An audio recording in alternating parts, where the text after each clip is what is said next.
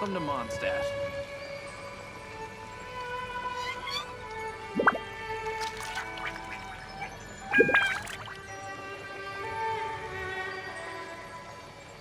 Wind go with you.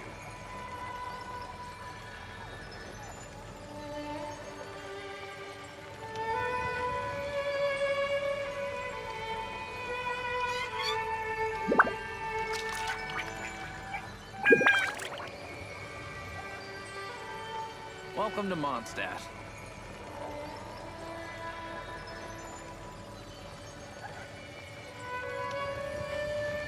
Wind go with you.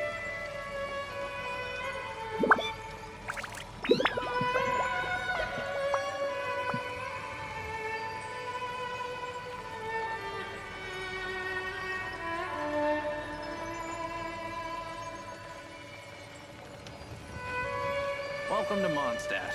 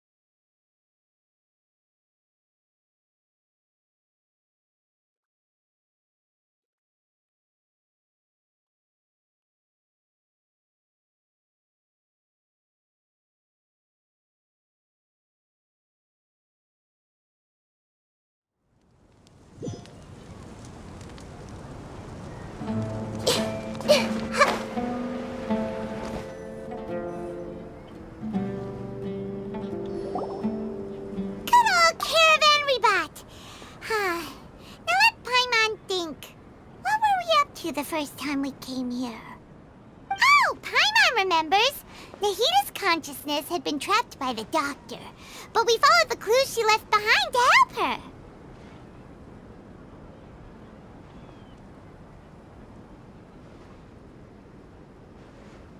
So much time has already passed since then, and it seems Sumeru's changing for the better now that Nahita's in charge, right? Paimon just hopes this peace will last a long time, and then Nahita won't have any more new problems to deal with. Yeah, guess you're right. We somehow always find ourselves right in the thick of it. Who knows what will happen next? Come to think of it, maybe it's all because of you.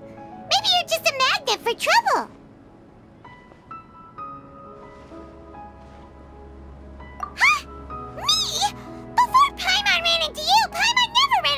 Trouble. At most, when she was super tired, Paimon got caught in some strange whirlpool and sucked out into sea. And even then, you fished Paimon out. Anyway, for Nahita's sake, maybe we should think about heading to our next destination for now. Ah, look who it is. Running into you in a place like this? I can see you two still love wandering around. Oh, it's Dia! Since when are we just wandering around?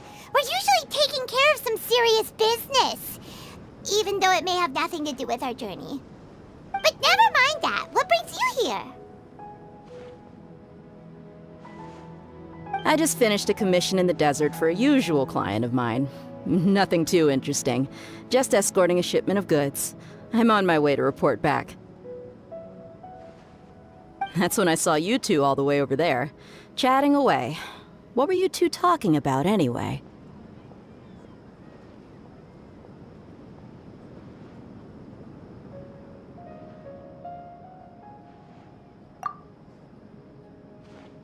Huh? You serious? Can't say I saw that coming. But you are travelers after all. I guess you'd never stay for too long in one place. Bumping into you like this will become a rarity. I'm starting to feel sad just thinking about it. Hey, how about I gather a few mercs to escort you two? What do you say? Thanks, but no need. Oh, Paimon had no clue you'd miss us so much. But don't worry, we'll come back to see everyone when we get a chance. Sounds good. All you need to do to get to Fontaine is cross this stretch of desert and navigate some waterways. Knowing you two, I'm sure it won't be anything you can't handle. So, when are you leaving? Oh, wait a sec. Paimon just remembered there are still a few dishes in Sumeru that Paimon hasn't tried yet. Now, where's that list Paimon made?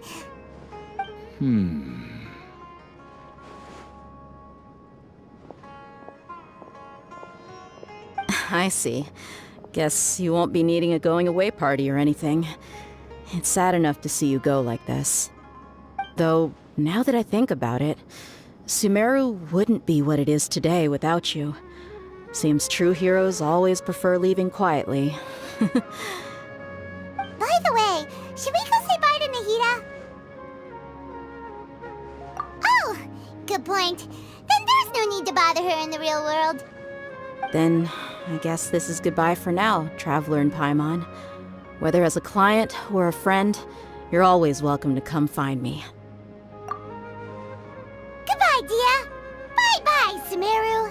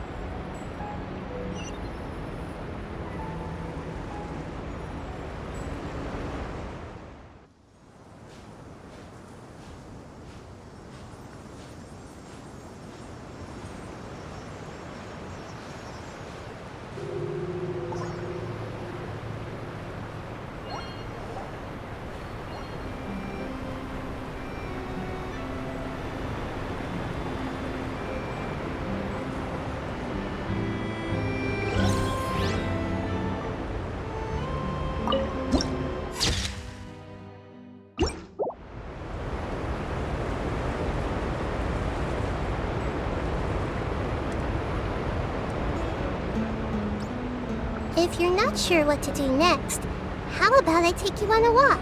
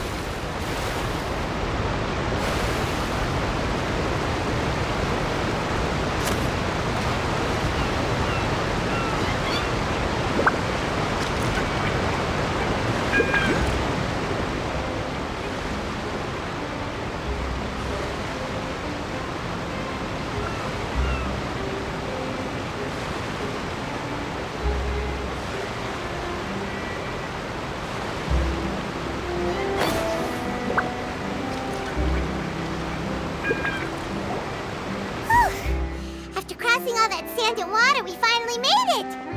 Oh, this must be Fontaine's port. Wow, everything looks so advanced in Fontaine. Paimon's heard that the industry here is extremely developed, and there are all kinds of unusual machines. Just seeing the sights as a tourist is nice, but maybe it would be better if we found something to do. What do you think?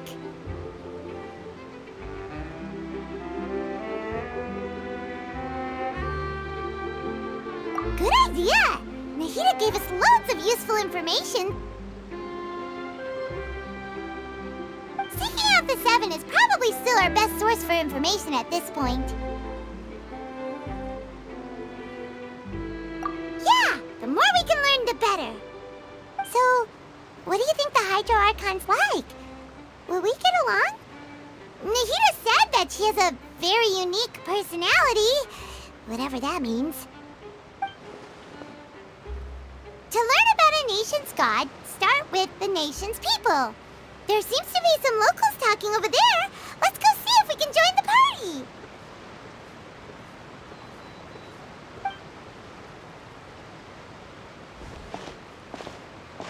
party. If you ask me, it's a tragedy how things ended for him.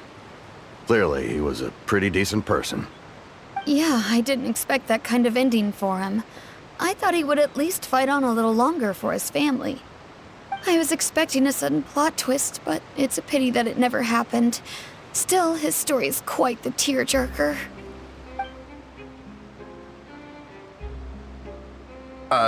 Excuse me. Can I help you too? I couldn't help but notice you standing here listening. Hi. We're travelers new to Fontaine, and we had something we wanted to ask, but you seemed to be really busy talking about some kind of play, so we didn't want to interrupt. Play? Oh, no. We're talking about something that really happened. In fact, it's a case that was just heard a few days ago. Really? Like, a real trial?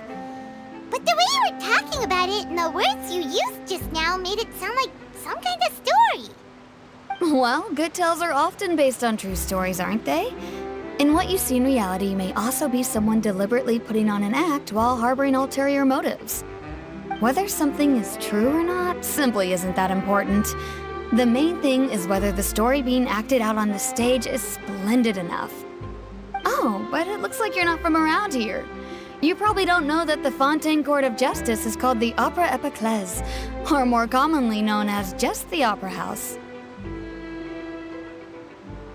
But, shouldn't court cases be treated a little more seriously than that? Not to question Fontaine's way of doing things. It's just that putting someone on trial is usually a very serious thing. No worries. Other visitors to Fontaine have wondered the same thing. You could say that we just don't want to waste the moving stories behind those cases. And as for your worries about whether the cases are treated with due reverence, we have the absolutely just and honorable Chief Justice Neuvillette, as well as the Oratrice Mécanique d'Analyse Cardinal, a machine created by the Archon. Between the machine and the Chief Justice, false charges and injustice are a thing of the past now. Oratrice? Is it some kind of machine, too? Oh, Paimon's curious. We should check it out if we get the chance. Wait, Paimon almost forgot to ask you our question. Do you know what we should do if we want to meet the Hydro Archon? Oh, that's easy. Just go to the Opera House. Lady Farina practically lives there. You could definitely say it's her biggest passion. I think what they mean is that they wish to speak with the Archon personally. In that case, I am afraid it's going to be a tad more difficult. You'll have to make an appointment well in advance, and it'll depend on whether or not she has any time slots available. Huh. Is the Hydro Archon super busy taking care of official stuff? Wait, didn't you say that she's always at the Opera House? No. Lady Farina seldom takes an interest with the nation's affairs. The reason it's difficult to make an appointment is simply because she's incredibly popular. That's right. After all, she is the Archon. Though she may tend to get a little dramatic from time to time, people can't get enough of her. Huh. First time Paimon's ever heard of an Archon being described that way before. Wait! Paimon gets now! The Hydro Archon is kinda like a big celebrity here, right? Yeah, I suppose you could say that. Perhaps you could even say our mascot. Hang on. This is still Fontaine's Archon you're talking about. You should show some more respect. Yes, you're right. I guess I should at least try to be a little more respectful in front of visitors. Otherwise, I might get arrested and find myself face to face with Monsieur Neuvillette. Come on. Sure, there's a lot of laws here, but nobody's going to be arrested for saying something disrespectful about the Hydro Archon. Alright, I think we get it. Thank you! At least we now know that we can find the Hydro Archon at the Opera House. But who knows how long making an appointment will take? Guess we could have a look around the city in the meantime. Hey! What are you looking over there for? Huh. Maybe something's the matter. She isn't going to jump into the water, is she? Maybe we better go check on her.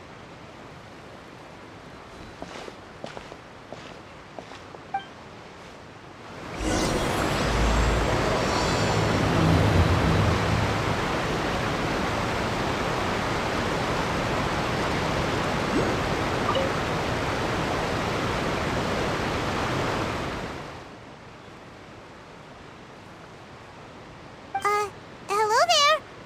Excuse me. Are you alright? Huh? I'm fine. Thanks. Oh, okay then. We just noticed that you seem to be worried about something. About many things, actually. But there's nothing I can do but just keep my troubles to myself. I was just reminiscing about a place my brother and I would play when we were kids. It was just atop that hill over there. See? You're pointing at the sea. Wait, are you saying that you and your brother lived in the water? Though people call the waters around Fontaine a sea, it's actually just an inland lake that's filled with fresh water. And though I can still see that hill clearly in my memories, now it's been completely submerged. He would skip and jump, tossing sand in the wind. The sun shone brightly, and the air was filled with the scent of the sea. But now, the water is gradually swallowing our memories. It won't be long before it swallows us. Sorry. Paimon doesn't really get what you mean. I don't believe we've had the pleasure of meeting. Are you Lynette's new friends? Oh, and you are? Thanks for looking after my sister. She often comes here to reminisce about our childhood, that's all. There's no need for any concern. Allow me to introduce myself. I'm Linny, and this is my sister Lynette. If I had to guess, I'd say you must be travelers from abroad. Nice to meet you. Paimon is Paimon, and this is the Traveler. We just arrived in Fontaine. We were just talking with your sister. Even though we didn't really get what she was saying. I see. It's unusual for Lynette to be so willing to talk with anyone. In fact, she seldom speaks at all. I'm usually the only one she ever talks to. Oh, really? Then you two are just like us. Paimon's always the one talking for some reason.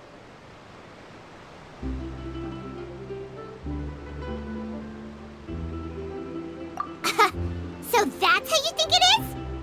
I also think my brother can be too talkative at times. Seems you were right, Paimon. We are quite similar. So, what did Lynette mean just now when she said that the water is engulfing your memories, and that it won't be long before it engulfs you too? Oh, that. It's from a prophecy that's been circulating in Fontaine for some time now. Well, I suppose prophecy isn't exactly the right word, because that implies a certain amount of uncertainty. There's no doubt about what's happening in Fontaine. Where to begin?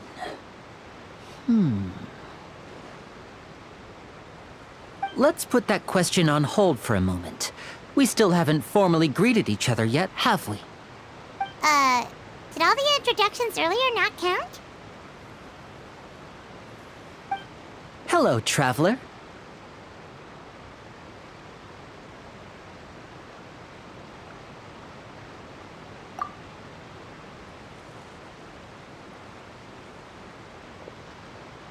And hello, Paimon. Hey! Why didn't Paimon get a handshake? You're not poking fun at Paimon, are you? Please, don't take offense. Just consider it a sort of etiquette we have here in Fontaine when making new friends. You should remember it. It might prove useful. Oh, all right then. Well, Paimon's just happy to have a local friend now. By the way, we were just getting ready to go to the Opera House to meet the Hydro Archon. Would you be able to show us the way?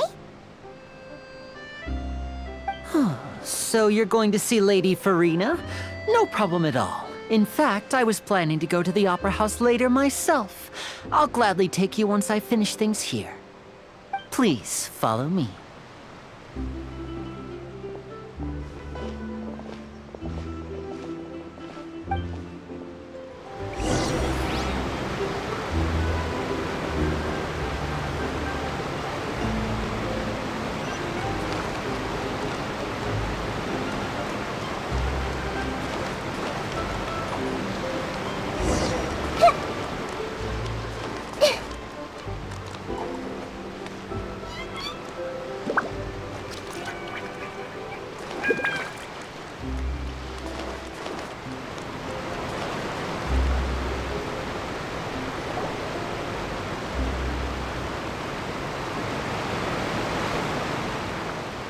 You said you were going to see Lady Farina?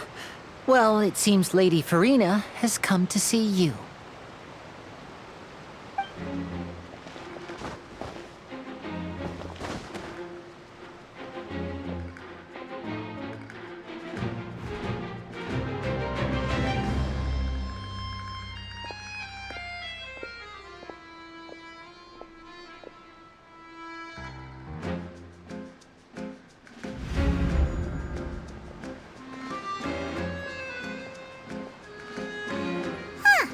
So, she's the Hydro Archon?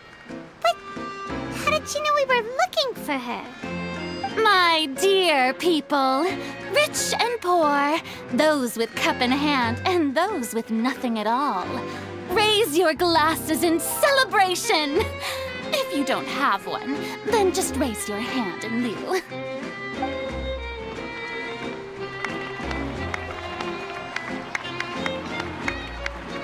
As you can all see, two unfamiliar travelers have arrived in our nation.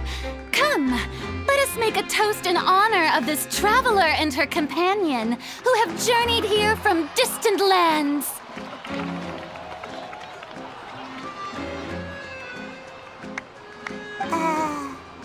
Is she talking about us?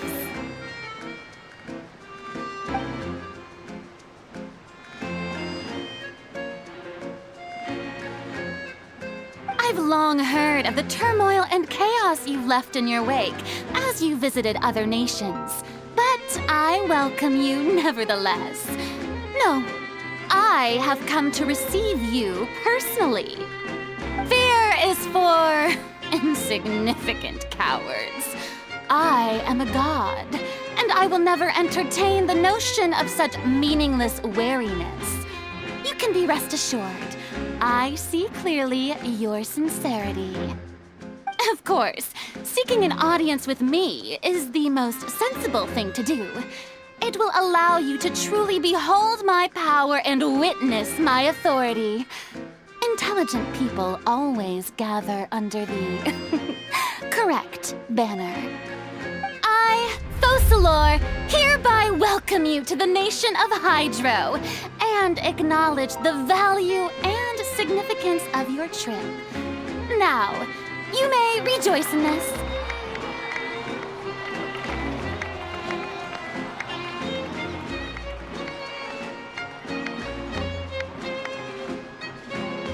Yeah, Paimon still can't believe it. Feels like we've only been here for a few minutes. But the Hydro Archon's entrance was, how should Paimon describe it? A little over the top? Miss Hydro Archon? How did you know we were coming? I see. As Outlanders, you inevitably lack even some of the most basic understanding. Don't forget that even the gods can be divided into the mediocre and the excellent. I suppose it's only natural for you to be awestruck by my abilities. You had best stop and consider. Do you really have the noble qualities and etiquette necessary to communicate with a god? All it takes is a flick of my finger for me to know everything about you. Whoa, talk about sounding high and mighty.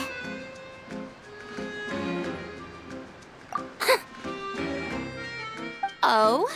What's with these looks? Perhaps the welcoming ceremony still isn't enough? What else should I say then? Is she waiting for us to start talking? Wow, I didn't expect to see Lady Farina here. What a surprise! Wait, does this mean they're the legendary blonde traveler? How did I not notice before? Hey, what's all the commotion? Oh, is that Lady Farina? Is there some kind of drama going on? Of course. That's the blonde traveler. The one all those stories are about. Lady Farina came here to personally see her. Oh, I bet this is going to be the duel of the century. Ooh, I've got to see this. I knew Lady Farina would never disappoint.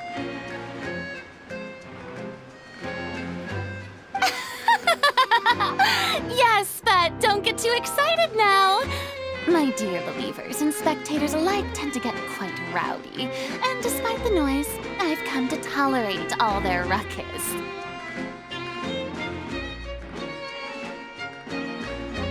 You may consider this my reward to all of you. I have determined that there will be an epic duel between myself and this traveler from another land, just as you were hoping to see. Now she wants to fight? Aren't we getting a little ahead of ourselves?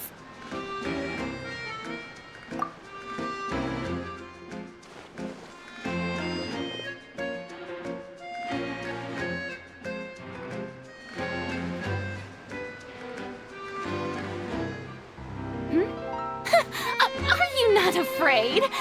Might I remind you that this is a duel against the divine? What are you trying to do, traveler? Provoking a god in front of her people? Stand down, Clorend. I admire her bravery. Few have the courage to draw their sword against a god. She is obviously a true warrior. Unfortunately, people nowadays only crave to be thrilled, and a mere duel will not slake their thirst for excitement. Oh, yeah, she's right. Just a duel wouldn't be all that interesting. On Araneus, criminals are always requesting duels to defend their honor. You're getting a bit old, to tell the truth. You see. Then, as the god of justice, I shall face this traveler in another kind of duel. A duel in court! Whoa, all right! Now that'll be worth seeing! Right. This is Fontaine, after all. It's such a grand opera house, it would be a pity not to use it. Why do you care so much about the crowd's reactions? Seems you've spent a little too much time in the opera house. Besides, how exactly do you plan to have a duel in court? You mean you're going to put us on trial?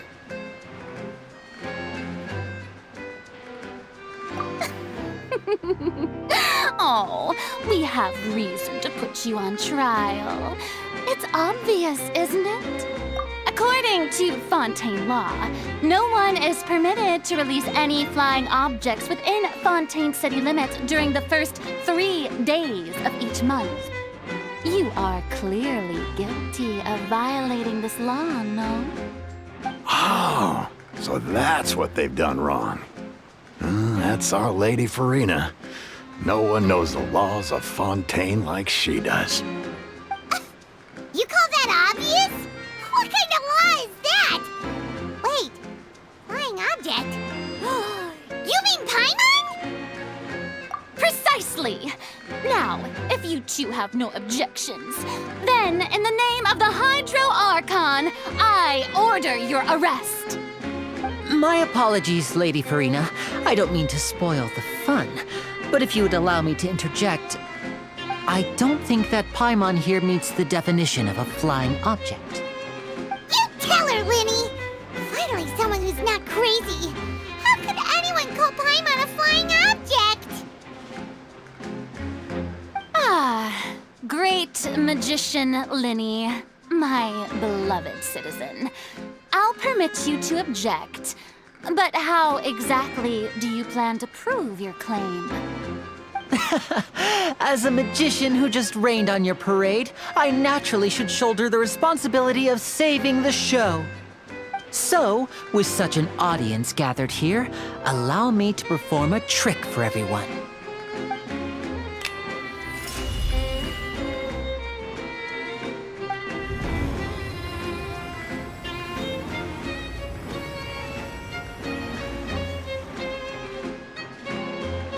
Ta-da! What's that on Paimon's back? Hey, when did Linny do that?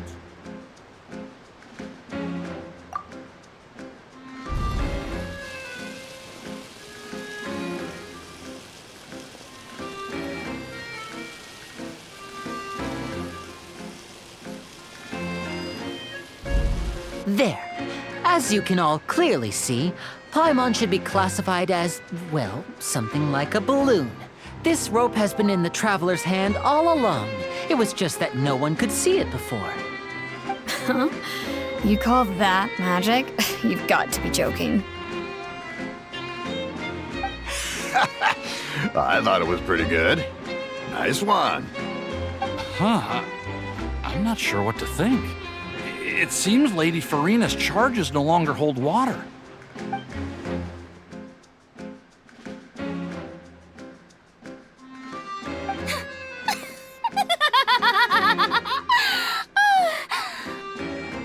Amusing. Very amusing, Linny.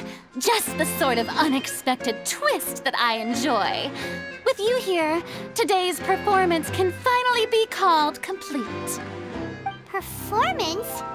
You see all this as a performance? In which case, consider the matter of your trial resolved. The god of justice will not bring charges against an innocent person. But when there are valid grounds, I will not only judge travelers from abroad, but even the gods of other lands. I look forward to seeing your upcoming performance at the Opera House, Mr. Linny and Miss Lynette. That's enough for now. Toodaloo!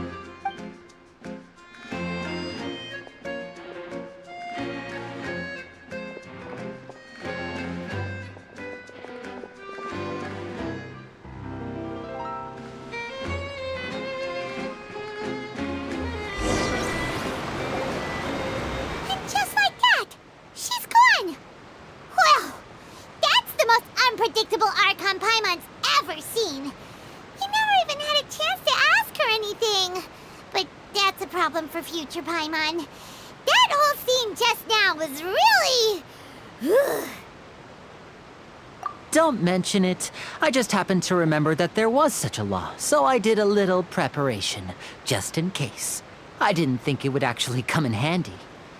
So, now do you see what kind of god Lady Farina is? She can be a bit confusing at times, but she is still amenable to reason.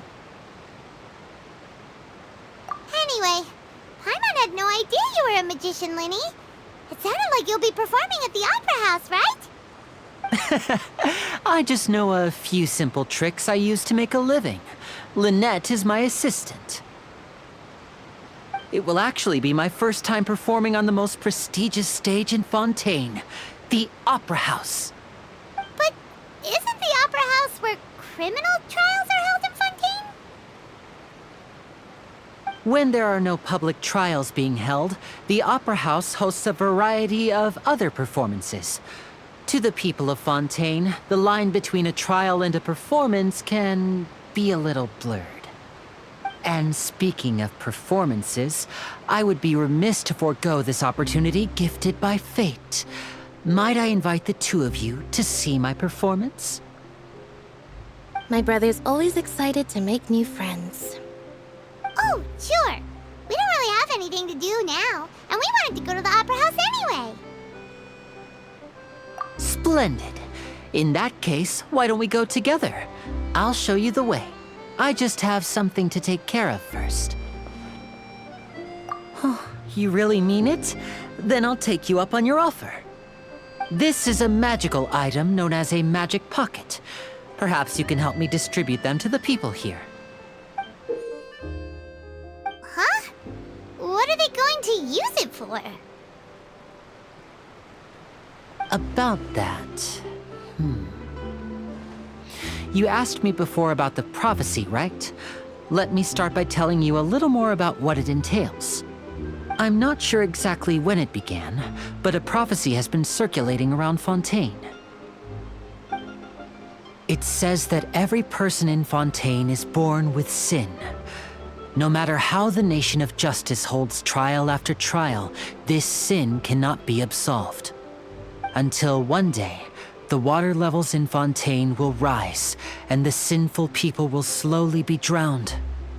In the end, the people will all be dissolved into the waters, and only the Hydro Archon will remain, weeping on her throne. Only then will the sins of the people of Fontaine be washed away. That sounds pretty gloomy. Why are people in Fontaine born with sin? What is that supposed to mean? There are lots of guesses. Some say that the ancestors of Fontaine stole the power of the seas and stirred its wrath. Others say that the people of Fontaine never heeded the first Hydro Archon's warnings and offended Celestia. But here in Fontaine, evidence is what matters. There hasn't been concrete evidence for any of these claims, so they can only be regarded as conjecture. If even the people in Fontaine don't know what sin they committed, wouldn't it be better just to ignore the prophecy completely? Why bother feeling guilty all the time? That's exactly what the people did at first. But in the last few years, the water levels in Fontaine have actually started rising. Many places have already been completely submerged, and now lie beneath the sea. Many people carry on with their lives as before and shrug it off as a natural phenomenon. But my family and I think that the people of Fontaine shouldn't ignore the possibility, which would end up sentencing them to death. We hope that at least the people who reside near the waterfront can move away before it's too late. So, we've started distributing magic pockets to them. As a magical item, these magic pockets have astonishing capacity. I'm sure they will come in handy when people are moving their belongings. Oh, Paimon gets it! It's like preparing for a rainy day! But this is more than a bit of rain. Perhaps only absolute power could ever contend with such a catastrophe. But who knows? We're just tiny specks in the grand scheme of things. Now, if you'd like to help, then please give these magic pockets to anyone nearby. Be sure to convince them to take it, regardless of what they say.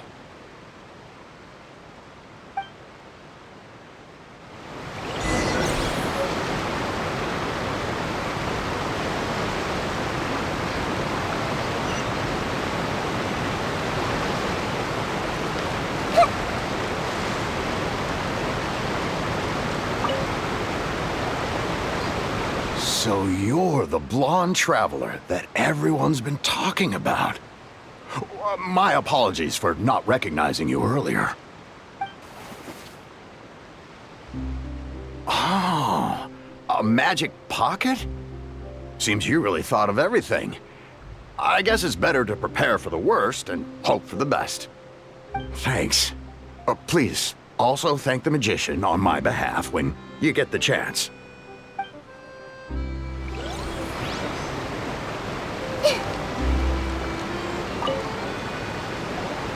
What's this? So you also believe in the prophecy. Keep it. I won't have any use for it. What? You mean you don't believe in the prophecy? No, I believe in the prophecy. But I also believe in another story. The story says that people once lived in the ocean. They were one with the ocean and couldn't live apart from it. But as time wore on, people desired to live on land and developed blood vessels, encapsulating the sea within their bodies. Thus could people set foot on land. So, if you ask me, when the water rises and takes us all, it'll be like we're going home. Oh, we hadn't heard that one before. But people can't live underwater. They'll die. You should probably still take it. All right, I'll take it. I guess I just feel that being dissolved into the water doesn't necessarily mean death.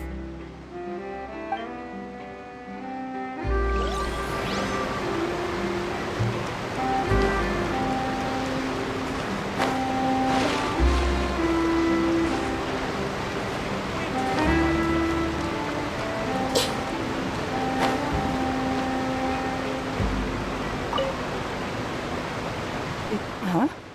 I don't want that thing. Way I see it, if the prophecy's true, it's still gonna be a long time before the water can cover everything. Life is all about living in the moment. What use is there in worrying about the future all the time? We'll cross that bridge when we get to it. You should still take it. You never know when it'll come in handy. Oh, all right, fine. Thanks. It's just that if I start moving, that means I've already given up on the life I have now. I'd really rather not.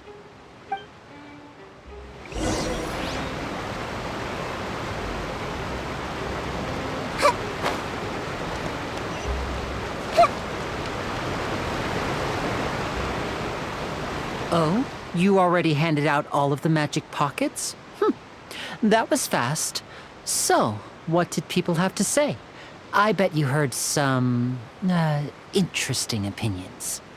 Yes, but that will change once disaster strikes.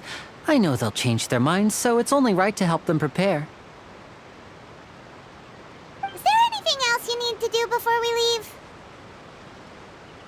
Yes, one last thing. I have the magic pockets made by a workshop in the court of Fontaine. Since we're out and about, I was thinking about bringing him some more materials. So, you want to collect materials? Just tell us what the materials look like and we'll help. Many hands make light work. Oh, that would be much appreciated. We'll need some Romaritime flowers. I remember seeing them near the waterfront on the east side of the harbor.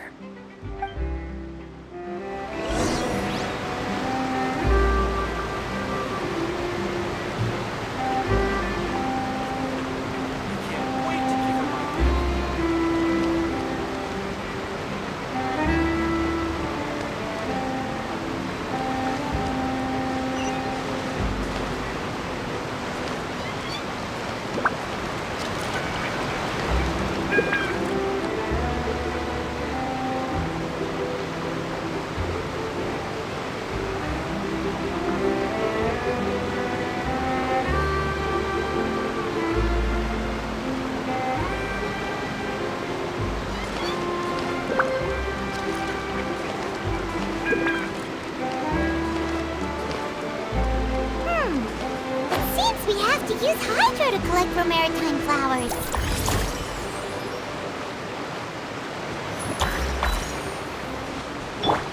Huh?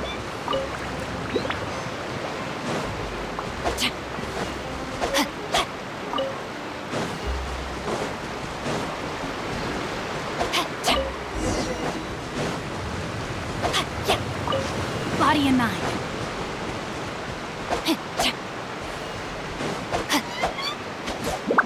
Rain outlines your fate. Body in mind.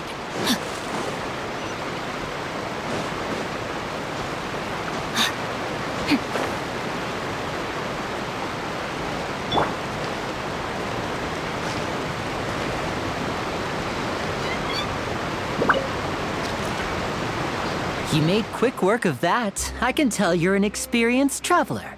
I've also finished collecting a few here. Maybe next time you'll feel like helping too, Lynette. No way. I'm in power-saving mode today. Otherwise, I fear I may not have any energy left for the performance at the Opera House. Fine. Though the performance is still a long way off. Now that we're finished here, we should get ready to head back to the Court of Fontaine. So, we're going to the Court of Fontaine before we head to the Opera House? Good. Paimon wants a tour of Fontaine's largest city and try...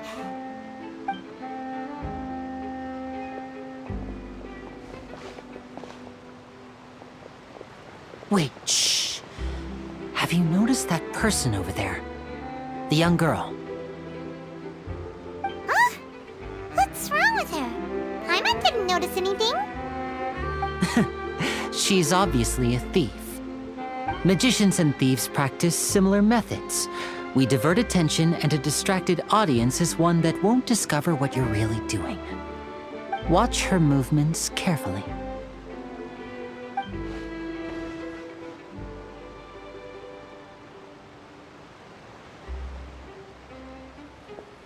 Oh, he's right! Shh, keep your voice down. We need to think of a way to catch her, but it seems she's very alert. Perhaps we should split up. You two can ride the lift over there and wait up top. I bet that'll be her escape route if she tries to run. All right, let's go.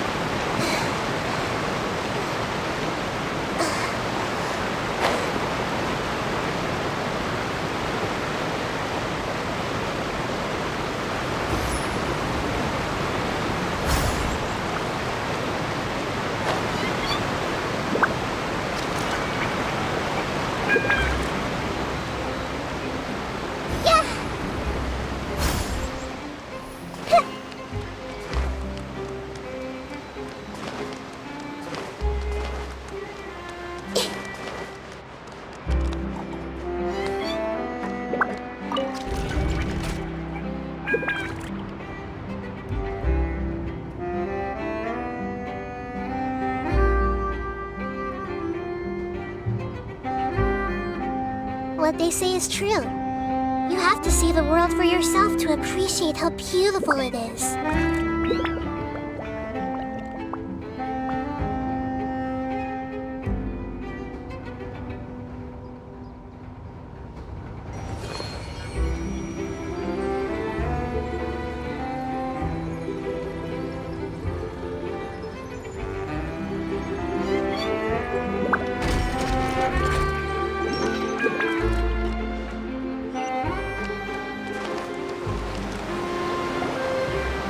This is the spot where Linny wanted us to wait.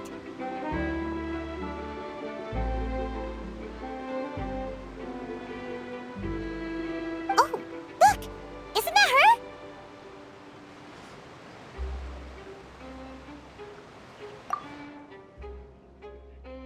Oh no! Did she notice us?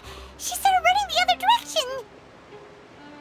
What should we do? Should we chase her? You're right. She might also be trying to lure us away.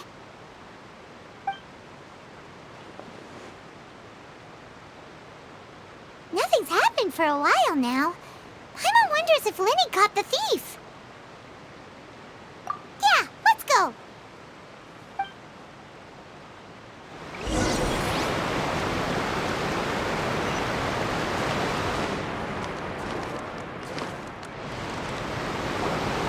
Are you sure that's all she took?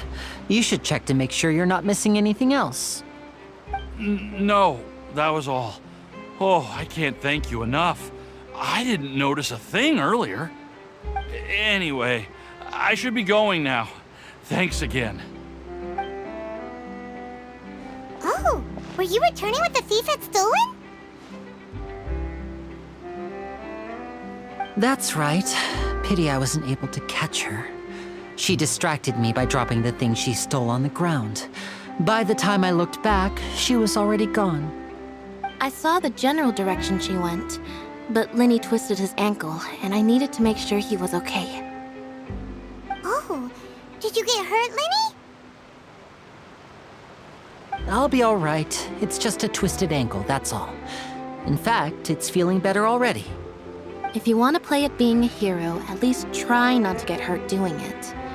Imagine what would happen if you managed to derail our performance as a result. You're right. Sorry, Lynette. I have to admit that the thief was even more skilled than I had anticipated. But at least we were able to get the stolen items back, so it wasn't a complete failure. What a slippery little thief! Guess things turned out all right in the end, though. Linny's initiative paid off! All right, let's put this little detour behind us. We should go to the Court of Fontaine now.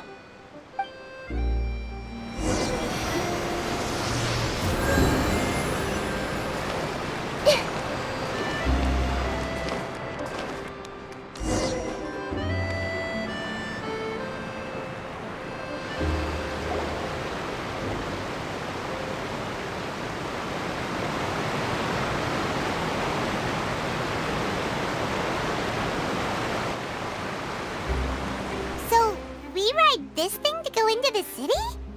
What an ingenious way to get around! People in Fontaine really know how to use water! This is an aqua bus. It allows people to travel between several key locations around Fontaine. It's pretty convenient, but the ride can become a little dull after a while. The scenery is always the same. That's why it's better to travel with friends. So you mean it's still boring even when I'm riding with you? No, that's not what I meant. It's just that, well, you don't really talk that much. Besides, it doesn't really feel like a real trip when it's just the two of us. It's the same as being at home. Whatever. Guess that's what it's like to be an older brother. It's about time for us to leave. Let's get on board.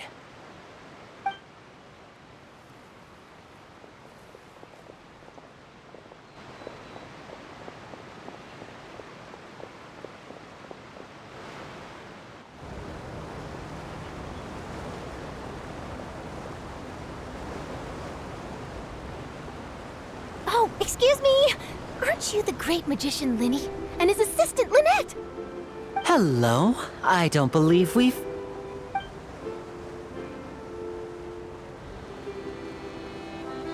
I'm Charlotte, a reporter for the Steambird. Nice to meet you. From the Steambird, huh? We've often relied on your paper to promote our performances. It's an honor to meet you. Wait, could that be the legendary traveler who's been making headline after headline in their journey across Tibet? Amazing! You recognize everybody almost immediately! I wouldn't be much of a reporter if I didn't know who's who, would I? Wow, today must be my day! Who knew I would end up on the same boat as so many VIPs? Could my vision finally be showing me some favor? So, Charlotte, what do you usually report on? Well, when there isn't any breaking news, I mainly cover the trials at the Opera House. You can still manage to keep readers' attention as long as you tell things from a clever enough angle, even if it's the same old topics. For example, reporting on how a scammer once deceived vulnerable girls into relationships, or how a financial criminal was once so poor that they ate a single piece of bread for 5 days. That's fine and all, but what I'm really after is exclusive, sensational news pieces that could shake the country. These smaller stories are a waste of my talents. Oh, I just remembered. I've been following a case lately. Well, a series of cases, actually. You mean the serial disappearances of young women case? That's right! These stories are the talk of the town right now, and it's probably the most mysterious case we've ever seen. If I'm the first with a draft ready to publish when the case is finally cracked, and it's the headline story in the Steambird, oh, when that happens, I bet all the other reporters will shed tears of envy. I've already gathered all kinds of materials. I just can't wait for the truth to be revealed. So, what is the serial disappearances of young women case? You mean the culprit hasn't been found? That's right. The first missing girl case happened almost 20 years ago. And ever since, after a period of time, another girl disappears. What the cases have in common is that the girls are all of a similar age, and that they've all vanished without a trace. But the scariest part is that to this day, none of the girls have ever been found. Many suspects have been arrested over the years in connection with this case, but shortly after each arrest, another disappearance would always happen.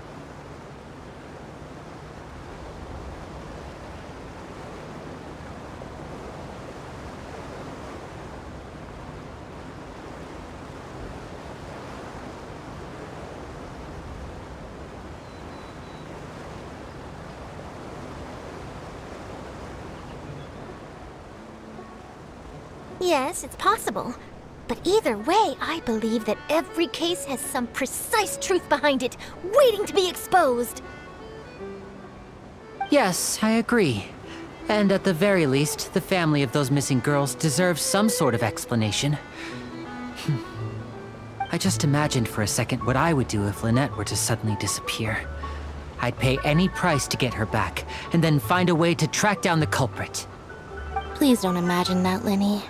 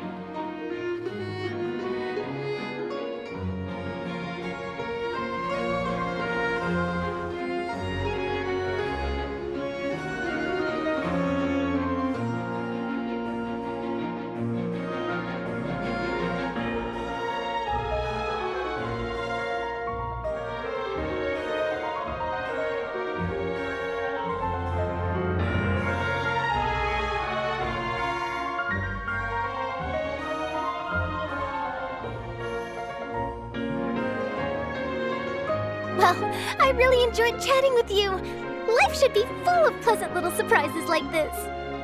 Yeah, us as well. The ride went by too quickly. I have an interview to get to. I should get going before I'm late. Okay, Paimon hopes we can chat again soon, Charlotte.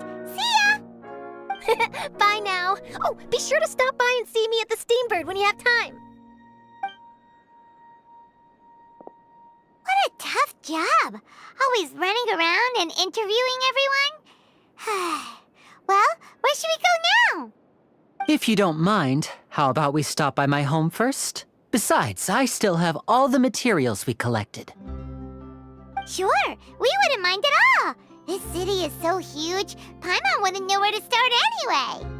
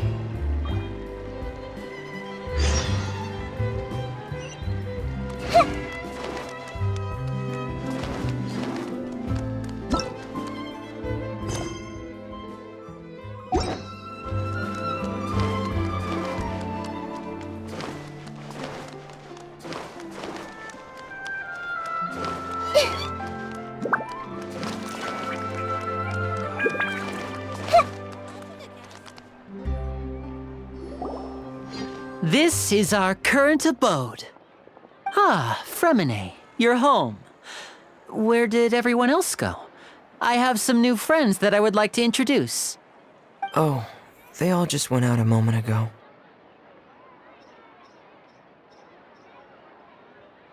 I see. Everyone is getting busier now that Father will be returning soon. I suppose that can't be helped. Allow me to introduce you to my little brother, Fremine. He is a phenomenal diver. Hello. Nice to meet you! Paimon is Paimon, and this is the Traveler! Oh, you sound very proud to have a diver as a brother, Linny.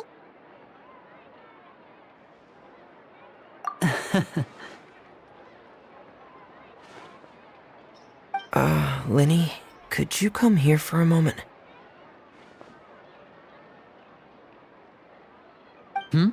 What is it, Fremine? Do you have something to tell me?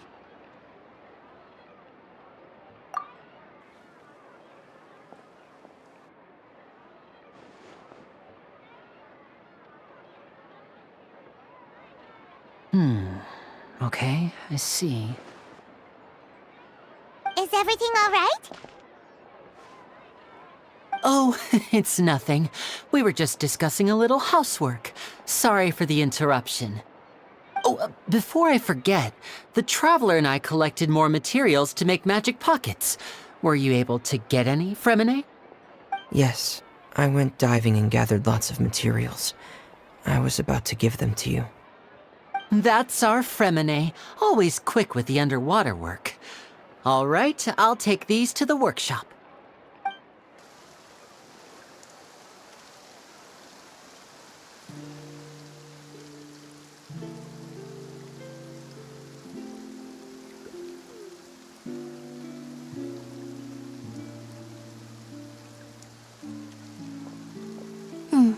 Looks like rain. Oh, you're right. But wasn't it clear and sunny just a moment ago? Fontaine's weather sure is weird. I'm afraid that's just how it is here. It often rains on days where there are trials being held in the Opera House, but don't worry, it'll clear up soon enough. What's wrong, Fremine? There's a legend about the rain that I tend to believe. It's said that a dragon of water once resided in Fontaine, Though we don't know where the dragon went, every time it weeps, the skies will cloud up and pour out rain. When I was a child, my mother told me that if I wanted to go outside and play, I should yell toward the sky at the top of my lungs. Hydro Dragon! Hydro Dragon! Don't cry! If it's an elemental dragon, then having the power to make it rain wouldn't be very unusual. Let Paimon try something. Hydro Dragon, don't cry!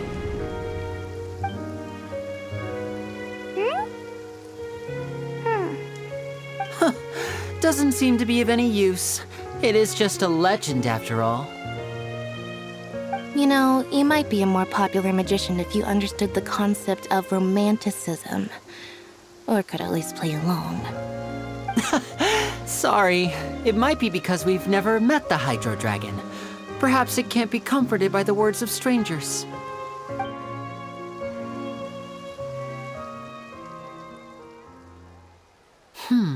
It rained for longer than I suspected. Oh, it's already getting late. Was there something you needed to do, Linny? Yeah, some preparations for the show at the Opera House. I need to find a way to catch the last aquabus of the day. On the day of the performance, just ride the aquabus to the island of Araneus. I'll have Lynette meet you at the fountain in front of the Opera House. Oh, are you leaving now? What is it, Fremine? I'm in a hurry. Oh, I get it. You feel nervous delivering the materials for the magic pockets, is that it? Perhaps we could trouble the Traveler to help us take these materials to the Beaumont workshop and deliver them to the owner there? I'm afraid that Fremine can be quite introverted, and the boss there tends to be pretty talkative. Fremine has always been a little afraid of her. No trouble at all! Don't worry, we're on the case! Sorry for the inconvenience. I'm quite useless when it comes to such tasks. I'll think of a way to make it up to you. Oh, no need! This will be a walk in the park for us!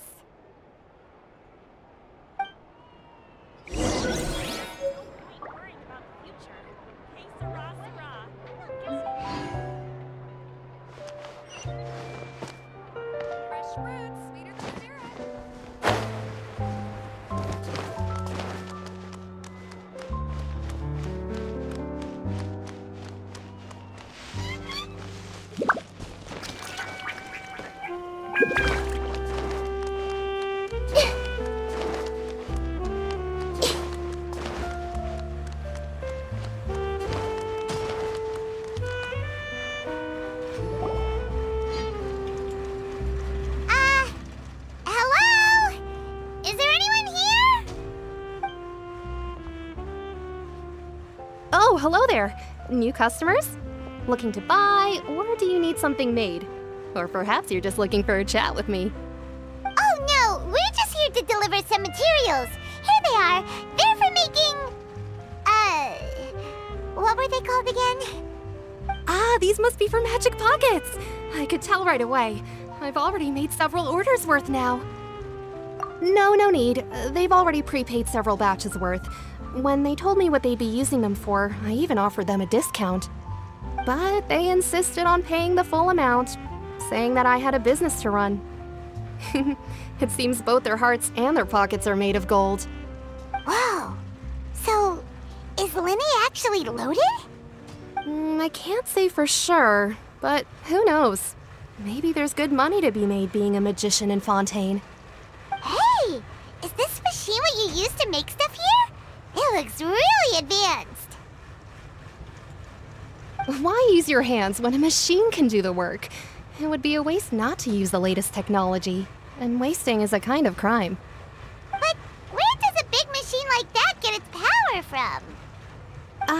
Well, it's a little complicated. I'm not sure I can put it in layman's terms for you.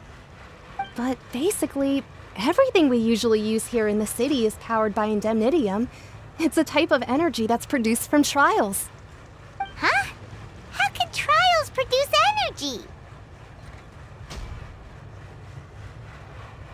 Well, I'm not completely sure of all the details myself, but basically, when a trial is in session, the Oratrice Mécanique d'Analyse Cardinale harvests people's belief in justice and converts it into energy to be used all around Fontaine.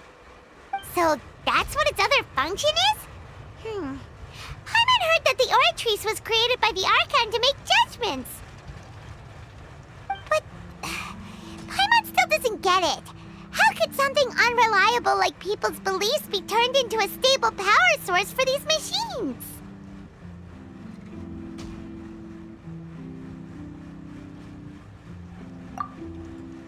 Oh, yeah! So that means the Hydro Archon relies on the machine to take the energy created by belief and turn it into power for all of Fontaine, right? Even though I've never heard anyone really put it that way before, it sounds like it makes sense. Besides indemnitium, we have another type of energy called pneumosia.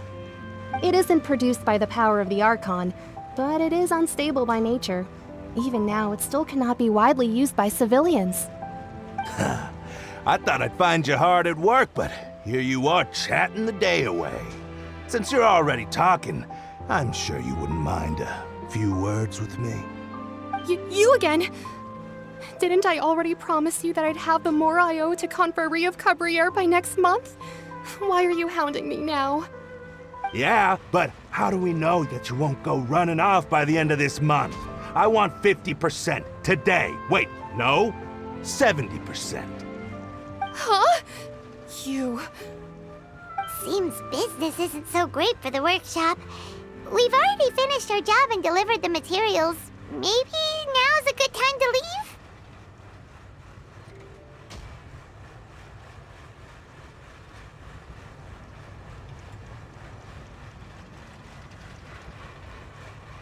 Hey, hold on! Before you go around trying to collect payments, why don't you settle your own debts first? If Confrérie of Cabriere wants to poach clients from Northland Bank, that's fine. But I'm afraid you still owe the bank a hefty sum of mora. So why don't we work things out between us first, before you get back to your little conversation here? You're from Northland Bank. But we said we'll pay everything we owe next month. Why are you hounding me now? Traveler, Paimon! I didn't think I'd run into you here in Fontaine. What are the chances? We're surprised to see you too! What are you doing here in Fontaine? Long story short, I've already been in Fontaine for some time now, and honestly, things have been pretty boring. But it seems that fate brought our paths together today.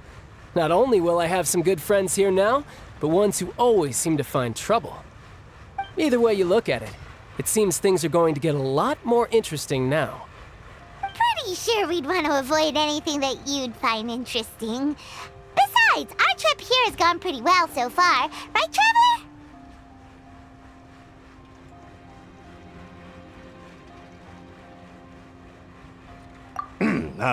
Hey, you, Northland Bank boy. Aren't you forgetting something? Don't interrupt. It's not often I run into the Traveler like this. Why don't you wait for me over there for a while? You kidding? Aren't you the one looking for us? You really expect us to sit and twiddle our thumbs while you catch up with your friends? Listen to me, boy. If you want your mora, fine. Why don't you come and take it? Hey, I just said not to interrupt. Oh, by the way, Traveler, the last time I took Tonya and Tusser ice fishing, Tusser said... Hey! That's way over the line! All right, boys, let's see who has to pay up now! Can you at least let me finish one sentence? Fine.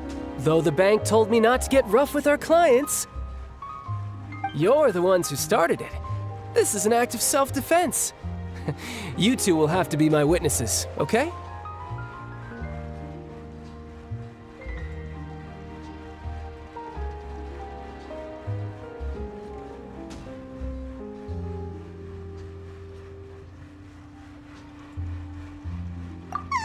I'm sure this won't take long.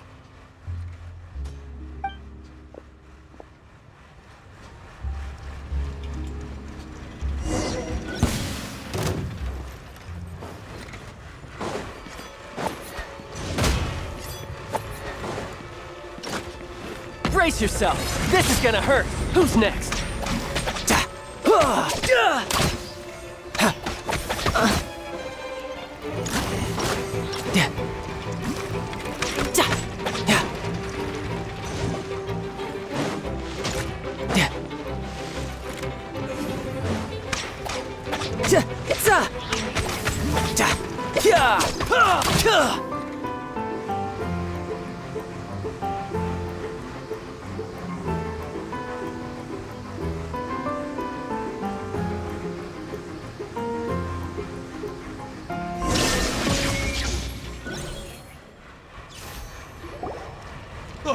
What's your deal, Brad? How are you so strong if you're just a staffer from Snezhnaya's Northland Bank? Wait, don't tell me you're... Oh, now you notice. It's a little late, don't you think? Just make sure you understand that you don't mess with Northland Bank. Got it?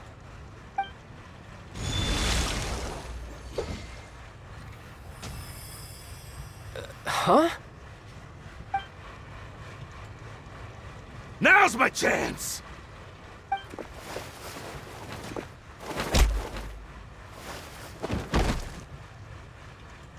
Huh. That was weird.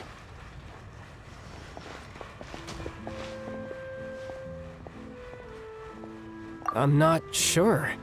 It's as if I suddenly lost control of my hydro powers when I needed them. Maybe there's something wrong with my vision? Strange. How could that happen?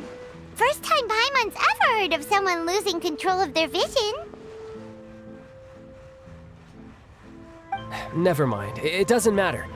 If I want to stay sharp, I shouldn't be relying too much on my vision anyway. Besides, I always have my delusion in case I need it. So what are you doing in Fontaine, child? And don't say it's work for Northland Bank.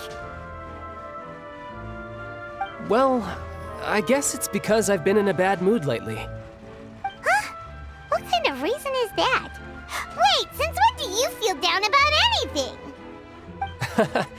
I don't know. Maybe I still have a lot to learn about myself. But recently, there seems to be some sort of restless power stirring inside of me. And I don't know why, but every now and then I feel like I'm in a terrible mood. Maybe you losing control of your vision just now is connected with that power you're feeling inside. That is a possibility.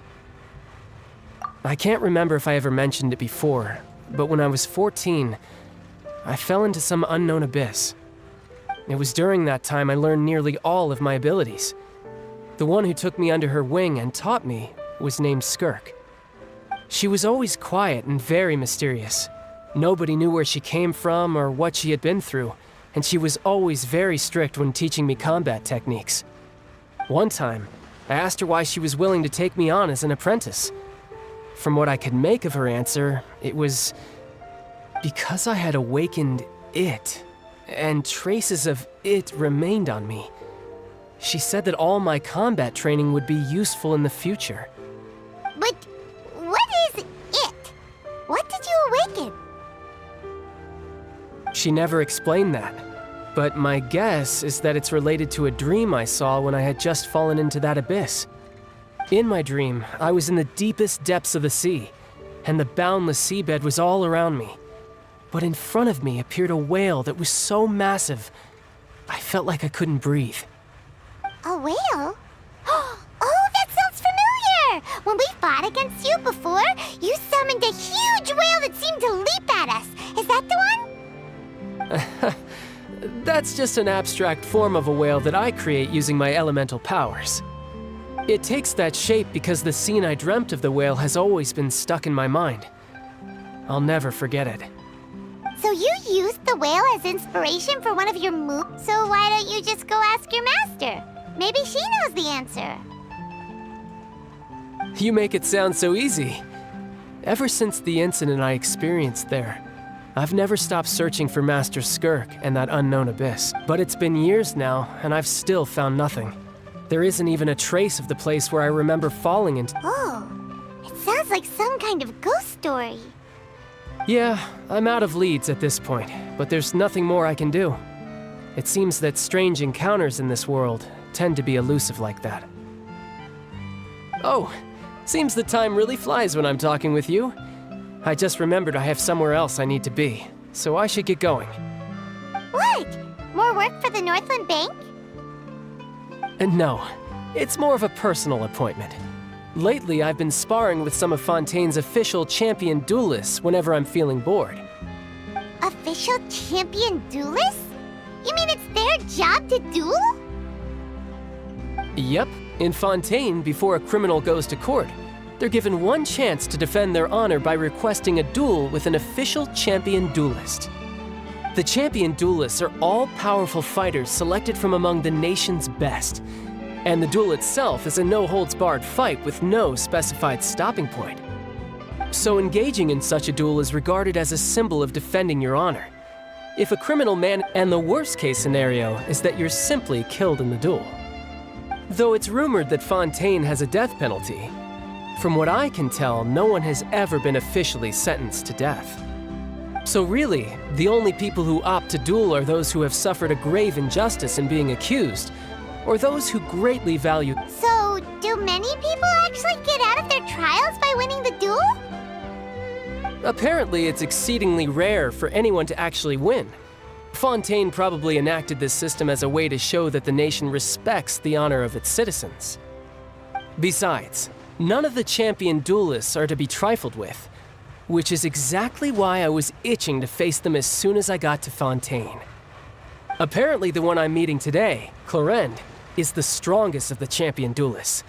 I had been asking her for some time before she finally agreed to face me today. Well, that's child for ya. Paimon feels like we heard their names. Oh, before I forget, I want you to have this. Huh? Your vision? You're seriously just giving it away? I'm just worried that it could become uncontrollable again. I'd be pretty upset if it got in the way of my duel, so I think I'll be better off without it for now. Besides, I just need you to hold on to it for a short while. I'll come retrieve it when I have some time later. Paimon knows what you're up to. You just want an excuse to come talk to us again, don't you? Whatever gave you that idea? I'll be in touch later.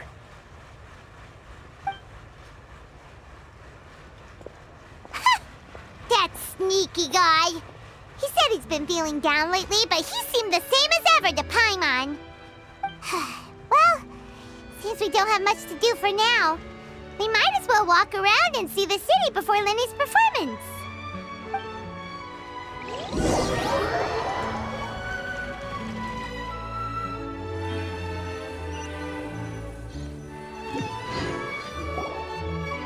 Wow! Who could have seen that coming? The reporter who was barely around for most of the story was the murderer all along! Sorry.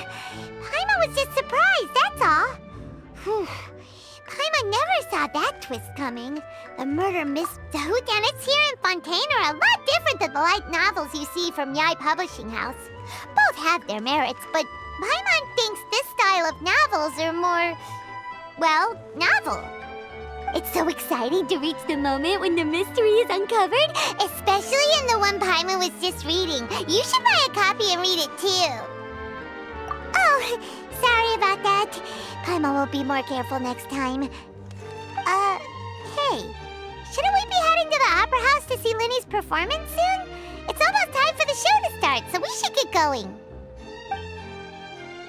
Lenny said that the Opera House is on Araneas, so let's go ride the Aquabus!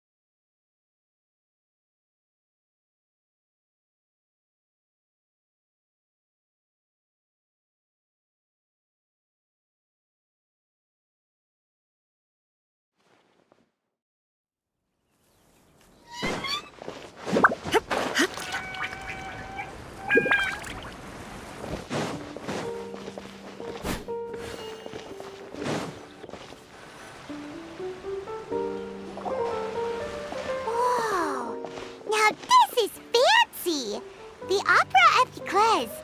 What a place to hold a performance. No wonder Linny and Lynette were looking forward to it. Huh. Looks like there's a lot of people standing around the fountain up ahead. Oh, Archon, please bless us with a bright and healthy child. We pray. I don't know why you always feel the need to ask so much. I'll be happy as long as our child is healthy and lives a peaceful life. I guess if they're our kid, then there's no doubt they'll turn out smart. Maybe this is one of the customs in Fontaine. There sure are a lot of couples here. Vache.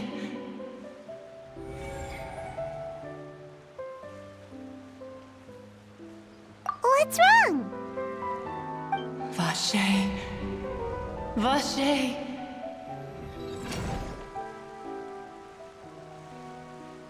No, Paimon didn't say anything. Are you hearing things? Welcome to the Fountain of Lucine. All the water flowing through Fontaine converges here. It's customary for newlyweds to come here and wish for children. Ah! Lynette! You scared Paimon! When did you get here? Lenny asked me to wait here for you, remember?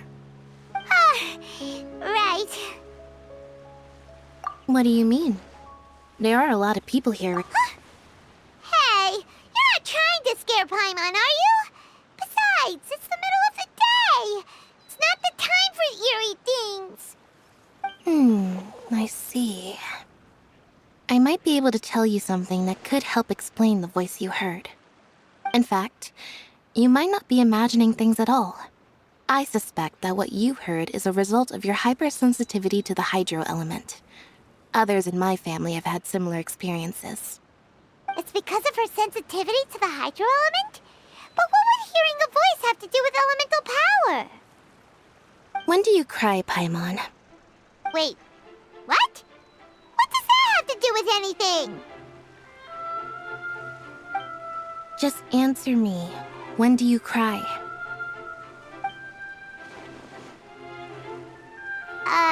When Paimon's really sad? Oh, and when Paimon's super happy. Oh, and also when Paimon's really, really scared. Then you should understand that tears contain your most intense emotions. Like I just mentioned, the Fountain of Lucine is where all the flowing water in Fontaine converges. Even the tears that fall to the ground will eventually gather here. So maybe what you heard was the intense emotion coming from someone's tears. So, what did the voice say? Huh. If you were hearing their emotions, then Paimon wonders what happened to them. Rather than worrying about them, we should worry about my brother first. Don't let that calm look of his fool you. He tends to get pretty nervous just before a performance. So chatting with Linny might help him relax a little before he goes on stage. Oh, right. That makes sense. Let's go in and see Linny.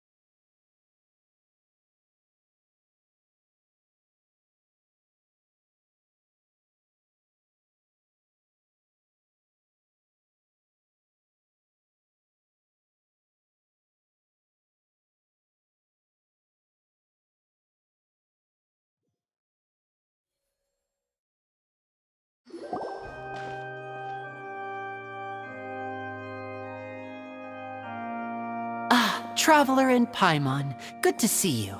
I knew you two would come. Are you kidding? We wouldn't miss it for the world. We've been looking forward to it. I can tell, judging by how early you've arrived. But you're actually right on time. The audience still hasn't started entering the venue yet, which means now is the perfect chance for us to take you to the best seats in the house. Wait just a moment, I'll fetch the tickets.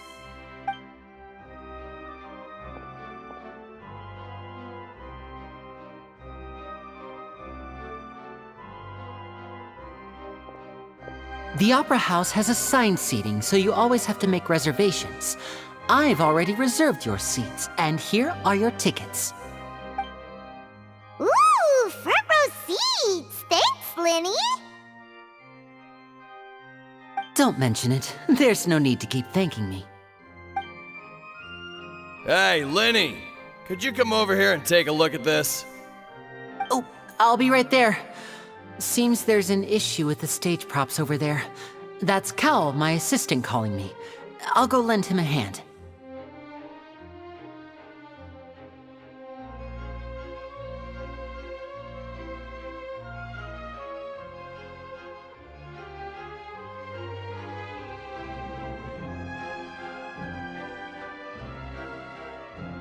Yeah, we'll just go to our seats. You go ahead, Linny.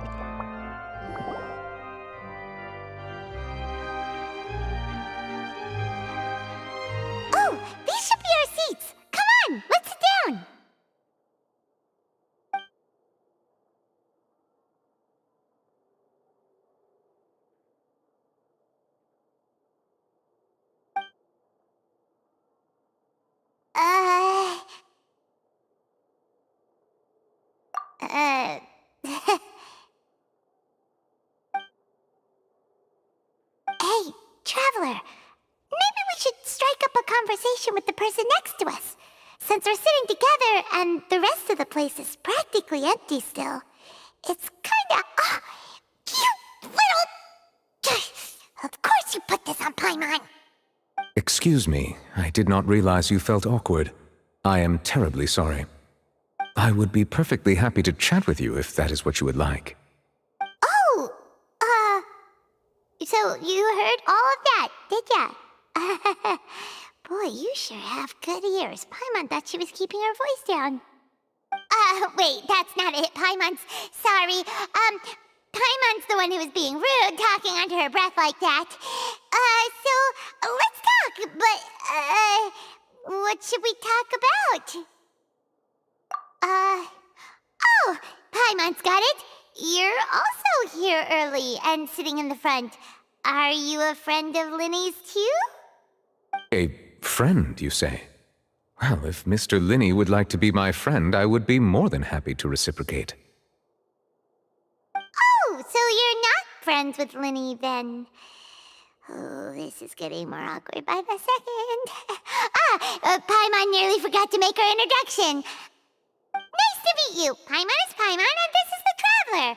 We just arrived in Fontaine. It is an honor to meet you two. I have heard of your deeds across Tevat. And as required by proper etiquette, I will also introduce myself. I am... Oh, Monsieur Nervillet! What an honor it is to have you here to see my show! Ah, Mr. Linny. I should say it is in fact an honor for me to see your performance in person. Wait, Nervillet? Could he be... I saw you all chatting just now, but it seems you still don't know who Monsieur Nervillet is. Allow me to introduce you to Fontaine's Chief Justice. That seat is always reserved for him. It wouldn't be too much to say that he's the symbol of justice and honesty here in Fontaine. Whoa! Sorry for for being so rude just now. Paimon had no idea you were such an important person. No offense taken. Being Chief Justice is merely what I do for work. Nearly every person has their usual reserved seat, so I'm not so special, really. And by the way, I should probably let you know, even though I would prefer not to. There's someone sitting up there in the VIP seats that has been striking a pose for quite a while now. I believe she is trying to give you a most elegant and impressive first impression. So I think you should take notice of her sooner rather than later, otherwise she may become flustered.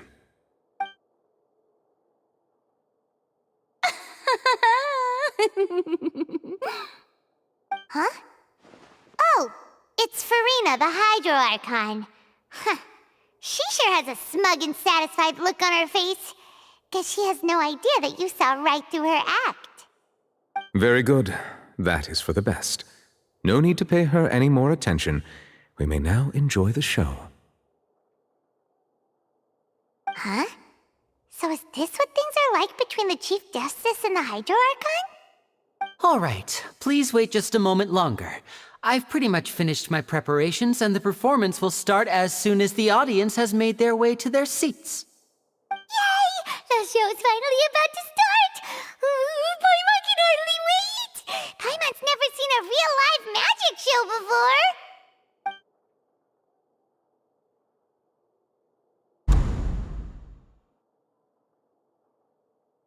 Ooh! They're dimming the lights! The show must be starting!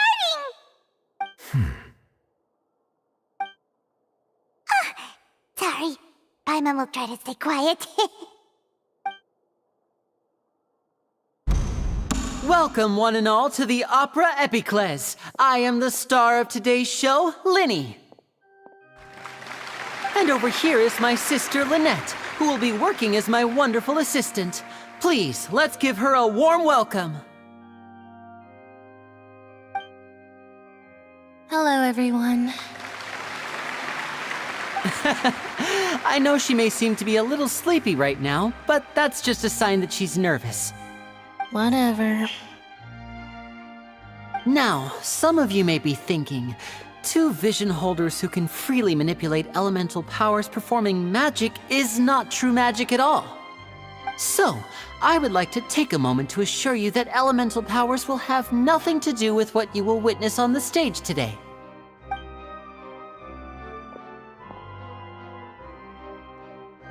Both Lynette and myself have removed our visions for the show.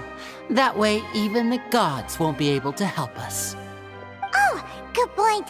That's what makes the show real magic. Now, without further ado, let the show begin. Lynette will now exit the stage to make some preparations. I know you might miss her, but don't worry. She'll be coming right back on stage momentarily. Perhaps in an unexpected way. I'm sure she'll be stealing the spotlight soon enough. Oh, and before I forget, there's one more thing I should say. You never know what can happen in the blink of an eye.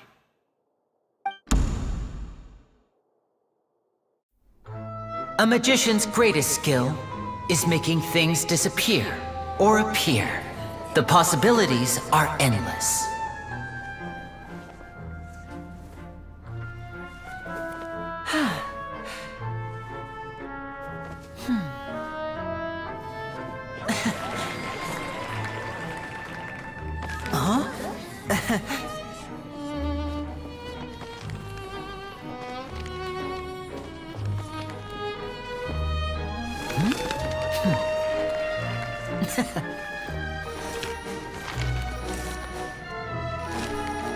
But this isn't what you came for. These little tricks, you've seen them all before.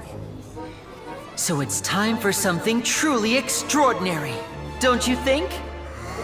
This one's a little tricky.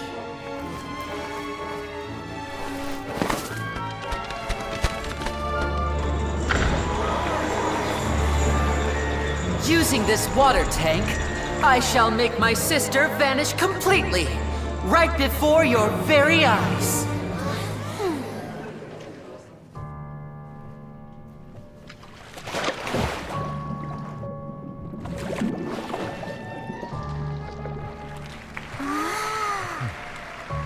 It's actually quite simple.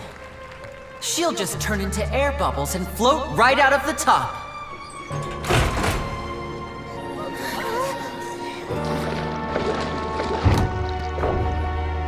Oh no! I told them to check all the props carefully.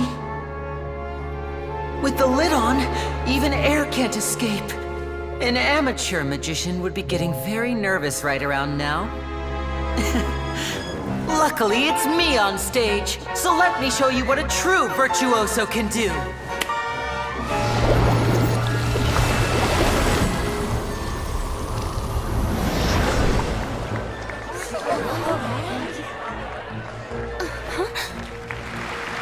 Lynette, are you still there?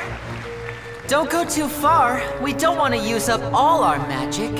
Hi, I'm back. Uh-huh.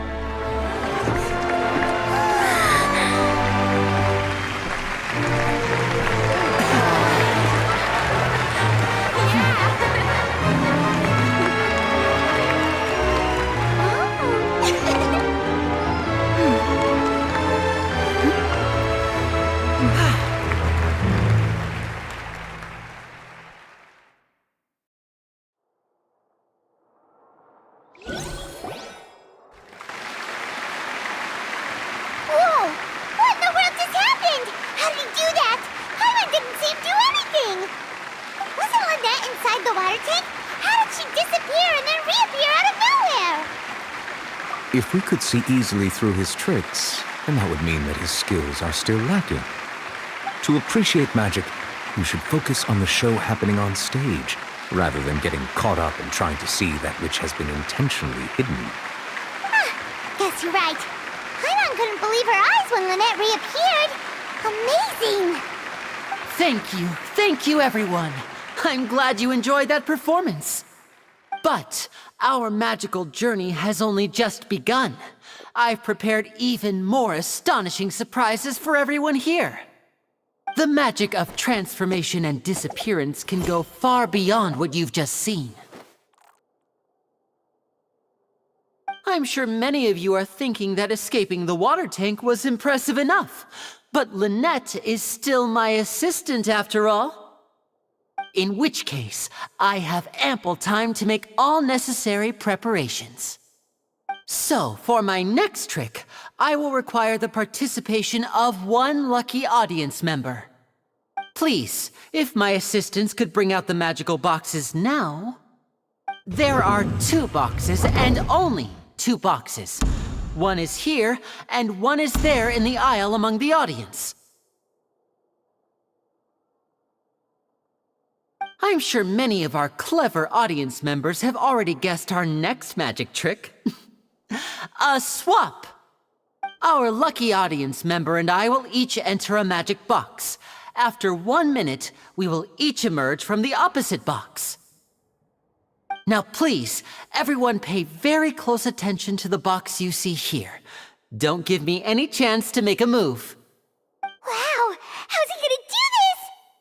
Hey, do you think this is all magic tricks, or does Lenny have actual superpowers? The lucky audience member will be generated by this random number selector. It selects numbers entirely at random. Even I don't know who will be chosen to participate. Now then, let's begin. Let me see. Oh, row 7, seat 3. Congratulations! You now have the chance to experience magic firsthand for an entire minute. Please, come forward. My assistant will take you beside the magic box. I'm sorry, it might be a little cramped inside, but no need to feel nervous. We've carefully arranged everything for you to be as comfortable as possible. You don't need to do anything, but no matter what strange things may happen, don't come out of the box. If the magic is interrupted, who knows where you might end up? You might even find yourself in the Fortress of Meropide. Oh, okay. All right. Before I enter the magic box, there is one more thing I need to ask the audience to do. Could you all give me a countdown? Like this. 60, 59, 58. Just keep counting down. You can go a little faster or slower if you like. I won't be able to see anything in the pitch black box, so I'll be relying on your voices to know when time is up. Oh, and no tricks now. If you quickly count from 60 in just 30 seconds, then I'll be in a tough spot. Ooh! Paimon kinda wants to count faster after hearing him say that!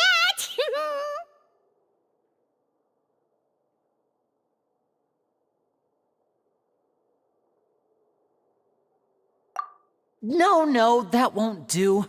I can see it in your eyes. You still can't be trusted. Let's practice together. Come on, repeat after me. 60, 59, 58.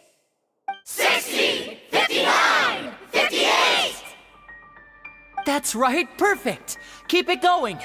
All right, I'll see you all on the other side once you've finished counting.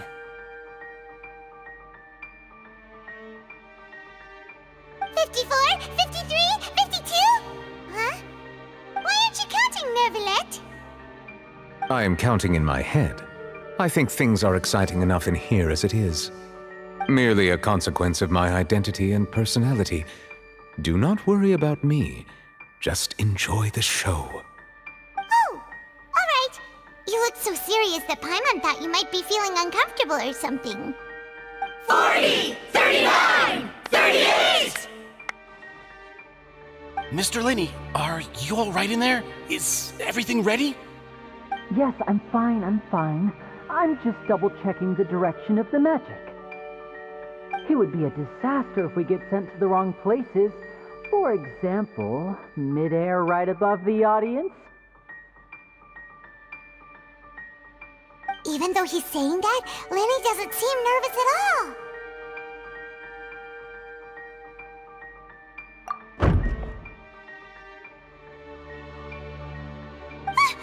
What was that noise? Did you hear it too? Not sure. Anyway, it doesn't seem like anyone's worried about it. 25, 24, 23! What's wrong, Mr. Linney? I can still hear you moving in there. I seem to have accidentally knocked over a decoration. I'm trying to fix it, but it's pitch black in here. I can't tell left from right. Never mind the decorations. There's no time for that. The show is what's important. No, that's unacceptable. I want my show to be perfect. Don't worry, we still have 20 seconds. Hear them counting? 19, 18, 17! It seems things aren't quite going as planned. I apologize, everyone. It feels like you're all starting to count faster, but that's all right. I know it can be tiring to do such a long countdown. 10 seconds and change is still plenty of time. 10! Almost there now. Whew. Swapping two people is harder work than you might think. Even a master magician like me can't guarantee I'll get it right the first time. Hey, wait! Is this the back one? I can't tell. They both look the same inside. Huh? No, that's not it. I'll try again. 7! Hey, slow down! Honestly! 5! 4! 3! Whoops! That doesn't count! 0!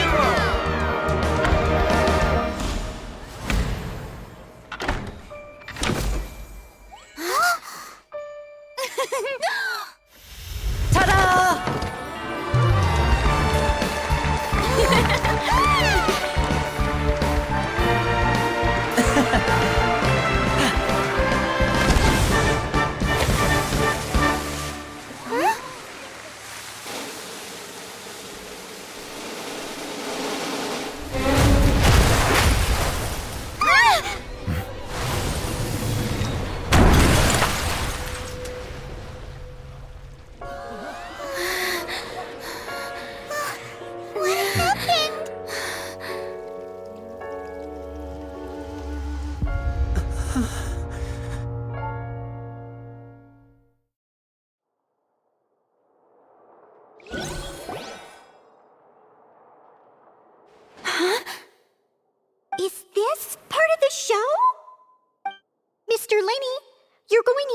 magic to fix the stage now, right?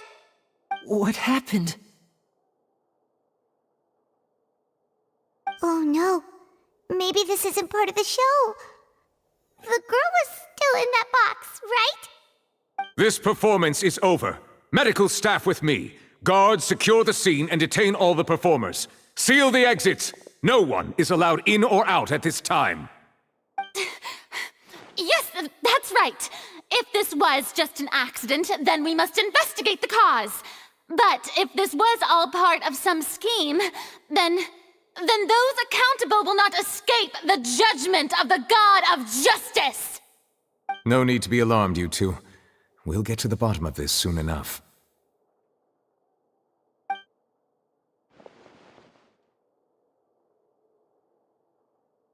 Unfortunately, the person who is in the magic box has been pronounced dead.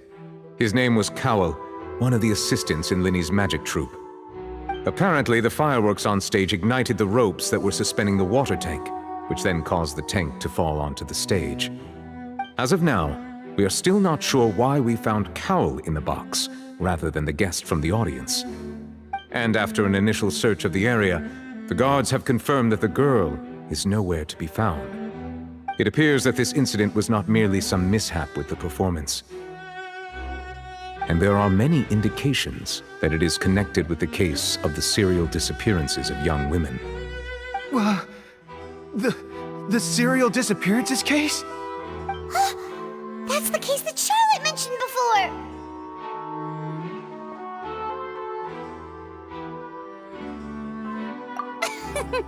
I know the truth.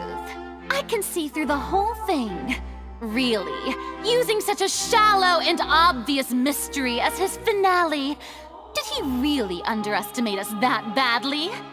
I say that our powerful magician, Mr. Linny, is now the prime suspect for the serial disappearances case. Huh? Why me? This whole thing was an accident. No, this all occurred during your magic show, did it not? The missing girl disappeared after being chosen, did she not? The deceased is one of your assistants, is he not? Now that I think about it, that whole speech about magicians making things disappear was nothing more than a provocation, a bald-faced challenge. That can't be right! How can Linny do this? He was in the box on the stage the entire time! We could even hear his voice! Besides, before the show, he told us that he would like to catch the criminal behind the disappearances! He couldn't possibly mean catching himself! Save discussion for a later time, please. Lady Farina, may I assume that your comments just now constitute an accusation against Mr. Linny and his associates, and that you are pressing charges? I just think that I think it might be a little early to talk about formally pressing charges. But what Lady Farina said just now makes perfect sense. Looks like she's gonna personally deliver justice. A kidnapping and murder carried out under the cover of a magic show. Lady Farina said it all. I mean, of course, my dear people. But what excites me even more than the obvious truth before our eyes is the opponent I'll be facing. That's right. I mean you, Traveler. You'll support Linny, won't you? After all, he was the one who helped you the first time we met. Then there's no problem at all. You know, the Traveler and I already had a duel the first time we met. But with Linny's help, our little duel ended in a draw. But draws really are the most boring possible outcome. So, no more draws. Between the two of us, there must be a clear winner and loser. And what better place to hold such a riveting showdown and decide the true victor than here, on the grandest of stages, the Opera Epiclese. If That wasn't a draw. She obviously lost last time. I understand. Charges have now been pressed, and as such, a trial is in order. Well, Traveler, seems Lady Farina has set you in her sights. But putting her dramatic rhetoric aside for a moment, I would like to ask you, are you willing to act as Mr. Linney's attorney and defend him in this case? Very well. The trial will be held a day from now in the Opera House. Both sides may investigate the scene to build their cases and search for the truth. Linney and his troupe are all potential suspects and shall remain within the Opera House. The audience may begin to leave in an orderly fashion once they have been cleared by the guards. A day isn't that long. Let's see what kind of case this big-shot outlander can build in such a short amount of time.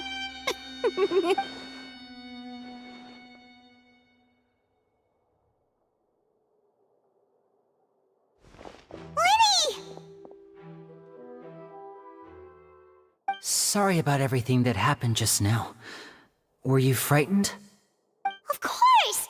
Who wouldn't be scared after witnessing an accident like that? Yeah, I'm a little shaken up myself. How could this happen? And poor Cal. I know you already claimed that you would defend me, but now it's just us talking. Tell me, do you think I could possibly be the murderer? Good to hear. Thank you so much for trusting me. I'm sure everyone sees me as the biggest suspect at this point.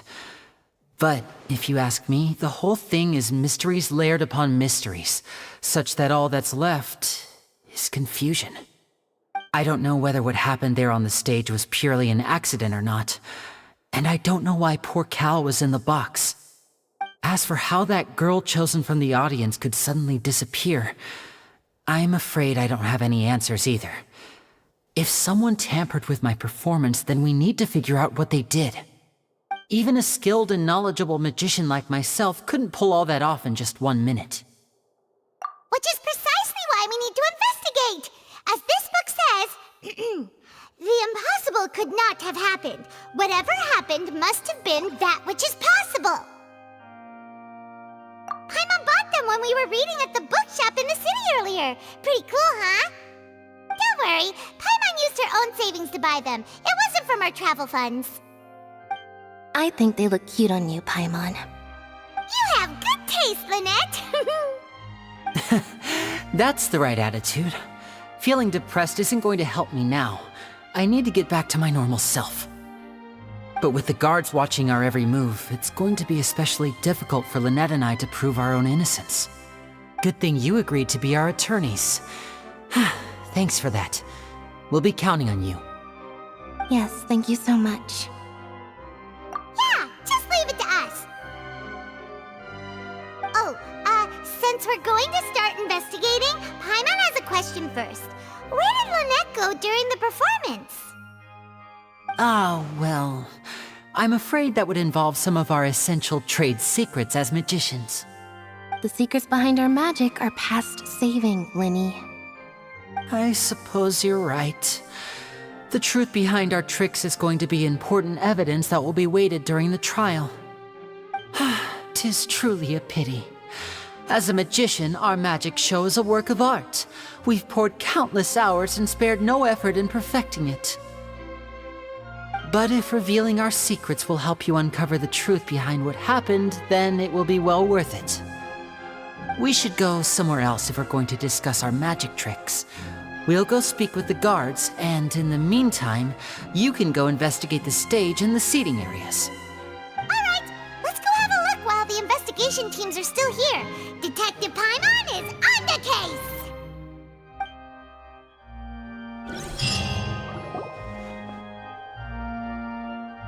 Hello, officer. How's the investigation going? Ah, I see. You must be the traveler that Lady Farina mentioned. Listen, I'll be perfectly honest with you. I'd avoid getting mixed up in this whirlpool of a mess if I were you. Huh? What do you mean?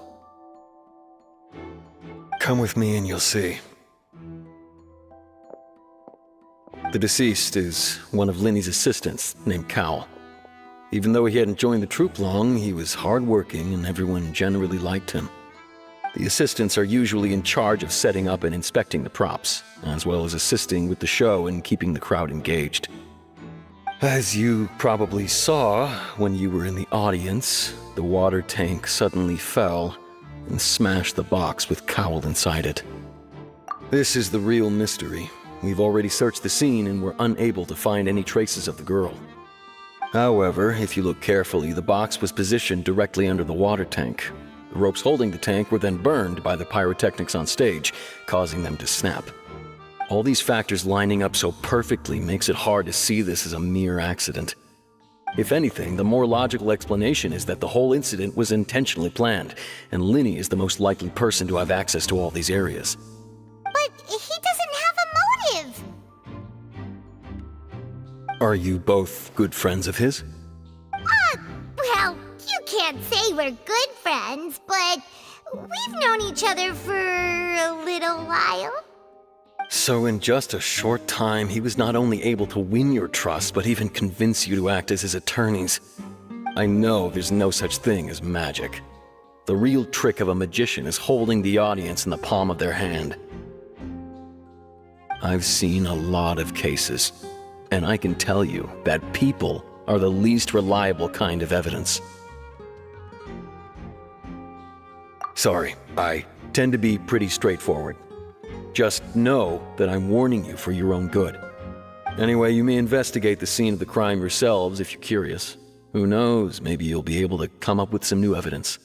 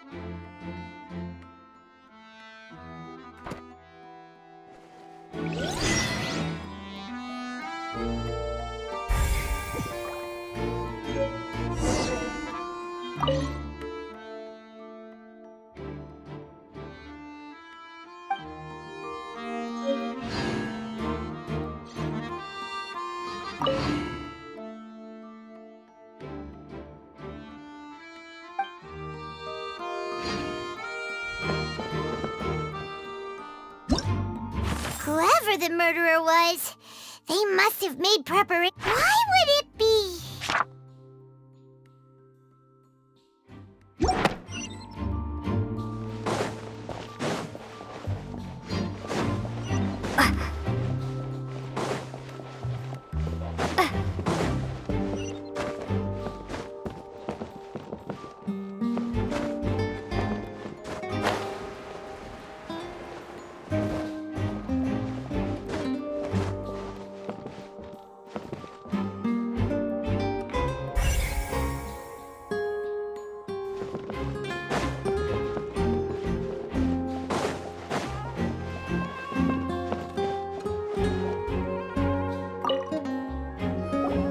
I see that you're investigating the area. Well, it just so happens that I'm interested too. If you find any new and interesting leads, be sure to share them with me, alright? We don't have too many thoughts yet. Then why don't I tell you my hypothesis first? The way I see it. And I'll start it with that loud thud. The thud? Oh, you mean the sound that happened during the countdown? Yes, exactly. It wasn't terribly loud, but I suspect that most people heard it. It's just that everyone was awaiting the results of Linny's trick with bated breath, so no one paid it much mind. But now that the incident has happened, the thud has become an important clue. That makes sense. So, what do you make of it? I'm of the opinion that it may have been the sound of Linny's accomplice. Lynette, perhaps. Jumping atop the water tank, or something like that. And when the pyrotechnics went off, she cut the rope, sending the water tank crashing down. But Wasn't the noise we heard too loud for that? Perhaps the balance wasn't right, leading to a particularly rough landing. Oh, that's true. I suppose I must reconsider. That does remind Paimon, though. What was with that sound?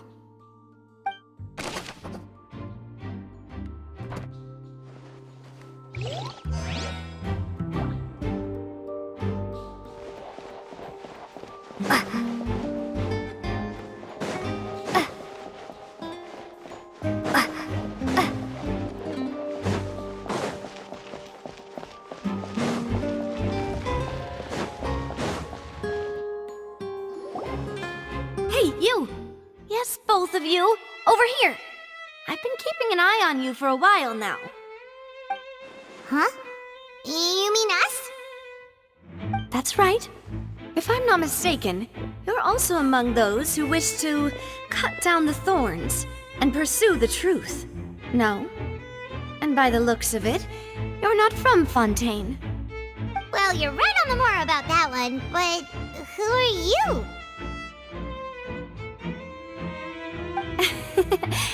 Have you never heard of the Spina di Rosula? From mediating disputes and providing protection to solving conundrums, you name it, Spina di Rosula does it. And I, Navia, have the honor of being its renowned president. Though those who play by our rules call me boss. I'm Silver, her attendant. Pleased to meet you. And I'm Melus.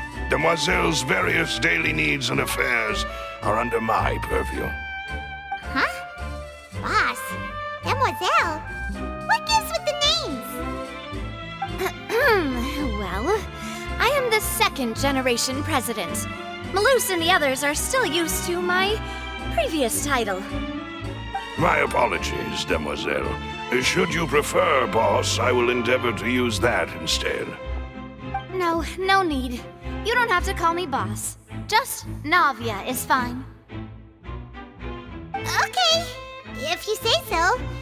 Not that we're members of Spina di Rosula anyway. All merely trifling details. Never mind. Now, back to the situation at hand.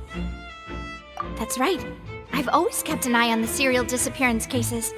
My interest stems from a matter back from my father's time.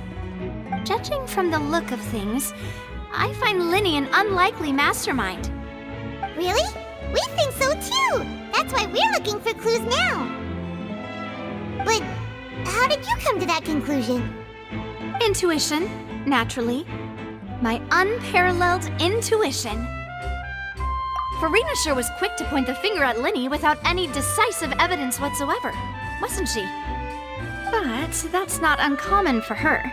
If you remember, the Justice had to interrupt her and ask if she was pressing charges just to keep her from getting carried away. Anyway, a trial begins the moment someone levels charges. And, of course, there was no way Farina was going to back down in that situation. Sounds more like you just don't trust the Hydro Archon. Well, what's your opinion? I must admit that she can be interesting at times, but liking her doesn't mean that I'll blindly agree with her.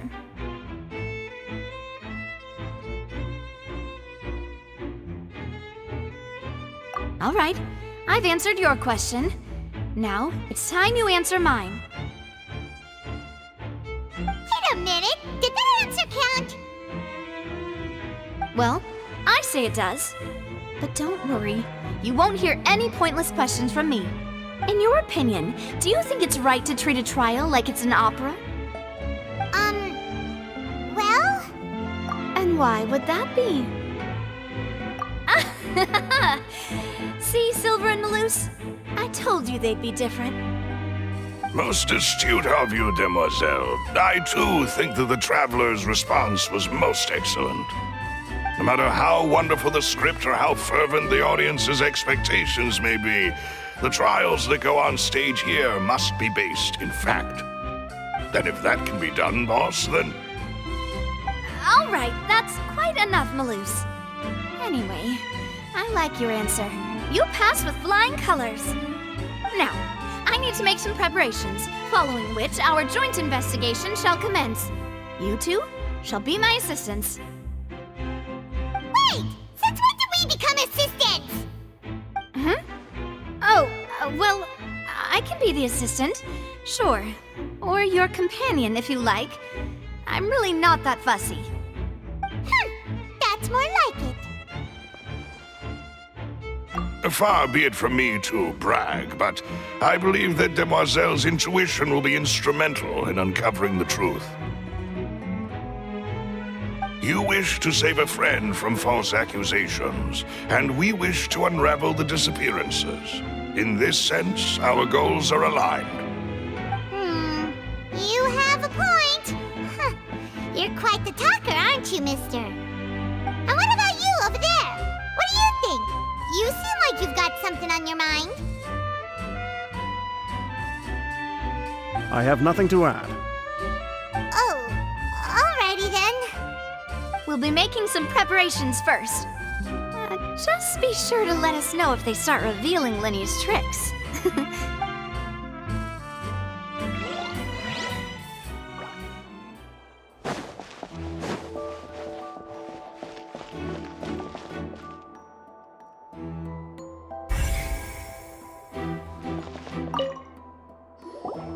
Sorry, but no one can freely enter or exit the Opera House at the moment. If you wish to leave, you must register your identity with us first.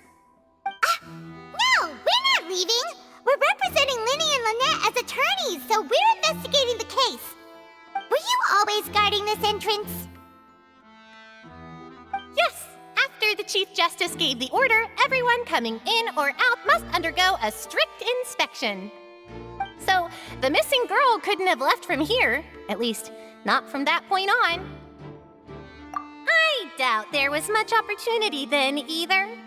How can you be so sure, Well, because I was in charge of security near the entrance at that time. I couldn't see Linny's performance from here, which was quite a shame.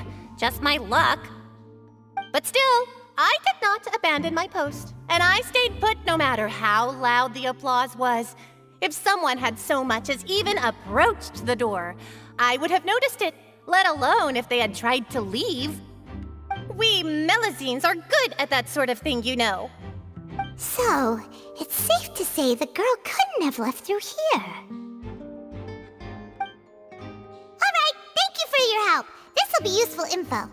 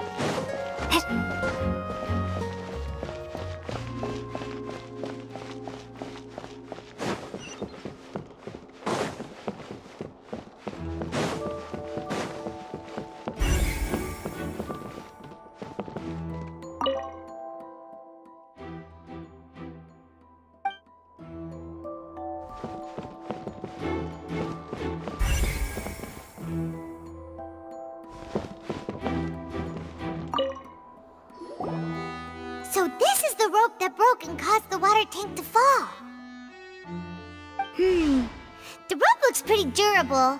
How can it be burned through so quickly by fireworks? Why are you suddenly so serious, Traveler?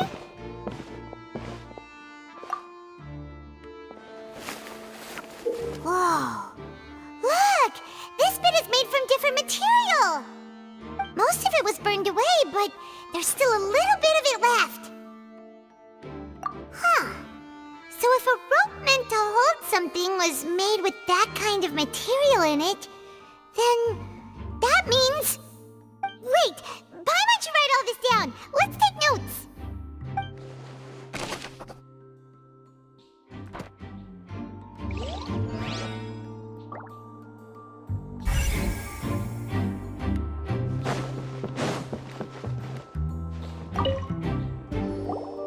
Hello there!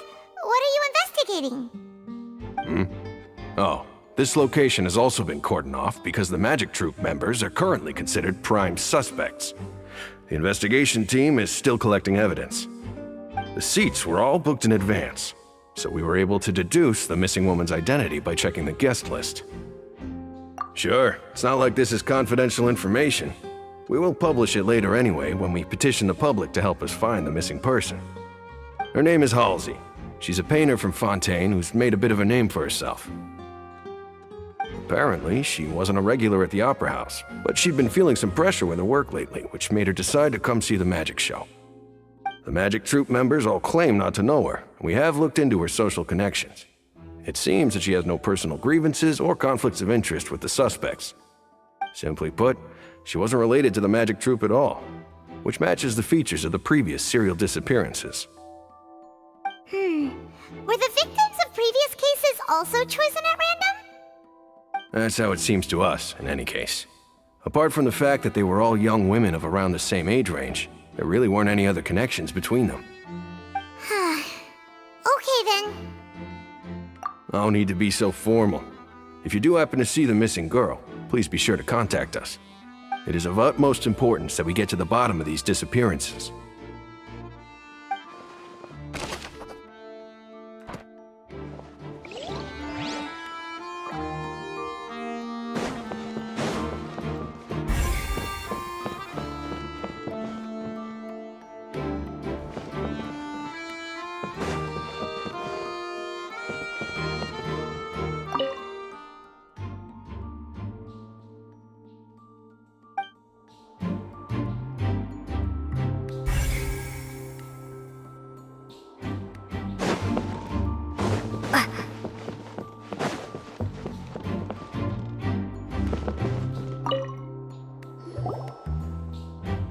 The investigation team has some new findings. Turns out there's an issue with the random number selector after all.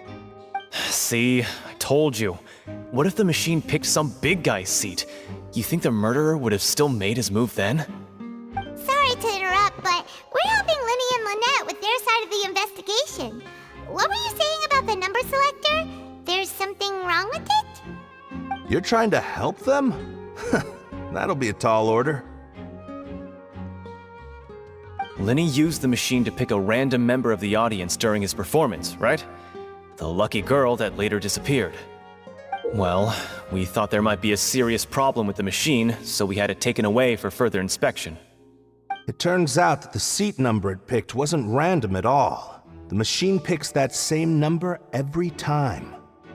I'm sure you already know that you have to make a reservation in advance to get a seat, regardless of whether it's a trial or some performance. In other words, Linny knew who would be sitting where from the very beginning. That much checks out. Linny reserved our seats for us too.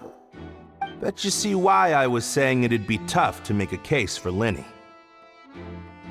Even though it's bad for Linny's case, Paimon had better write it down.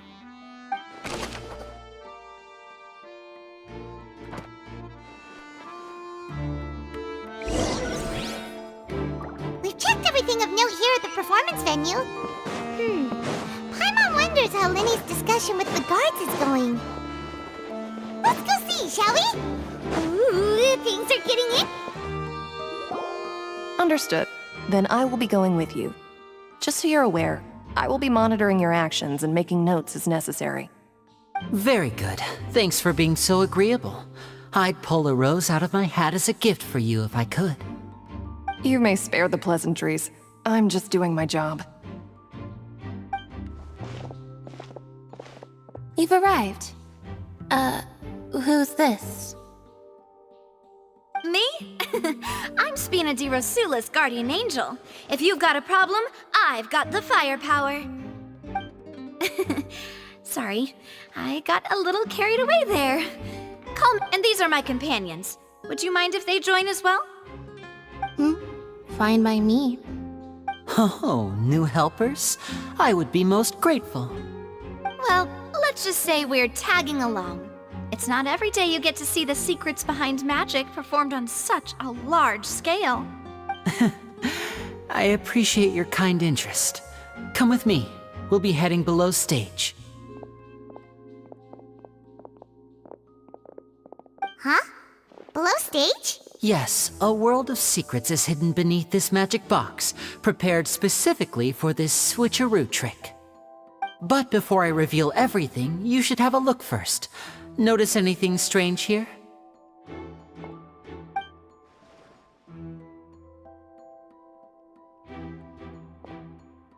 I'm not trying to be dramatic. Remembering the details of a trick will help you understand the methods used to perform it more easily. Huh. Weren't there balloons and other decorations here? Where did all that go? Ah, good eye. That said, you're still far from discovering the answer. The back? You mean the inside of the door? What's different about it? Paimon didn't notice anything. Very good indeed. I thought you might not be able to catch that, given that you were sitting in the first row. The back of this door was patterned. Those patterns are now gone, replaced by a smooth wooden board. So, if you put 2 and 2 together, what do you get? Exactly. All right, let's go. I'll tell you how it works as we head down.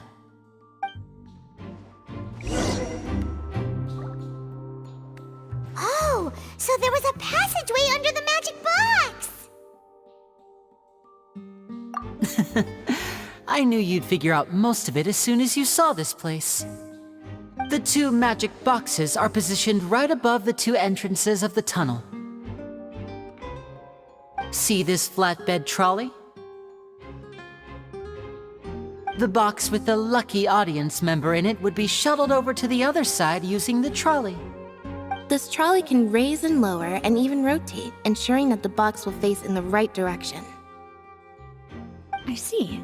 So that's the purpose of the box inside another box. Precisely.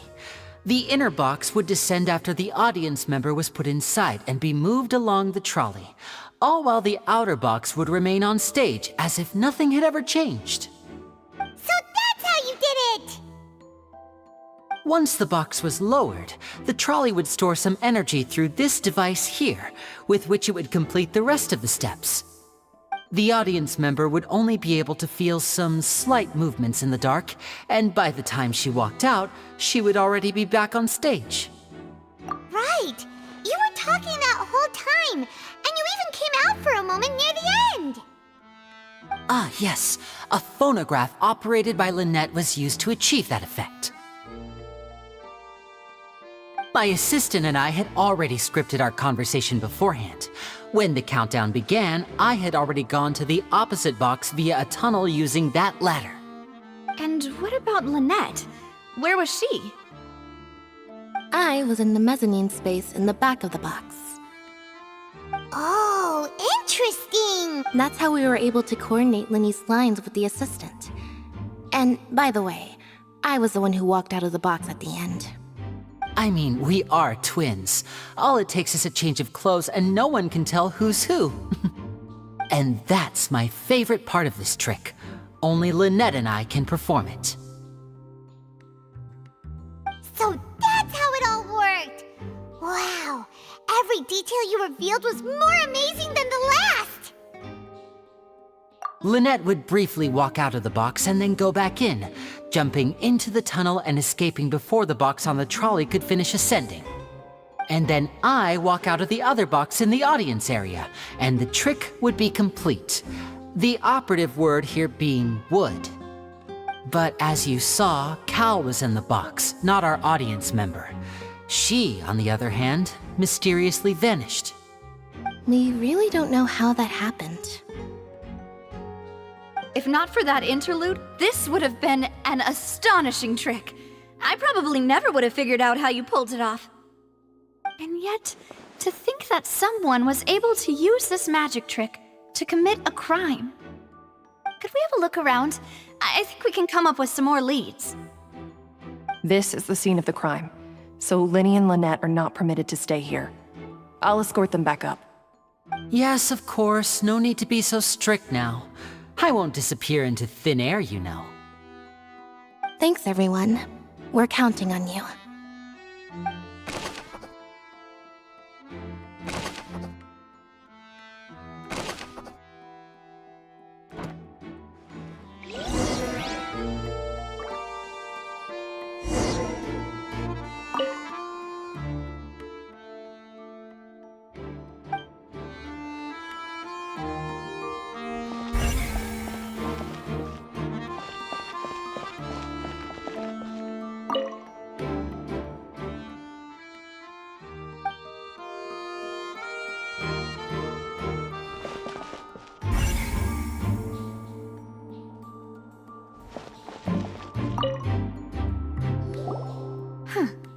What's this? Looks like a hook tied to the end of a rope. Huh? There's all kinds of odds and ends here. Perhaps it was a prop for a different trick. But why would it have been left here?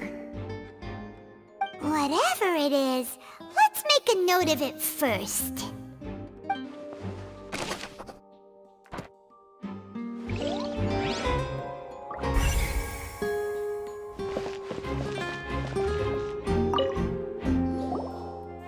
The floor is wet. Please be careful not to slip.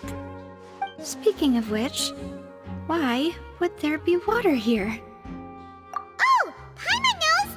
It's one of those tricks where you pour water into a jug and then flip the jug over only for the water to disappear? And here's a broken vase! Huh. That can't be. The trolley moves along tracks from start to finish.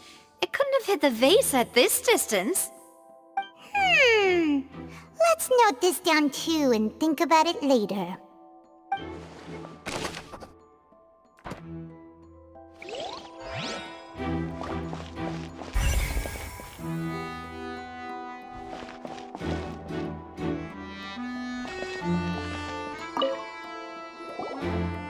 Oh, these are the clothes that the lady chosen from the audience was wearing, right?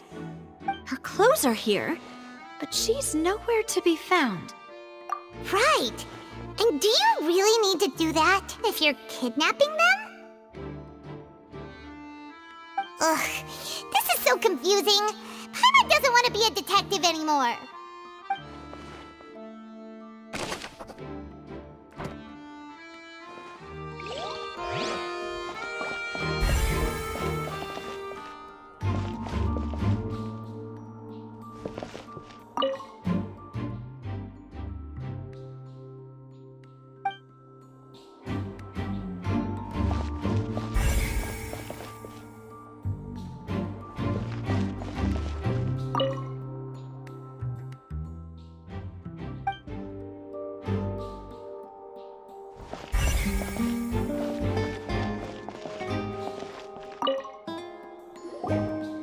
What is this place?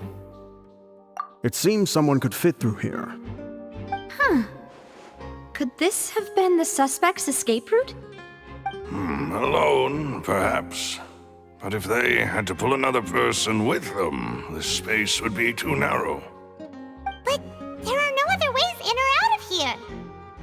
Oh, you're right! Let Paimon write that down.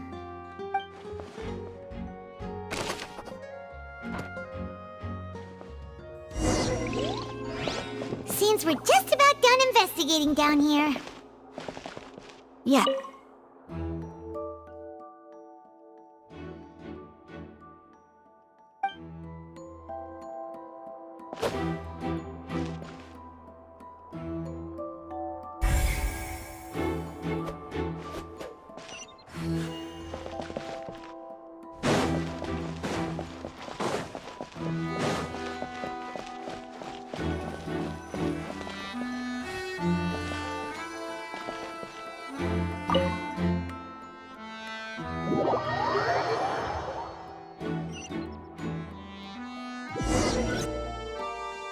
Well, we've ascertained the state of the crime scene.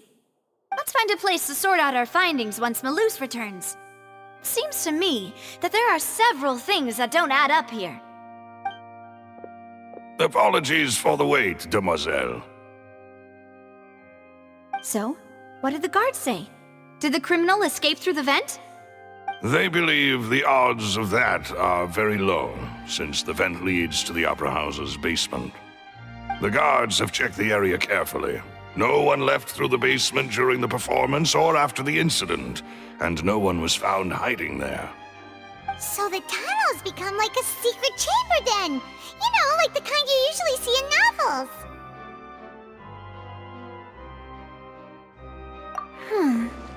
The plot thickens.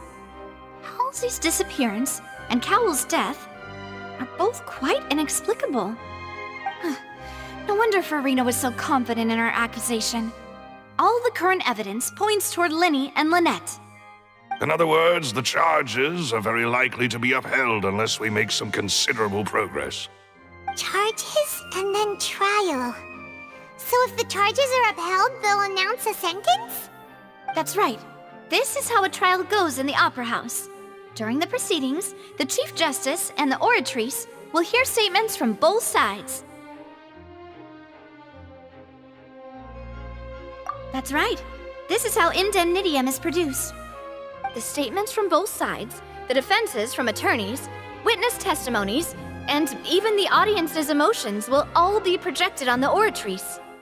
To put it simply, it's as if the Oratrice has its own will, and is a judge in its own right.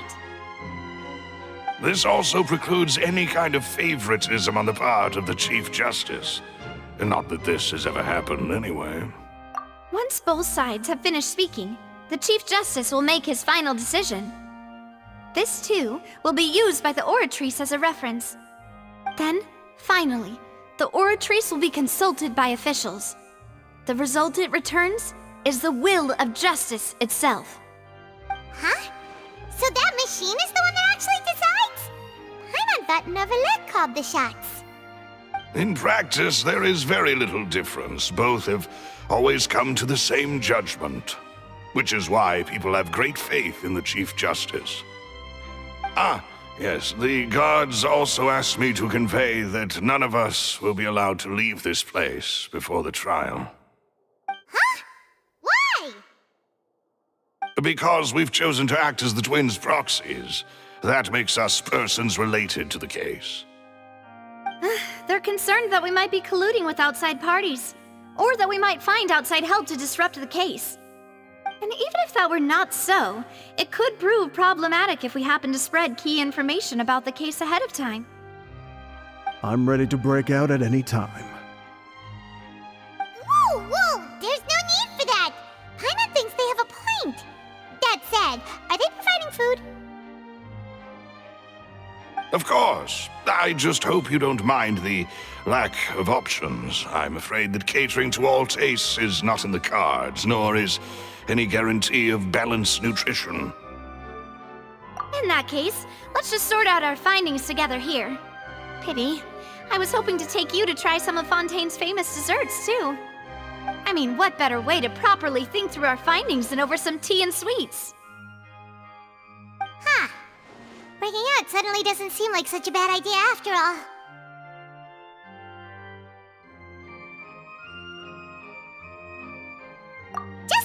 Just kidding! Paimon will still do her best, even if there are no snacks. What do you mean, no snacks? Of course we'll have snacks. If we cannot buy some, then we'll simply make some. Huh? Here? But how? Understood, Demoiselle. Everyone, please come with me.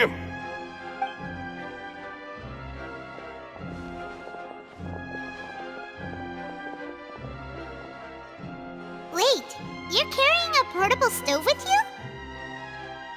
Yes, I must be prepared to meet the Demoiselle's baking needs whenever the fancy strikes her. I have eggs, sugar, and almonds at the ready. Good work, you two. Then I'll get to it. Please sit tight for a moment. You'll get to taste my awesome snacks soon enough. These three are quite the interesting group.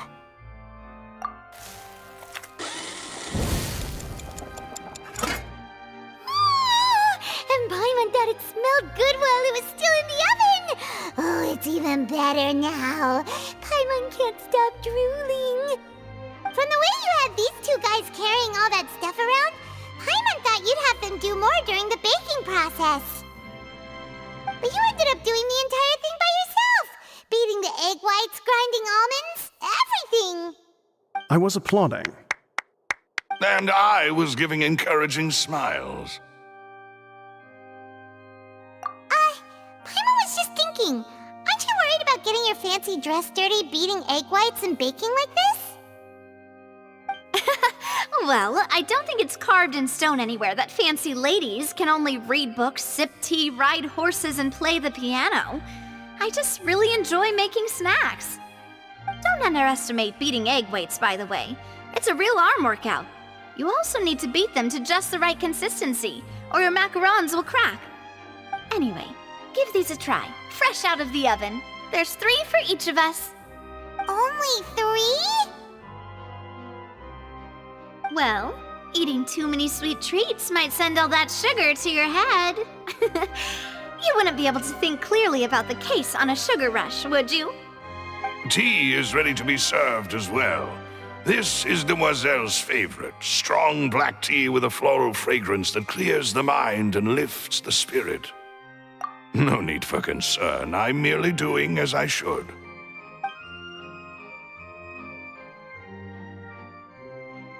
All right then, down to business.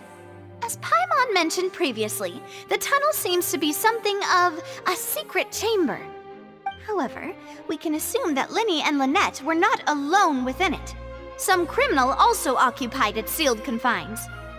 The magician twins could have committed the crimes, of course, but they lack any logical motive. Exactly!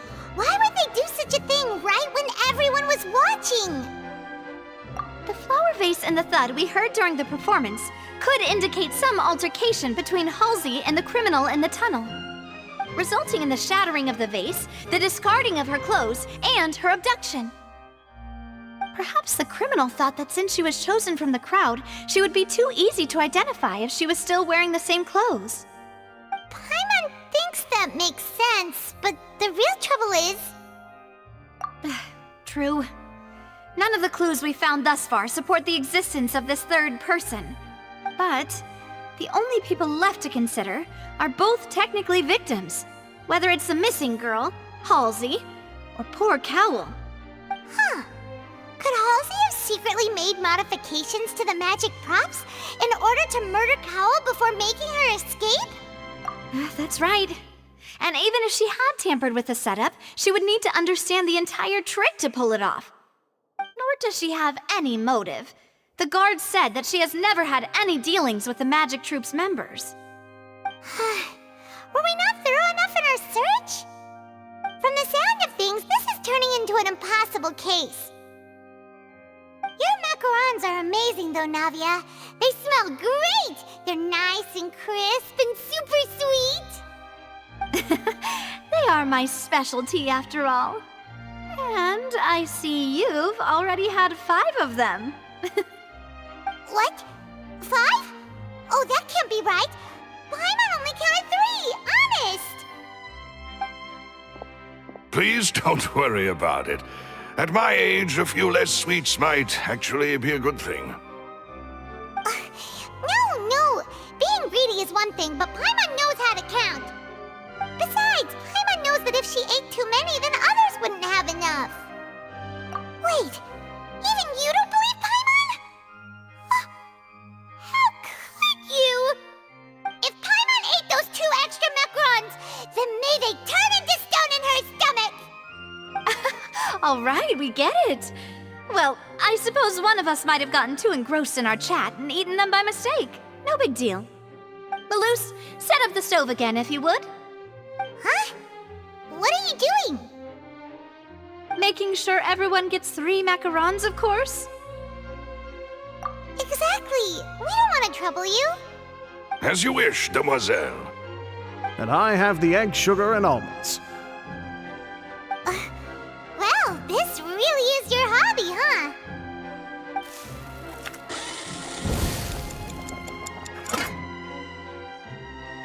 Well, that's it for snack time.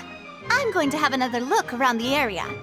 I don't know what we're looking for yet, but we've still got some time. As attorneys, I suggest the two of you think the case over again. It would be awkward if you got all tongue-tied on stage during the trial. Alright, thanks for your help, and for the snacks.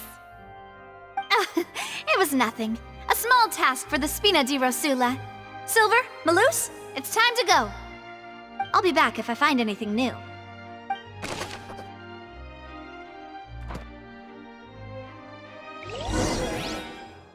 Alright, it's time to put our heads together. We've got to get our defense ready for the trial.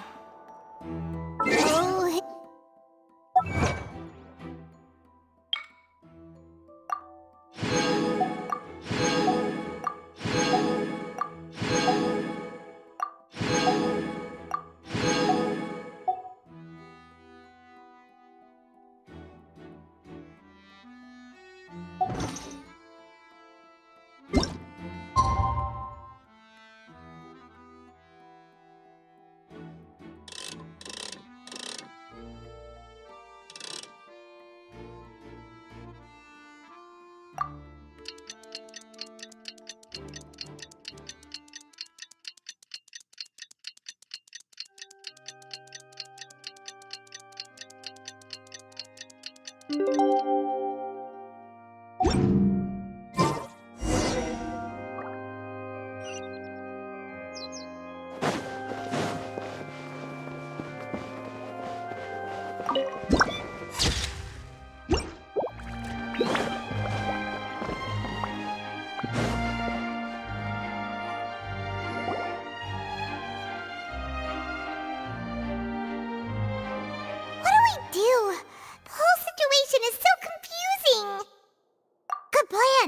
Impossible things don't just happen.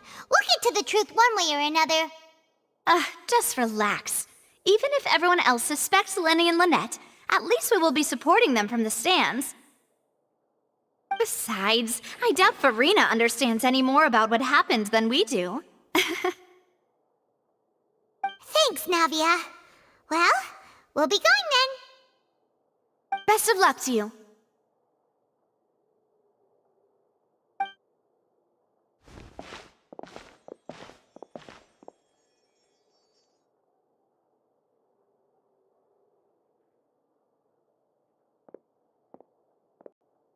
Ah, finally, you're back. Well, how did your investigation go? To be honest, you might be disappointed. No. We're already very grateful that you were willing to help. Well now, don't you all look disappointed? Don't tell me that your investigation came up empty-handed. That was to be expected, of course. The guilty can never produce proof of their innocence. But don't let that stop you. I shall be terribly disappointed should you, my most anticipated foe, concede so easily.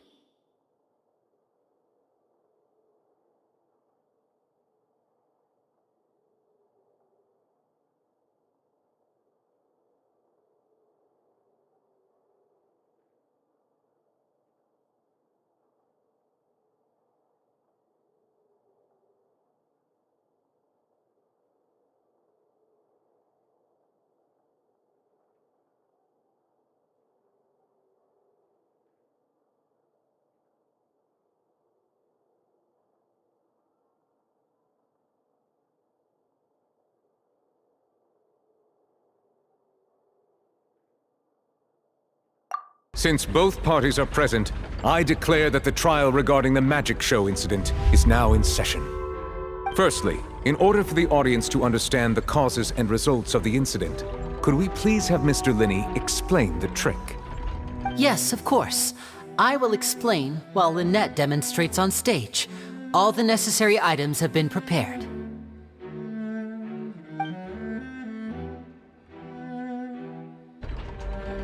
Thank you, Mr. Linney. In that case, I take your statement to be that you ran to and remained hidden within the magic box in the audience stands once the trick began, and thus could not have committed the crime. Is this correct? Yes, that's correct, Your Honor. In that case, I call upon the prosecution Lady Farina, do you wish to refute his statement in any way? Why, of course I do. Allow me to take the first shot and break this case wide open. Mr. Lenny is clearly lying. There is no way you could have been in the box the whole time if you were to abduct Halsey and murder Cowell. In fact... That is simply your hypothesis based on the presumption that I'm guilty. Oh, is that so? And if I may ask, what did you hear while you were inside your box? The roaring countdown of the crowd, of course. That's how I kept track of the time and built anticipation for the finale. And you didn't hear anything else at all? Nothing that might leave an impression of any kind?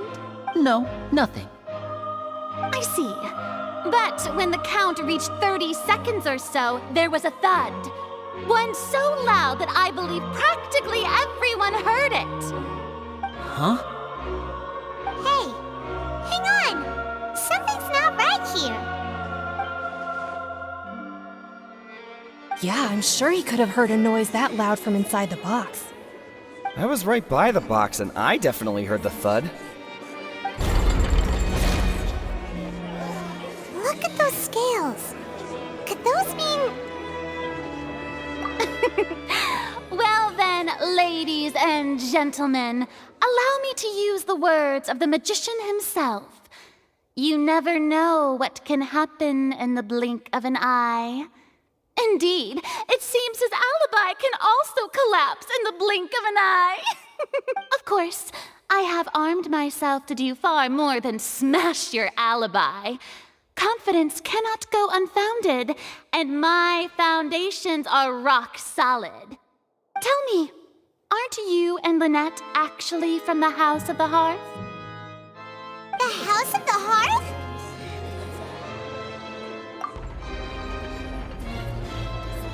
No wonder they did something like this. So the serial disappearances were the Fatsui's doing. Now it all makes sense. I've got a feeling that what happened on stage probably wasn't just an accident. That's irrelevant.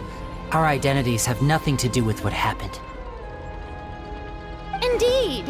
Then perhaps you could tell us everything that happened during that 1 minute. Your first priority is to prove yourself innocent after all.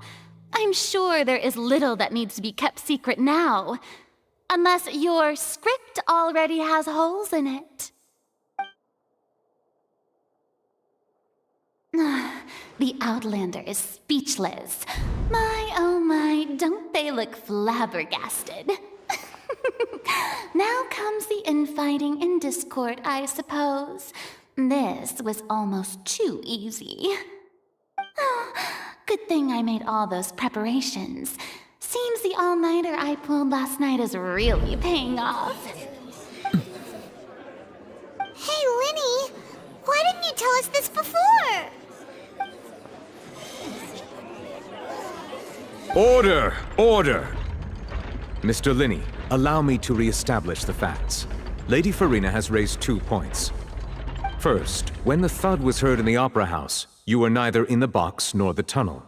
Second, you and Ms. Lynette are both members of the House of the Hearth. Are these claims true?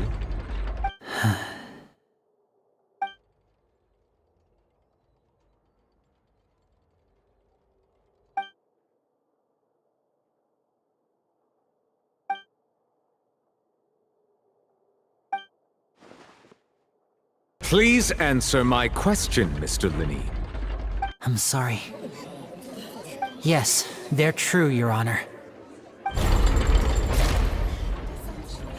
I knew it! Well, that's it. We might as well move on to the sentencing already. What should we do now? Granted. In that case, what is your request?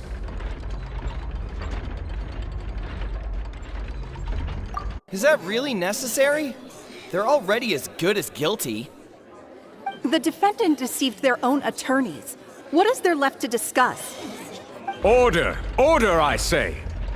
Your request is reasonable, and we shall adjourn. This trial will reconvene in 1 hour.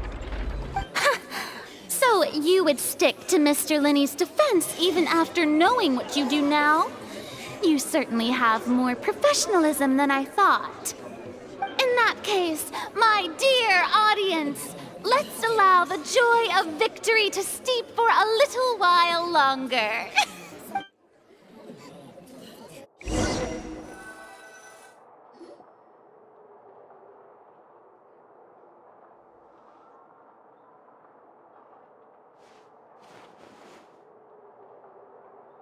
Well, this is awkward. I didn't think the Hydro Archon would dig all that up. I'm sorry, Traveler and Paimon. Yeah, sorry. Paimon doesn't know where to start. We trusted you two. We based our entire reasoning on the assumption that you weren't bad guys. Not to set the wrong tone or anything, but Paimon's really mad! I'm very sorry. I know you're angry, and reasonably so, but please, let me explain. I know you've clashed with the Fatui several times before. I wouldn't be surprised if just hearing the word is enough to make you upset. But our organization is very, very large, and the Harbingers have very different personalities and goals. Right now, we want to save people. As many as we can. That's right. I'm sure we're on the same page when it comes to this nation and the disaster that its people might face. I knew if it weren't for our respective identities, we could become good friends. That's why I didn't wish to flat out lie to you, but chose to hide some details instead. The truth is very important, but being completely transparent about everything would see us spending more effort than we need to. Right. So, you be the judge. Heck, if I were you, I fear that I'd even struggle to trust me at this point. You met a Fatus who works as a magician, a trickster by trade. All by coincidence, too. But still, I'm asking you to trust me. I am no criminal. At least, not in this case. Sorry. Please forgive us. Well, you both say that, but... Right, let's hear your answer first, and no... Of course. I'll answer any question you ask. We've been trying to find out how the Oratrice operates. We want to know why it has a consciousness. Why, during our investigations, we learned that the machine's core is beneath it. From that moment on, Lynette and I have been designing this box swap trick, with the objective of getting close to the core. Is that why you needed a whole minute? That's right. In truth, the audience would take about 75 seconds to count down from 60, while I would only need 15 to get to the opposite box. So, after jumping into the tunnel, I accessed the Opera House basement via the vent, and went to investigate the room in which the core is stored. That air vent was created during the construction of the tunnel specifically to execute this step. Well, nothing. As soon as I reached that room and was about to investigate, I heard someone's voice. Which should have been impossible, of course. I was quite certain that I was the only one in the room. That voice seemed to recognize me and tried to speak to me. I chose to err on the side of caution and retreated the way I came. On the way back, I saw the broken vase and the clothes on the ground, but the countdown was almost finished, so there wasn't time to give it any thought. After that, the homicide occurred just as you saw. Well, that explains why you didn't hear the thud. Because of that prophecy I told you about, of course. We must know all we can about this nation's secrets in order to deal with that prophesized crisis. That's the only way we can save everyone. So, there you have it. The whole truth. I swear, I didn't hide anything from you this time. It was never my wish to proceed under this cloud of mistrust either. But like I said earlier, you can be the judge. If you want to leave because you don't trust the Fatui, there's nothing I can do to stop you. Well, Traveler, you decide. Paimon will follow your lead however you choose.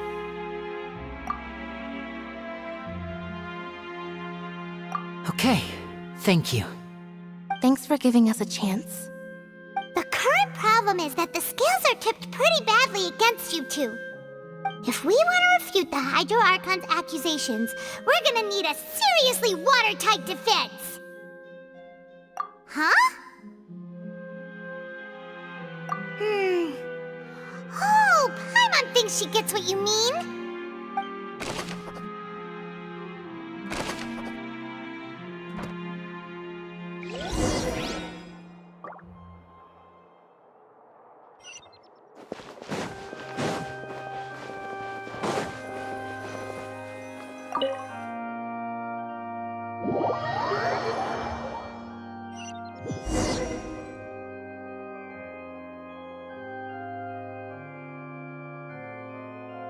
Both parties have returned to their positions.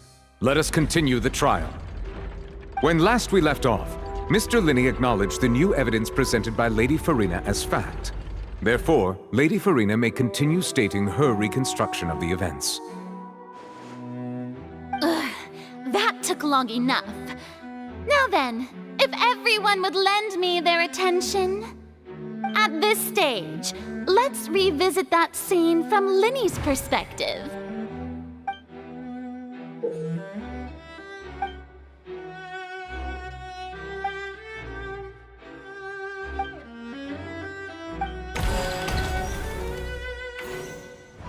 As the countdown began, he entered the tunnel.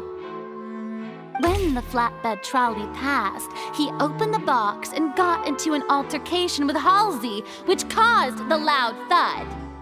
He did not realize that this sound could be heard by everyone in the opera house, which is why he claimed earlier that he could not hear the sound. Finally, he used the vase to knock her out, before making her change clothes to prevent others from recognizing her.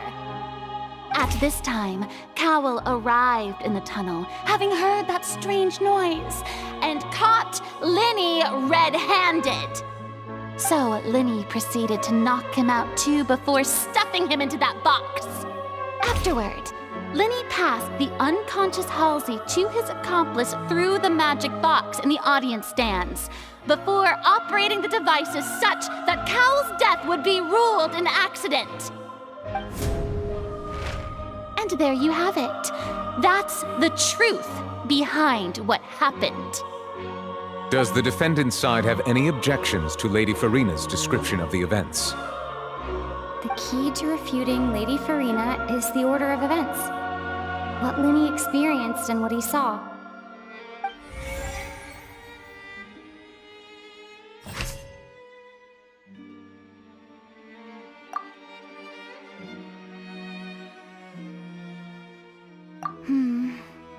Seems this won't produce a particularly effective rebuttal.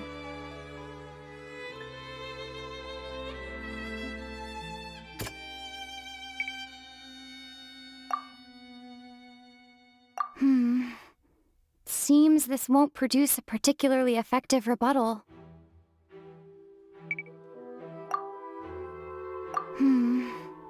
Seems this won't produce... Seems this won't...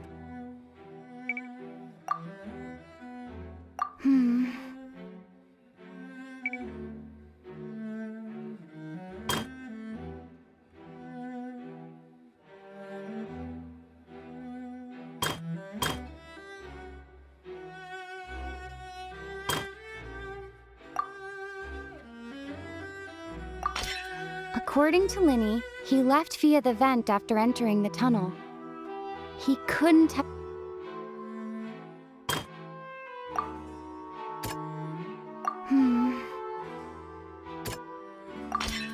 Linney went to the room that contains the Oratrice's core. This is the actual truth.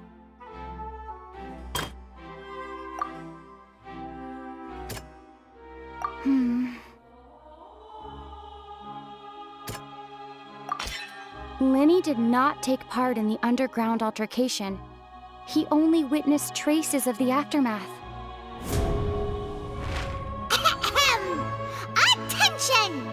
Ace Detective Paimon has something to say!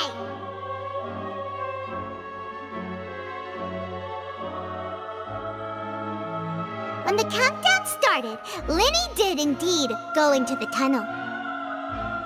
But he immediately used a vent to access the Opera House basement, which is where the underground core of the oratories is stored.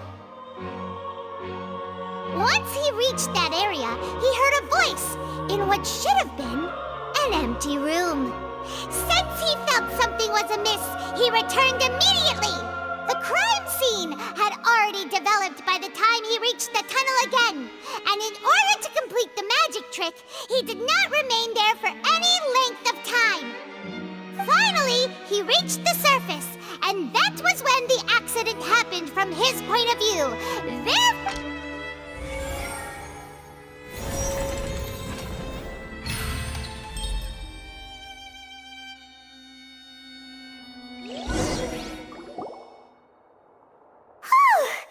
Paimon did it! Paimon actually managed to say all that! Wasn't it awesome? In other words, you believe that he knew nothing of the incident? That's right! My reasoning? If that's the case, then if Cowell hadn't entered the tunnel, who was the entire setup meant to kill? Assuming that what you say is true, Lenny only needed to kidnap the young girl to cause a new disappearance case. What would the point of killing someone on stage be? Oh, they have a point. That's right, you tell him! And that's why they're partners of mine. They've managed to turn things around. Oh, well, your denial is very strident, I'll give you that.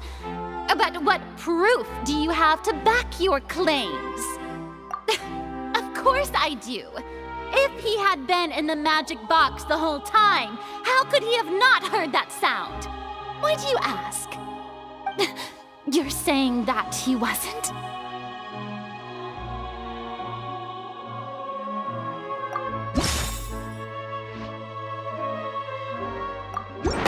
Are you sure we don't need to give this more thought?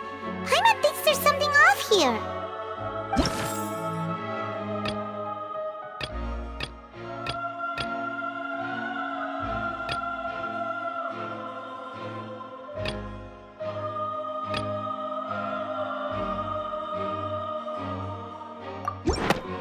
That's right!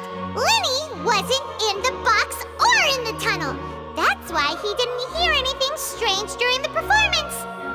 This means that when the crime happened, Lenny had already entered the basement via the vent. The same clue you used to disprove his alibi has now become the best proof! Ha ha! How do you like that? Well played. To think you'd use such logic. Well then, if it wasn't Lenny who committed the crimes, then who was it?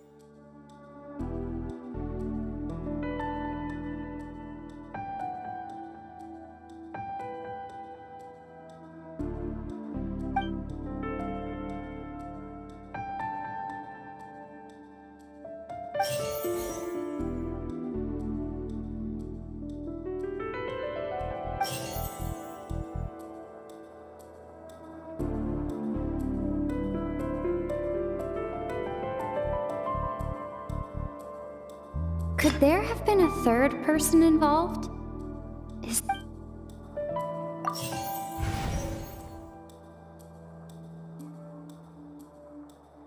The deceased's name is Cowell, Lenny's assistant. He would have been able to tamper with the equipment.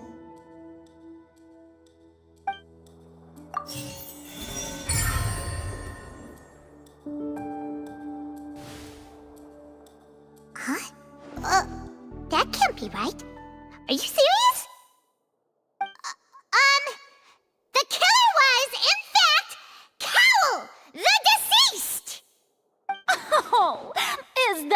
So, how interesting! Let's hear your reasoning then. What I must do next is recreate the truth. What Cowell did, and how he went from would-be perpetrator to victim.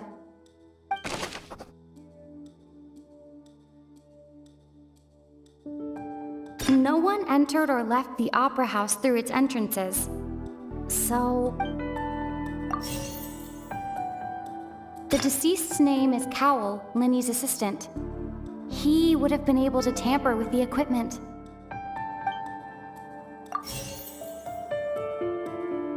Halsey's clothing was in the tunnel. So, there must have been some fear that she would attract attention. The sound we heard may have come from a clash between the missing Halsey and the criminal.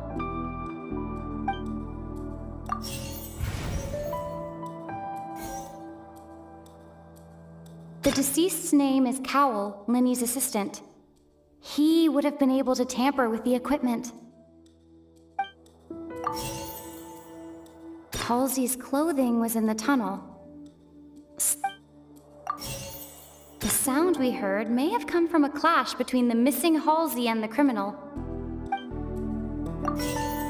Linny was not in the tunnel at that moment, which gave our criminal ample time. It would have been tough for both people to fit into that vent. They would likely have bumped into Linny as well.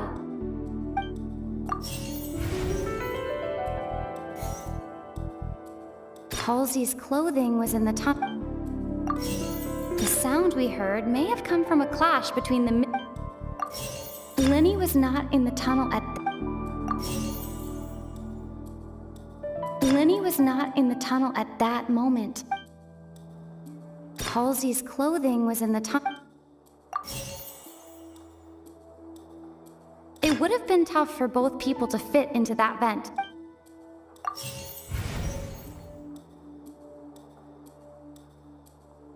Halsey's clothing was in the tunnel. So...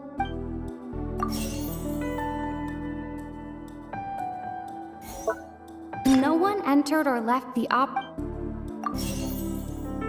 The deceased's name is Cowell, Linny's assistant. He would have been able to tamper with the equipment. It would have been tough for both people to fit into that vent.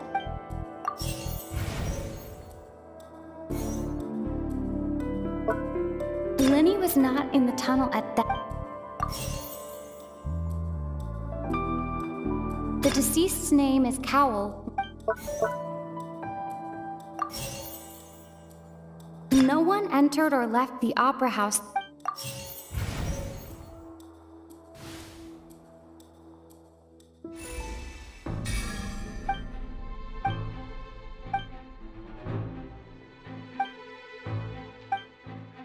What's wrong, Traveler?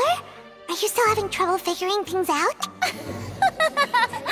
I see how it is. Look, since we're at a dead end, why not consider a different track?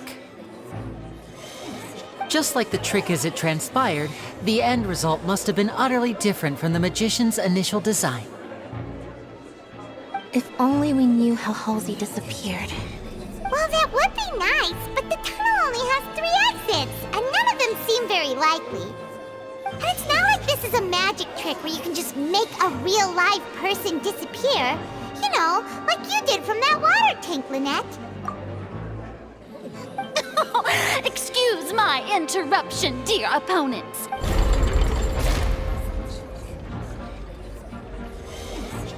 If the defense is unable to make further effective arguments, we will move on to the next stage of the trial. Linny was not in the tunnel at that moment, which gave our criminal ample time. The sound we heard may have come from a clash between the missing Halsey and the criminal. The deceased's name is Cowell, Linny's assistant. He would have been able to tamper with the equipment.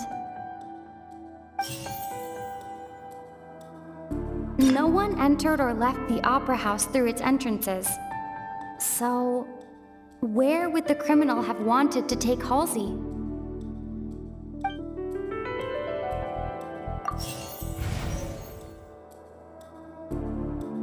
would have been tough for both people to fit into that vent. They would likely have bumped into Linny as well.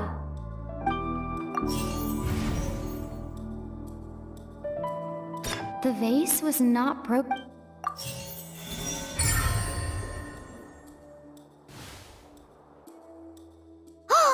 Paimon gets it!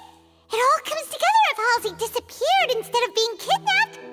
Lynette escaped from the water tank, vanishing gradually and leaving only clothes behind. If there's a similar method where a person could be transformed into water... Just a moment, please. I do hope you know how preposterous you sound at the moment. How could a person ever be transformed into water? This is reality we're talking about here, not some magic trick. Must we really? I should think that of anyone. Your friend Linny already knows this truth very well. Magic tricks are ultimately just illusions and misdirection. But Halsey's disappearance is very real. We're talking about two completely different things. Even so, I trust the Traveler's judgment. The truth must be out there somewhere. Perhaps some new line of reasoning may open if we try to gather all the focal points that don't make sense. Since Cal was the deceased, we haven't placed much attention on him. But given that we aren't making much progress with the case, it wouldn't hurt to have a look at his belongings, would it? People really do come up with all sorts of harebrained schemes when at the end of their rope. The way I see it, your suggestion that we broaden the scope of our investigation is nothing but a tactic for stalling the trial. Nevertheless, I believe that this is a reasonable request on the part of an attorney. Since the trial does indeed appear to be at an impasse, I believe that additional evidence may help us make more progress. Guards, please step into the lounge and examine the personal effects of the deceased Cowl.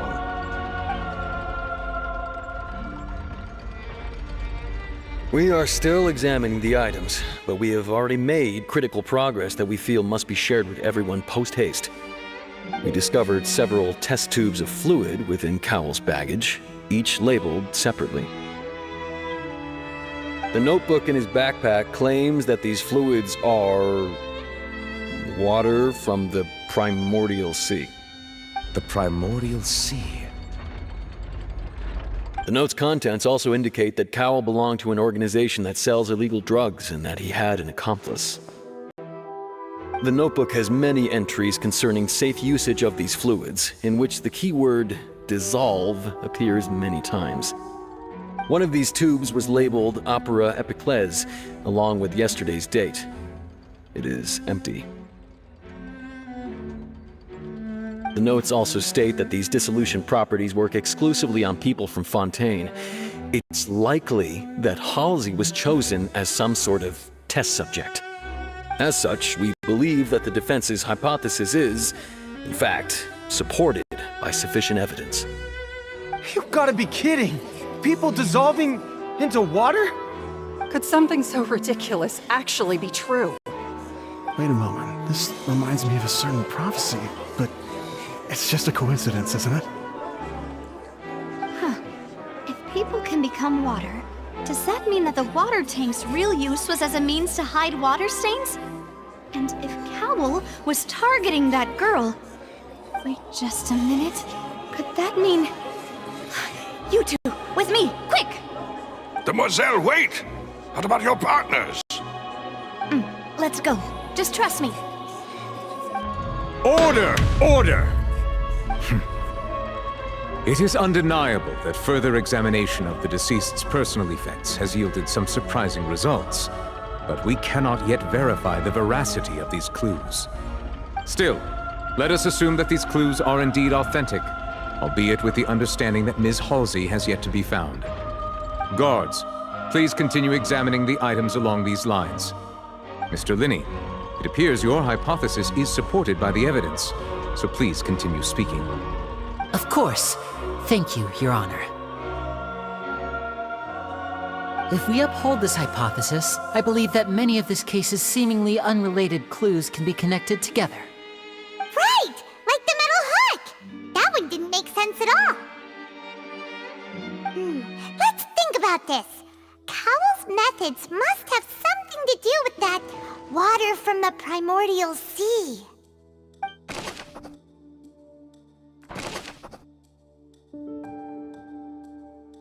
Now it seems like the hook rope was not meant for another magic trick, but was instead some form of triggering mechanism. The water from the primordial sea should already have been prepped before Halsey entered the magic box.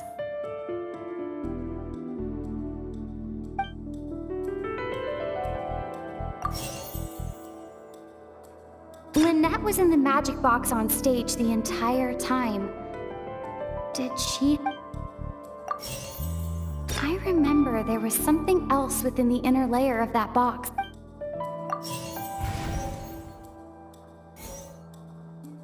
The rope that strung the The deceased's name is Cowell. The deceased's name is Cowell, Linny's... Now it seems like the hook rope was... The water from the primordial... The deceased's name is Cowell.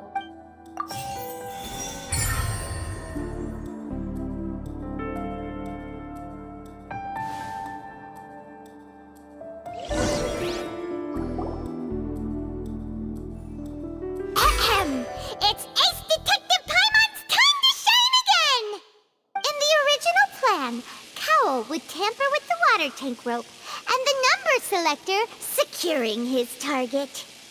When the magic box containing Halsey was lowered, the metal hook would retract gradually and pierce the balloon at the top of the box. When the balloon attached to the box popped, the water from the primordial seed inside it would pour down and dissolve Halsey. Afterward, Cowell would enter the tunnel and break the flower vase to conceal the water inside the tunnel, with the remaining evidence being covered up by the water tank on stage. But he encountered something unexpected in the tunnel and wound up being fatally hit by the same water tank he meant to use to cover his tracks. Huh. That does make sense. That actually links together a lot of the more confusing pieces of evidence.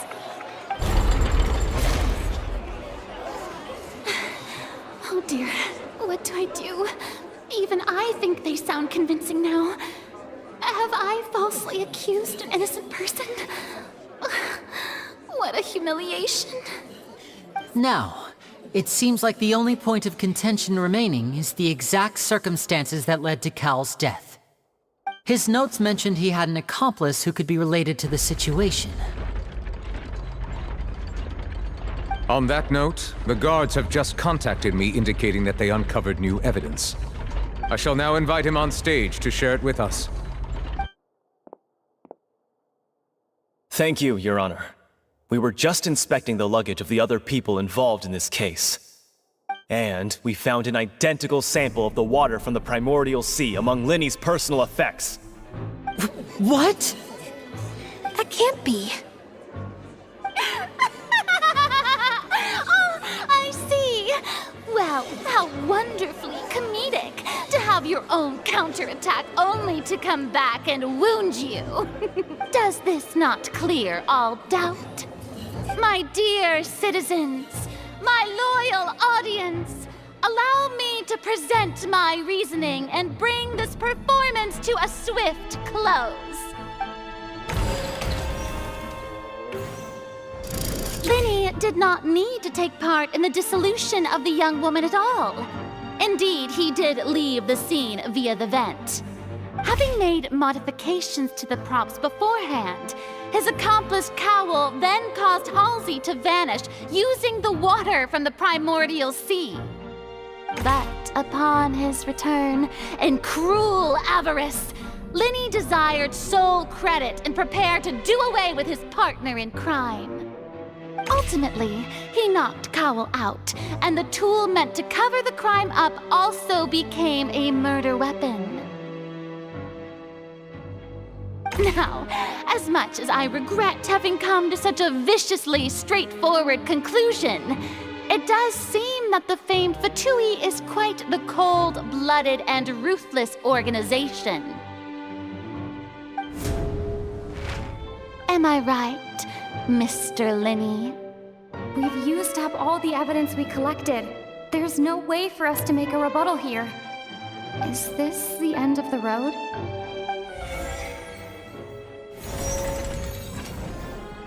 Oh no! Paimon can't think of anything either.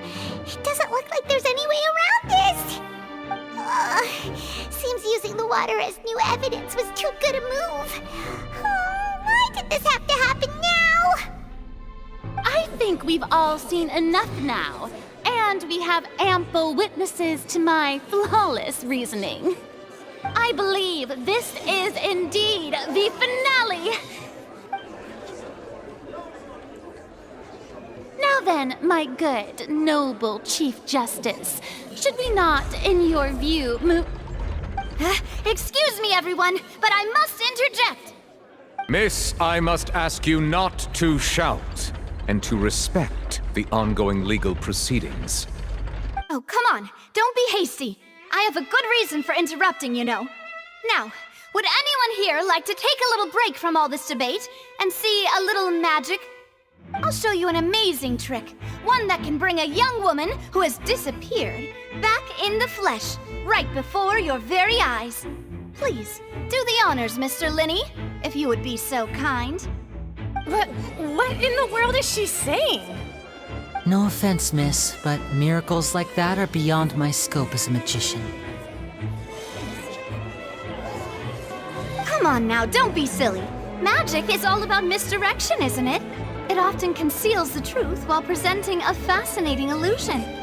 But once everyone believes the illusion, can't magic reveal the truth to them once again? And wouldn't such a trick be the most marvelous finale to today's performance? Come on, Linny and Lynette, give it another go. Don't worry, Spina di Rasula has made the necessary arrangements on your behalf. But as the magic makers and stars of the show, I think I should leave the final performance to you. I understand.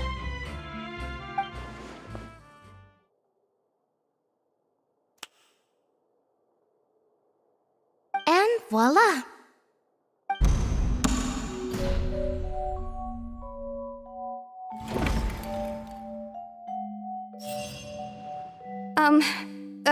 Sorry for the interruption. Wait, isn't that Halsey? So the whole thing about people dissolving wasn't true after all? To be clear, I'm only here because this person told me that if I testified, the merit of doing so would lessen my sentence. I was hiding outside this room listening to the proceedings because I was afraid that I would be the one put on trial. I was just feeling happy that no one had noticed me, and then before I knew it, she caught me. That'll teach you to underestimate us three. Where should I begin? I'm sorry. I'm the one who killed Cowell. I admit it. What? Why? Firstly, my name isn't Halsey. It's Lillian, and I'm originally from Mondstadt. I heard that Linny's show was gonna be a real thriller, but I missed the chance to buy a ticket, so I stole one. That's how I make a living. I steal stuff here and there.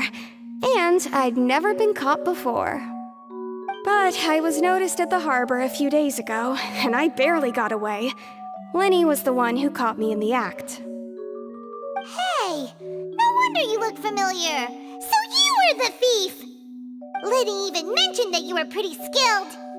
Well, and I thought that would have been the end of it, but then the number selector chose me. He even mentioned the Fortress of Meripede. That's a prison, isn't it? So you can imagine how shocked I was. I thought he was onto me for sure. So I played along with the show while looking for an opening to flee, but But then I got water poured on me for no reason, and then someone jumped into the tunnel to nab me. I wasn't going to take that lying down, so I knocked him out and stuffed him into the box. There was nowhere to run from there, though, so I had to change my clothes and hide in a box containing performance costumes. I slipped out after the first guard arrived at the scene and continued hiding inside the opera house. Can a person even hide in there? But I swear, I didn't know that the water tank would fall down. Really, I swear it.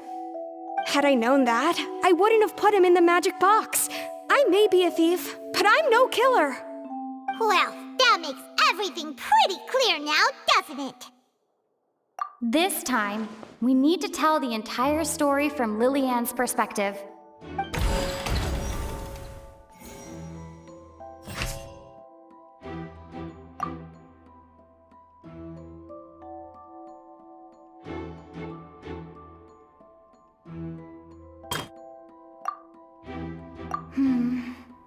See?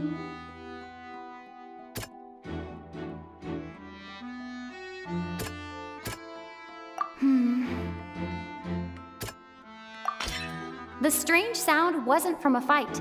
It was Lily-Ann's attempt to break out when she was frightened.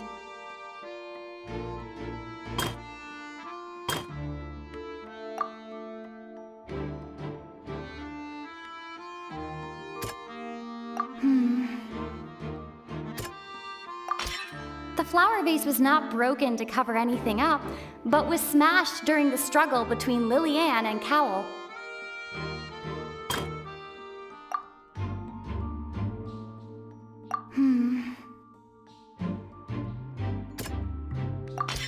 Lily-Ann was afraid that she would be recognized if she left, so she chained... And it's Ace Detective Paimon time! Having been selected out of the blue, Lily-Ann panicked. Her panic only intensified after she entered the tunnel and had water poured on her head. So she kicked the door open, producing the thud we all heard.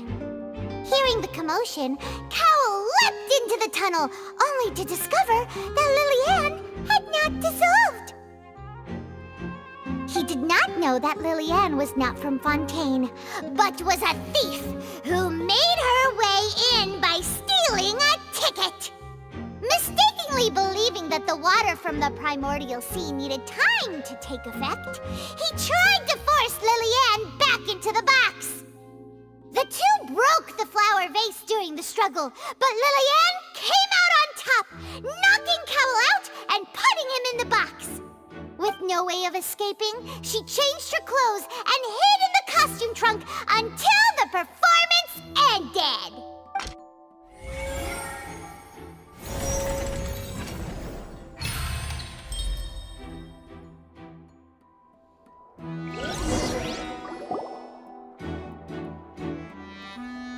She knew that she would have to go through guard inspection if she tried to leave afterward. So, she has been trapped in the opera house these last 2 days. She had already become desperately hungry by the time we were chatting over macarons. So, she swiped 2 of them right under our noses. Talk about a sneaky thief. At this point, all the events that happened in the tunnel have now come to light. Ah, so that's the whole story. Bravo! Bravo! Now then, Lady Farina, do you wish to speak against the defense's statements? Please answer the question, Lady Farina. Also, if I may add, the trial has not yet ended. As such, I request that the prosecution not leave the room before the proceedings have concluded. What, are you reading my mind now? No, I have no further arguments. I admit defeat. But really, could you at least have left me with some dignity? Wow, look at that! She's like a deflated balloon now.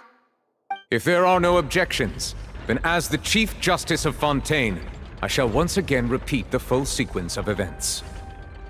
The actual perpetrator of the serial disappearances, Cowell, selected his next victim from the audience reservation list. With some modifications to the selector, he could ensure that the pre-selected young woman would be chosen.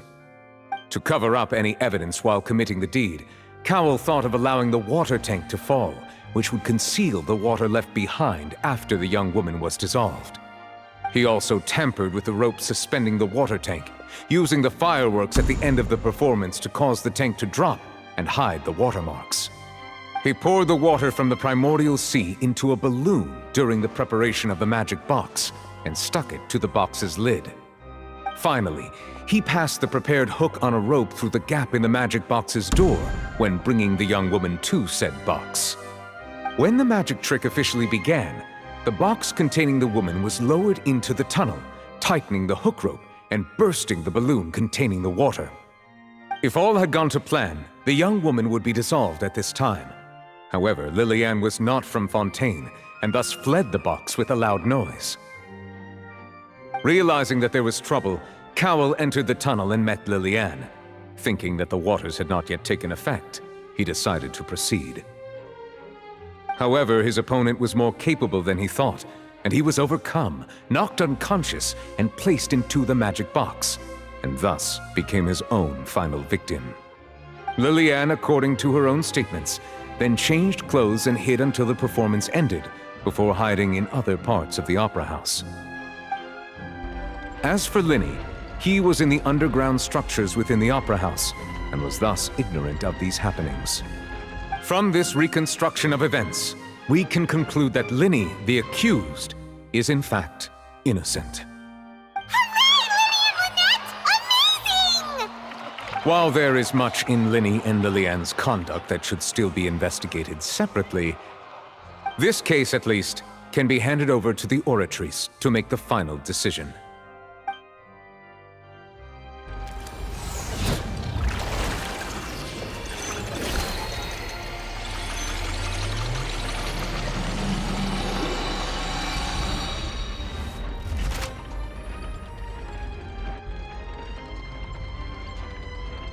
As such, Linny and Lynette are officially declared not guilty.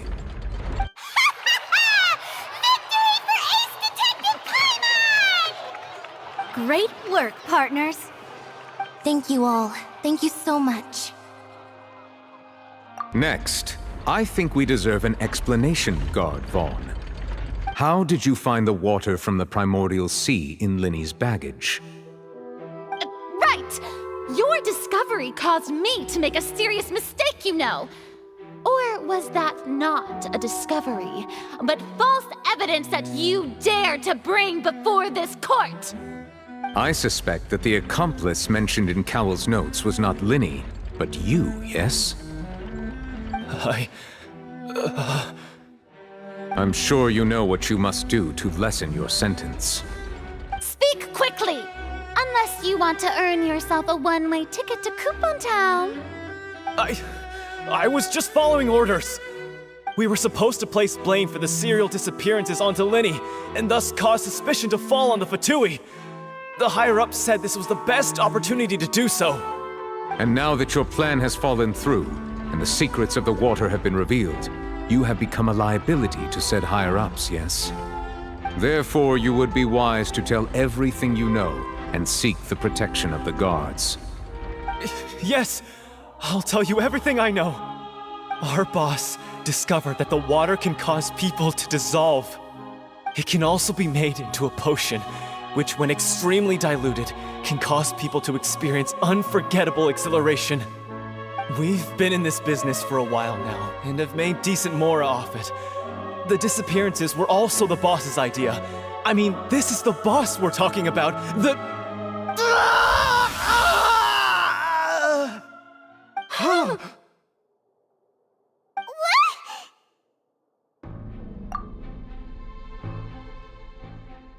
And now he can no longer talk.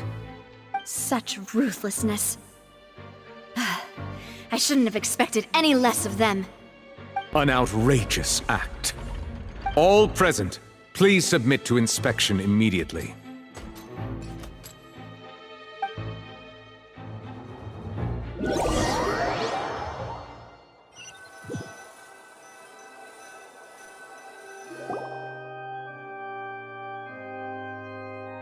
So, we're just going back now?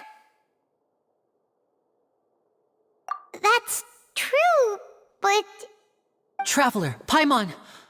Please wait. Lenny... I know you may not want to speak to me right now. Maybe you don't even want to look at me. But still, let me thank you again for defending me to the end, even after you learned that I'm a member of the Fatui. I guess. But regardless, I'd like the opportunity to set things straight. I didn't approach you with any ulterior motives or ill intent. I've spoken to you as myself, just plain Linny this entire time. As for why I'm a Fatus, it's because the goals of the House of the Hearth align with those of an orphan like me. That's all. That was how Father, who you might know as the Knave, approached recruiting us back then too. The Knave?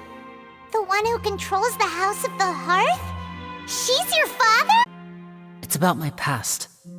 Back when our parents first died, Lynette and I were left wandering the streets.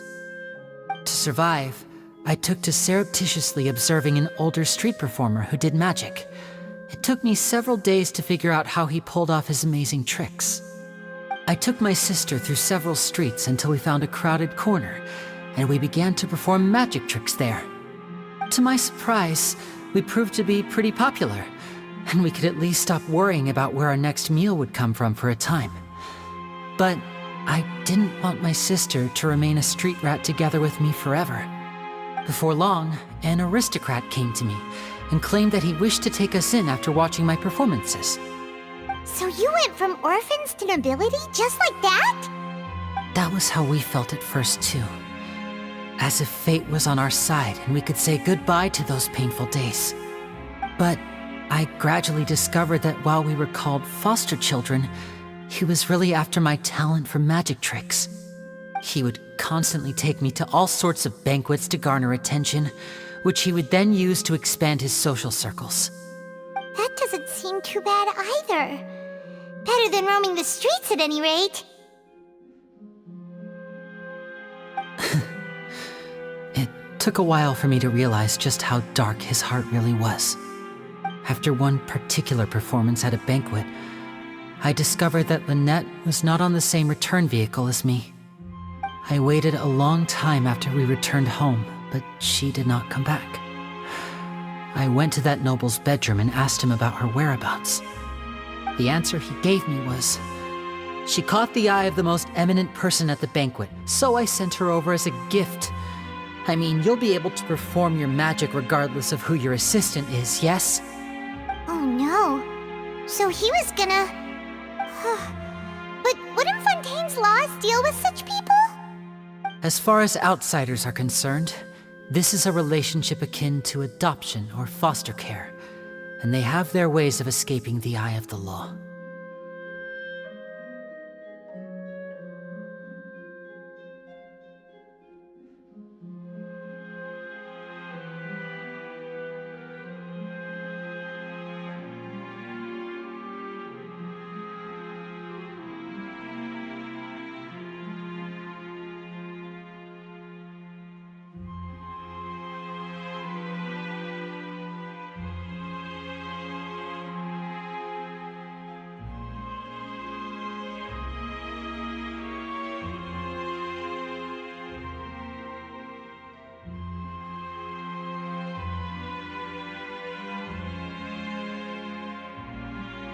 I managed to ferret out the location of the mansion of that so-called eminent person and hurried through the night.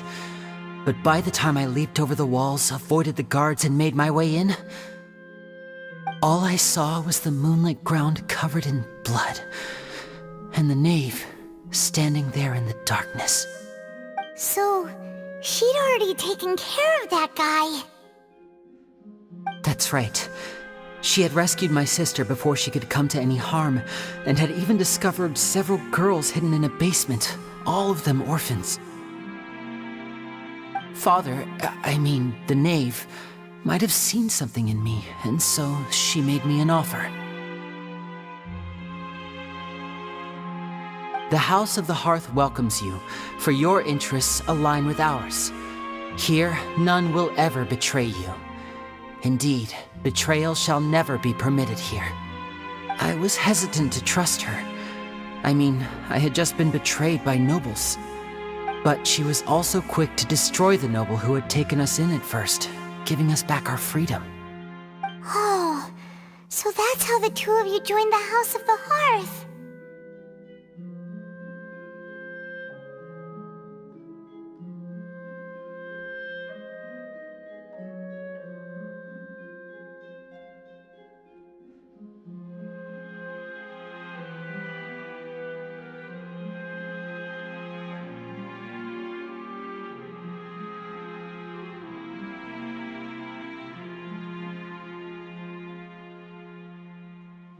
She has her own plans. She has gained permission from the Tsaritsa to first use the Gnosis' power once she obtains it. She plans to use it to find a way to break the prophecy and save Fontaine. So, she believes in that prophecy too? That's right. The whole House of the Hearth is currently working to combat that crisis. Today's case has also proven that people from Fontaine can indeed dissolve into some sort of water, thus further supporting the prophecy. Everyone at Hotel Bouffe d'été, including the Knave, has their roots in Fontaine, and we will always defend our homeland. To us orphans, the only connection we have left to this world, apart from our family, is our homeland. So, from small deeds like distributing magic pockets to huge schemes like stealing a Gnosis, everything is aimed at dealing with that prophecy. It's all right. I understand. The only thing I can do is relate all this to you. I just hope you can understand that even as a member of the House, I have never stopped making my own decisions, and that I believe what I'm doing is right. If you should need anything at all in the future, feel free to find me. I will do my best to help you, as plain Linny.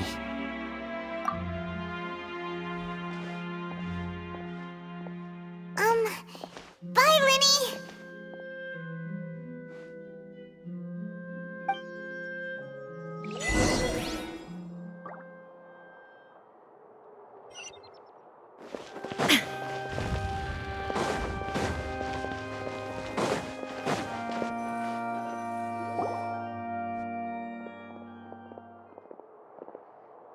Hey there!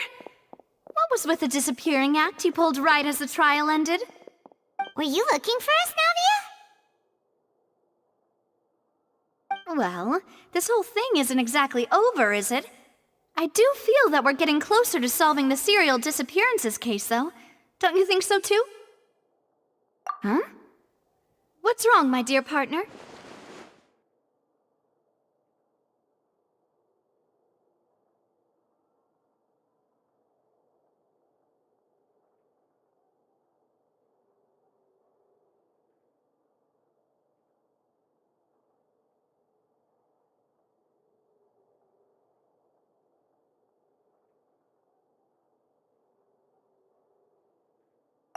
Besides, are you sure we're the ones who can crack a case that's been cold for decades now? And given that there's new evidence from the trial, there should be a trail of breadcrumbs for the Hydro Archon's people to follow now, right? Ah. I see. Well, I won't lie. I'm a little shocked to hear that from you. But I suppose you are just travelers who have only arrived in Fontaine after all. Sorry. I might have been too presumptuous. Don't say that, Navia. Ah, and we were having so much fun investigating with you, too. It was like having new waters flowing into a stagnant mire, causing new hope to spring forth, and the reflection in the murk to become clearer. Sorry about that. I'm a bit prone to nostalgia. Don't mind me. Wait, shall we have a farewell meal?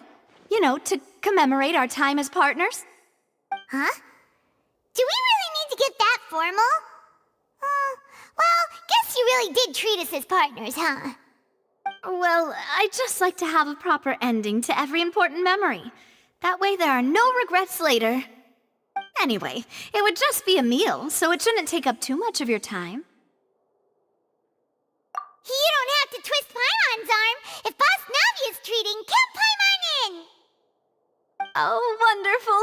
In that case, why don't we return to the Court of Fontaine and head to the Hotel de Boer? I believe we'll make it just in time for dinner.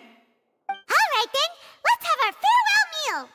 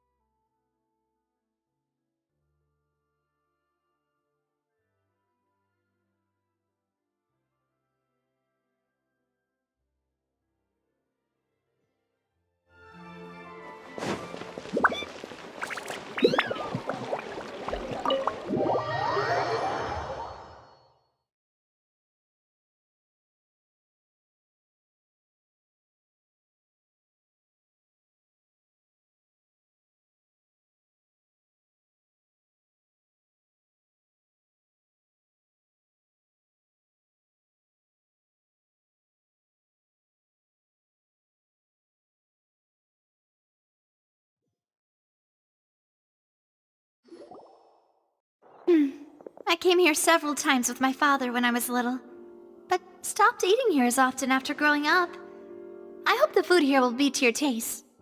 Oh, don't worry! We haven't eaten at a hotel like this in a while. Paimon's getting excited already!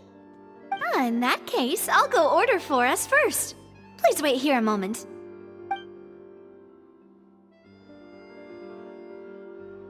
Ooh, everything looks so good! People in Fontaine sure know how to enjoy life!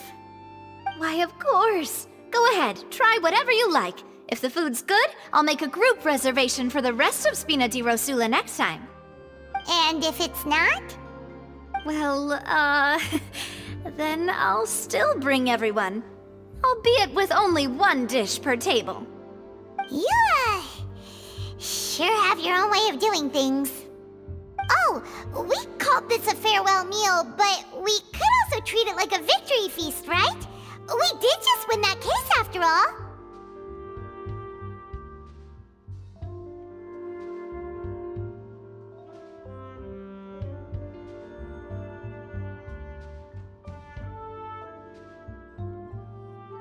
Oh, true. Very true. In that case, boss, we'll have another 2 dishes. Huh? Paimon didn't mean that you had to order even more food.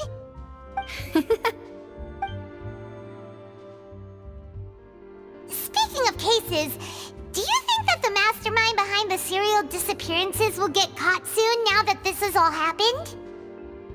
Well, we've certainly taken a big step forward, but I feel that's about it. We know that there's an organization that means to dissolve these young women, but we still don't know what they are really after. If it hadn't happened right in front of us, Paimon wouldn't have ever believed that a person could be dissolved like that. Right? Yet it was because this was such a preposterous notion that the investigation could never really move forward before. Ugh. If only that guy could have finished speaking! We were so close to hearing who was behind it. In such investigations, even the smallest step can seem like a yawning chasm if the trail of clues is cut off. To be honest, I don't have high hopes for any follow-up that the authorities might conduct. It's not that I don't have faith in their ability, it's just that a different perspective is required in some matters. It's easy to guard against and deceive a single narrow perspective. A shift in thinking is required at such times in order to produce a breakthrough, which is exactly why the Spina di Rosula exists. Those highfalutin folk are not all-knowing. That's why we exist, to seep into the cracks where filth falls through, where their watch fails them. That's the kind of problems we solve. Seems Paimon thought things were simpler than they actually are. It's all right. Well, this was supposed to be a farewell meal, so I doubt you have further interest in this business, right? Let's talk about something else. Like, what are your future plans?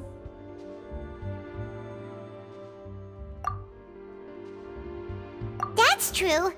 We didn't have a chance to speak to her after the trial ended. It didn't really seem like the right time or place to do it anyway. I see. So, your primary objective, which has been foiled so far, was to have a chat with the Hydro Archon. I've heard that there's a long line of people waiting to meet Lady Farina.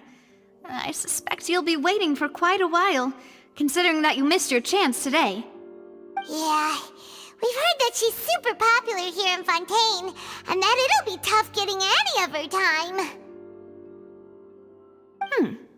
Well, would you consider some more, unique ways? Perhaps even methods of, let's say, questionable legality? Guess that's Spina di Rosula's boss for you. Chock full of sketchy ideas. Well, what did you have in mind? Well, one way would be to infiltrate a performance troupe at the Opera House, only to abandon your act at the play's climax and ask to speak to her after the performance. I'm sure Lady Farina would be eager to see the ending, and would agree in order to finish watching the play, don't you think? Could you suggest something a little more practical? This plan seems pretty hard to pull off. We'd have to go learn how to act, and acting's really hard. All right, here's another. Find a way to conceal yourselves under her bed, then wake her up in the dead of night and demand answers. Don't let her go back to sleep until she answers all your questions. I can personally testify that this one works. When I'm sleepy, I'll do anything as long as I can finally get some sleep. That might work, but that's not really the problem. The problem is we don't want to get ourselves arrested. Valid point. I overlooked that part. I was just thinking about leveraging a person's desire for sleep.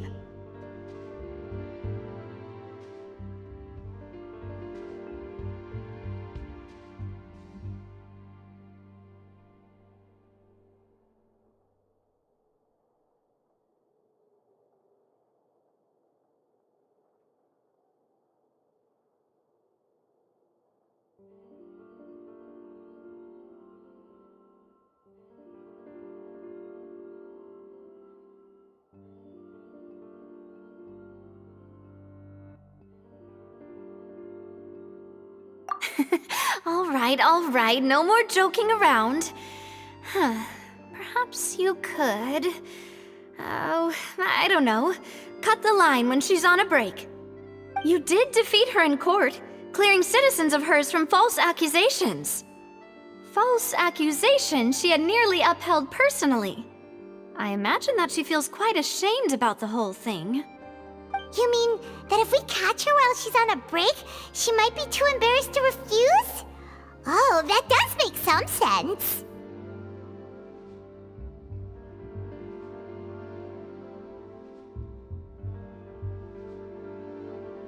Why don't we give it a try after this meal? You know, strike while the iron is hot and all. Huh? Paimon, did you drink my Fanta? Was this your drink?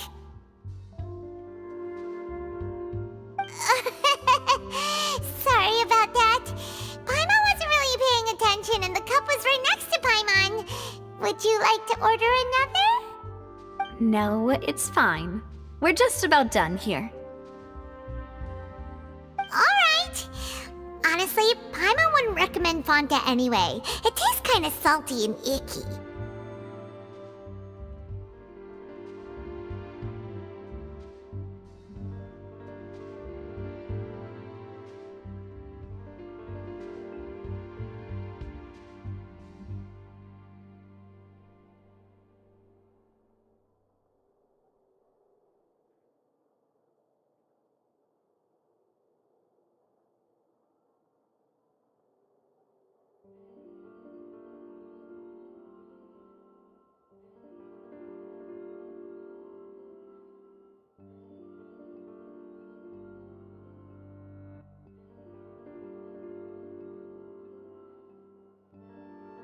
Is that so? Huh. Well, in that case, we'll have to blacklist the Fanta here then. If we're all finished eating, then I'll go pay. Yeah, we're stuffed. Thanks for the treat, Navia.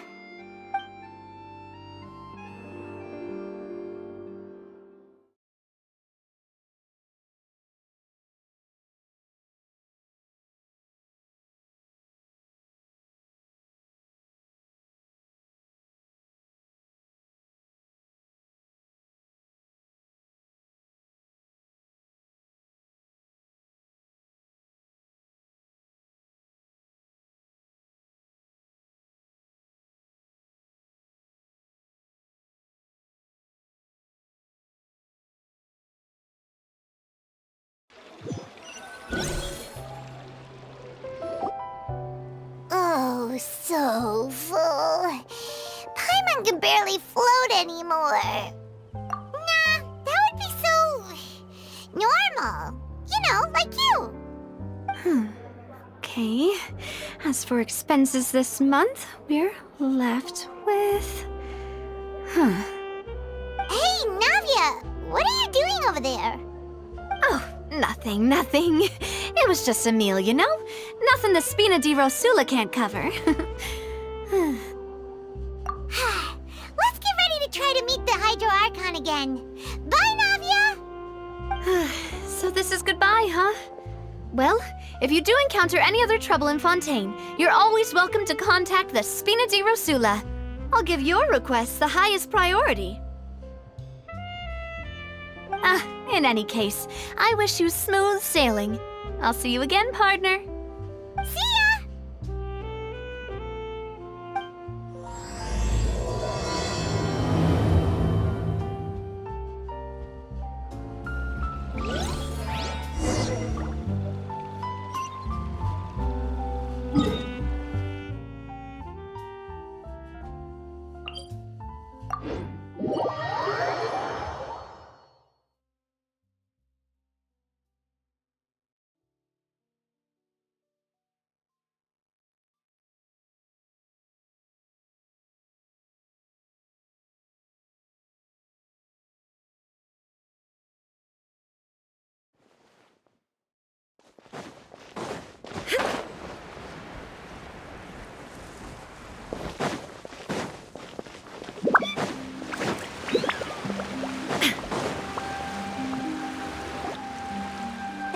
People around anymore. Looks like that boat we took to Araneus might have been the last one. Vache. Looks like we're back here again. Huh? Traveler? Are you hearing voices again?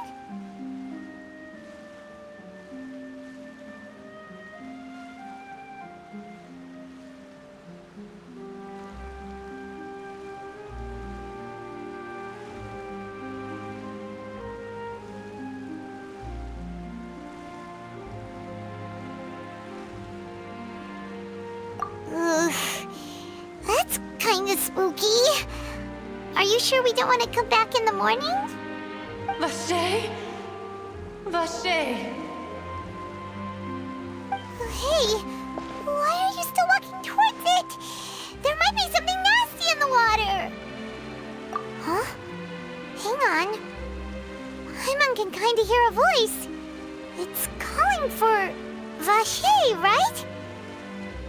Hey, traveler? Stop walking! Come on, wake up!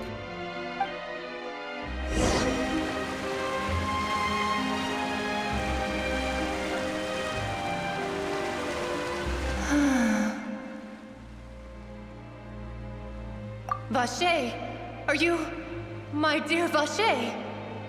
No, wait. You seem to be someone else. Do you know Vache? Do you know where my love is? Wait. Who am I? I'm very sorry. I fear I do not know. My memories feel like they have been washed away like a flood. So many fragments dissolved amidst the tide, never to be recovered. How much have I lost? How many things that I once held dear while on land have I since forgotten?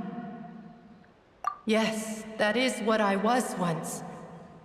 But now, I am but the consciousness of one who is lost, therefore. I do not know how I came to be like this either. I only vaguely remember being covered in light blue water, and then all grew dim. I also remember going to many places. I loved adventure, loved exploring places of peril. No matter where I went, Vache would go with me. I knew how dearly he loved me, and I also loved him equally as much. But now, we can no longer go back. The pain of such parting, I never knew how heavy it could be. No, our reunion no longer has any meaning. There is no way for us to create any new memories.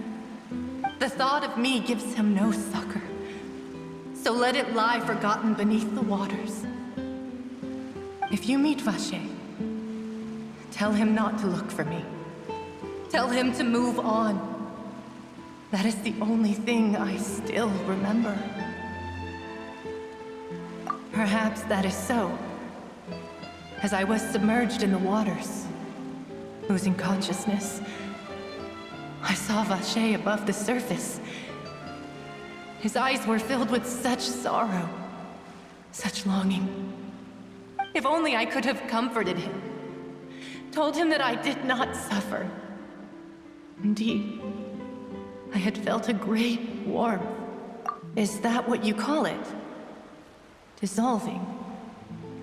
If anything, I consider it a form of release.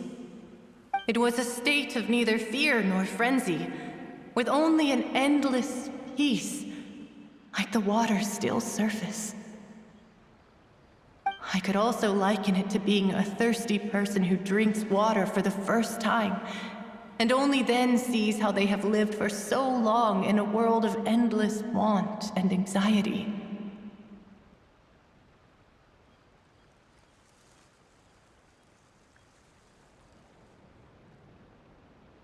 I think I hear your companion. It's time for you to go, I think. Farewell, then. I am glad that you were able to sense my presence. Remember, if you see Vache, tell him not to seek me out any longer.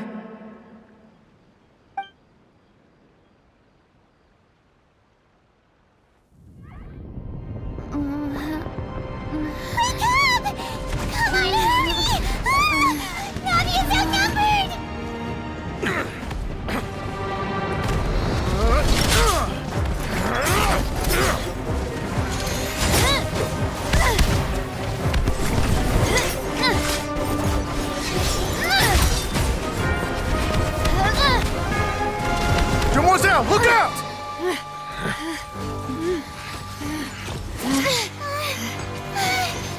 Dear God, it's a whole army of Gardamex.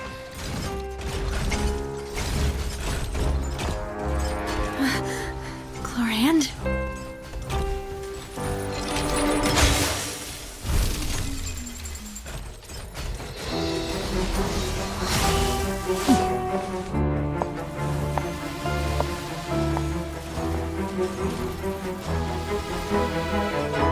Quick, now's our chance!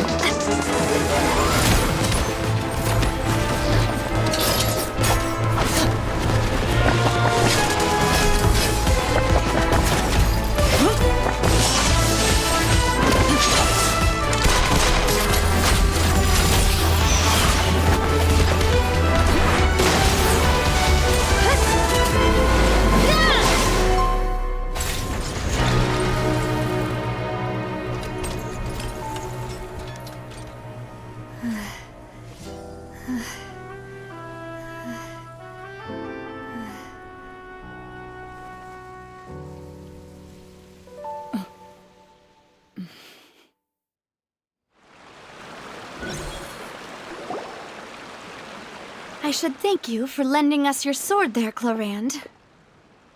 But before I do so, could you explain how you managed to show up here? I followed you. It seemed to me that danger has followed you more closely as of late. I believe that following someone without their knowledge is actually called stalking, is it not? Mr. Callus's last wish was for me to ensure your safety, and I will not betray his trust. He would do the same, were he alive today. Do not speak of my father! Sorry, demoiselle. I was not strong enough. Thank you for your aid, Miss Chlorand, but do keep an eye out for your manner of speech. I believe we all wish to avoid unnecessary emotional harm. Sorry, I did not consider your feelings. Whatever. What else do you know? How did you come to the conclusion that I'd be in grave danger? I doubt I know much more than you, but I believe that the mastermind behind the serial disappearances is very powerful. Your performance tonight will almost certainly attract their attention. I'm sure they've known about me. To be honest, I'm shocked it's taken them this long to act against me. And what about these Gardamex? I thought only those associated with the Maison Gardiennage could control them. None of these mecha have serial numbers. I was sure to check a moment ago. They are not the ones used by the authorities to enforce the law. I can only conclude that some powerful or wealthy party must have obtained them via illegal means, deploying them as a private force of sorts. What? Your point being that they're out of Spina di Rosula's league, then? Yes. Be careful, and do not act rashly. I will continue investigating no matter what. We will bring the truth to light. That's my father's true last wish. Regardless, thank you for your help today, Chlorand. But if you get any ideas, tell me first. I don't much appreciate being followed. I do not think that they'll strike again anytime soon. So I shall stop following you. Good day, all.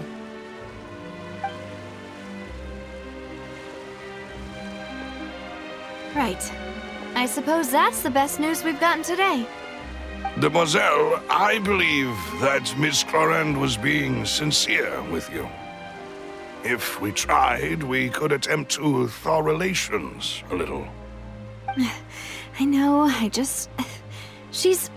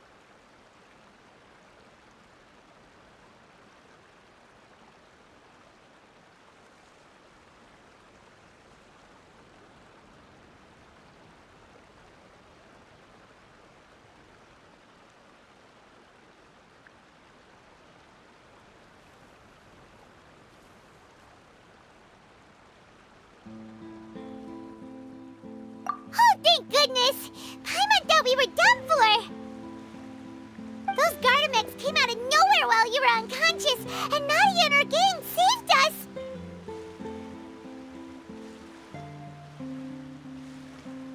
Oh, and there was that champion duelist named Chlorine who came out to save us too! We got lucky there. Paimon probably couldn't have fought them off otherwise.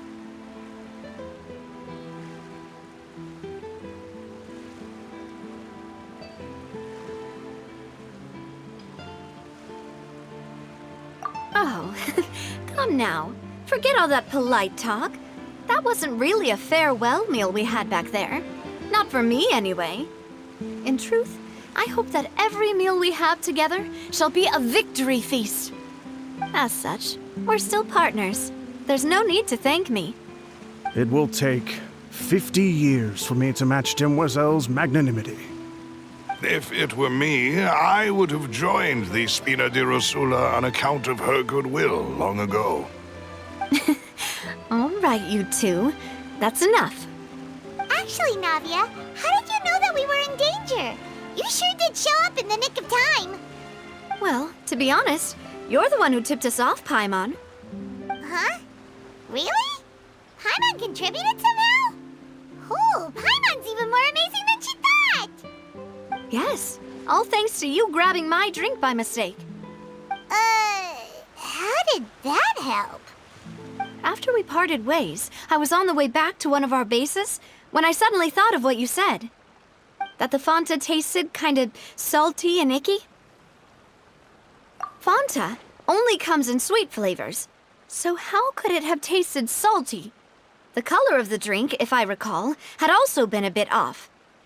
So the Fanta had been spiked with water from the primordial sea? Yes. So, if you hadn't drunk that cup for me...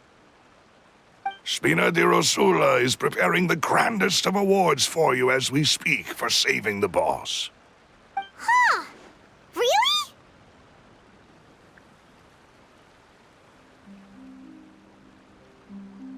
I sent people to Hotel de Boer to investigate, but whoever did this left no trace at all. That's when I figured out that you might be in danger and hurried here as quickly as I could.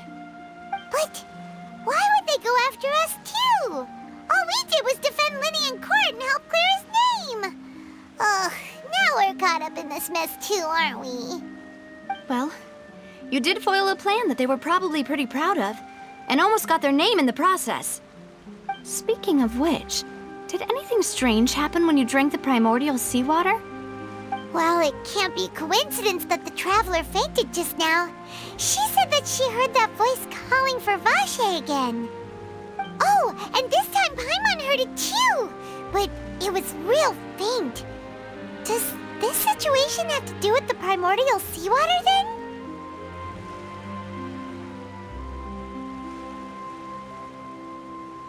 Does that mean the primordial seawater raises someone's sensitivity to hydro when it's used on people who are not from Fontaine? That doesn't sound like too much of a bad thing, to be honest.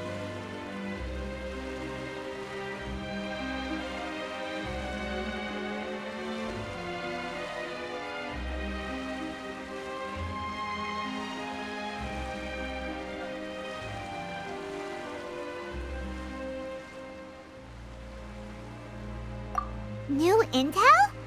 While you were out cold? Well, let's hear it, shall we?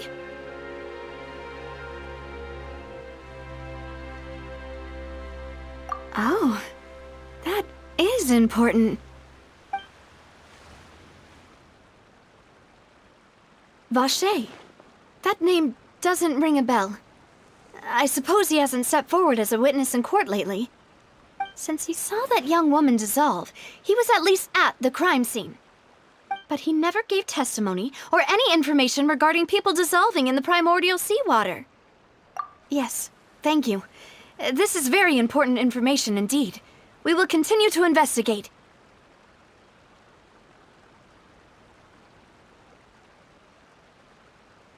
Oh, you mean you'll help us investigate? Well, you did say that our farewell meal didn't really count. That means we're still partners, right? And besides, we're in this now whether we like it or not. You're not gonna let those people who targeted us get off the hook so easily. Demoiselle, do try not to look quite so pleased. You are the face of Spina di Rosula, after all. You talk too much. Well, in that case, let's head back to one of our bases, shall we? I'll arrange accommodations for you. We also have some plans to go over, and hopefully we can deepen our bonds as partners. But we'll take that one step at a time, I guess.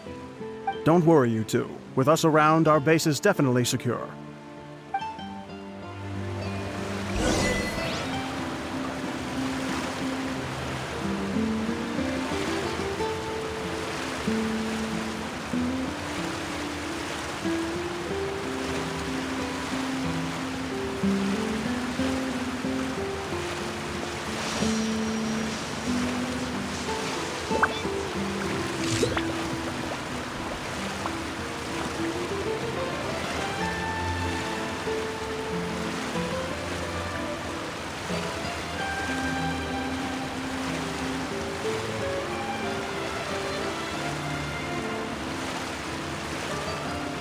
Inactivity serves no purpose whatsoever.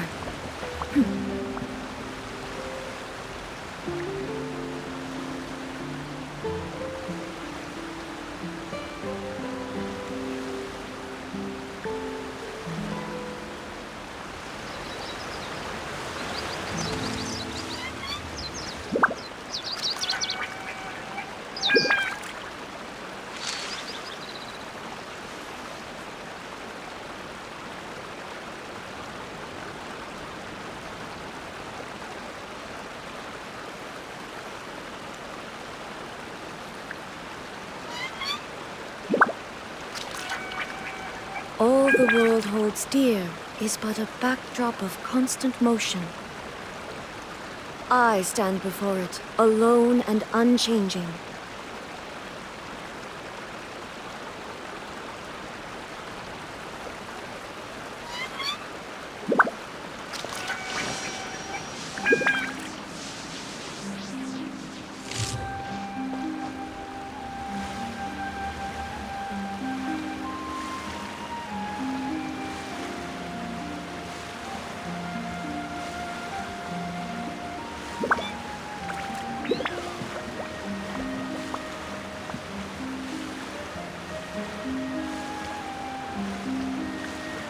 Inactivity serves no purpose whatsoever.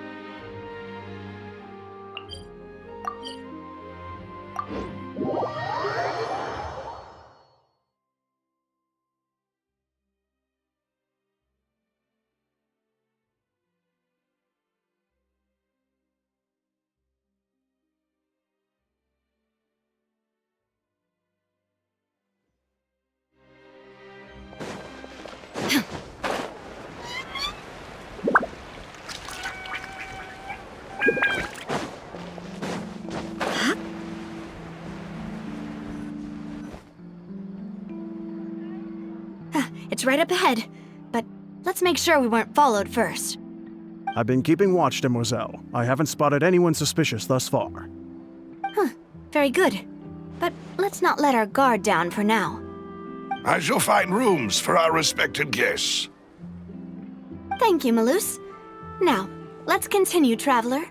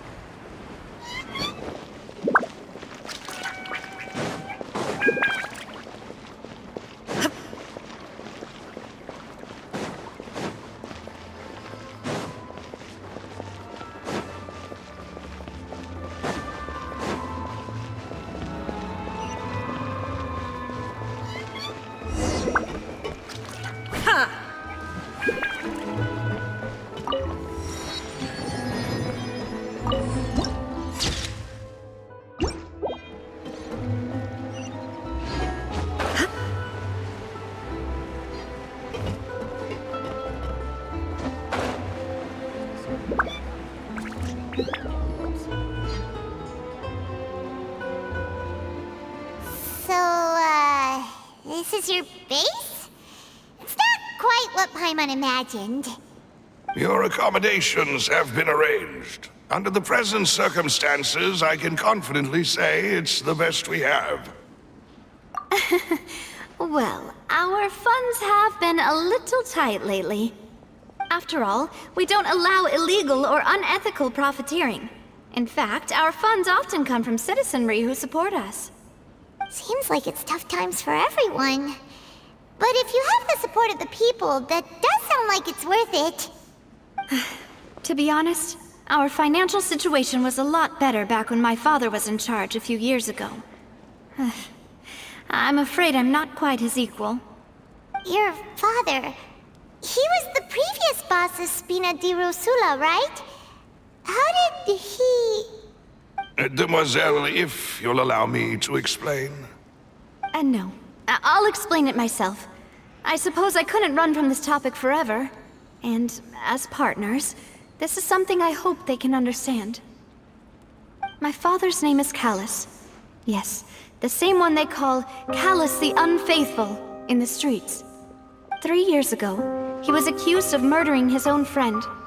But he chose a duel to defend his honor instead of standing trial. He died in the duelist's ring. Oh no. But I do not believe my father was a murderer. I'm sure he was set up. At the time, I believed that if he only stood trial and was duly investigated, something amiss would crop up and prove his innocence.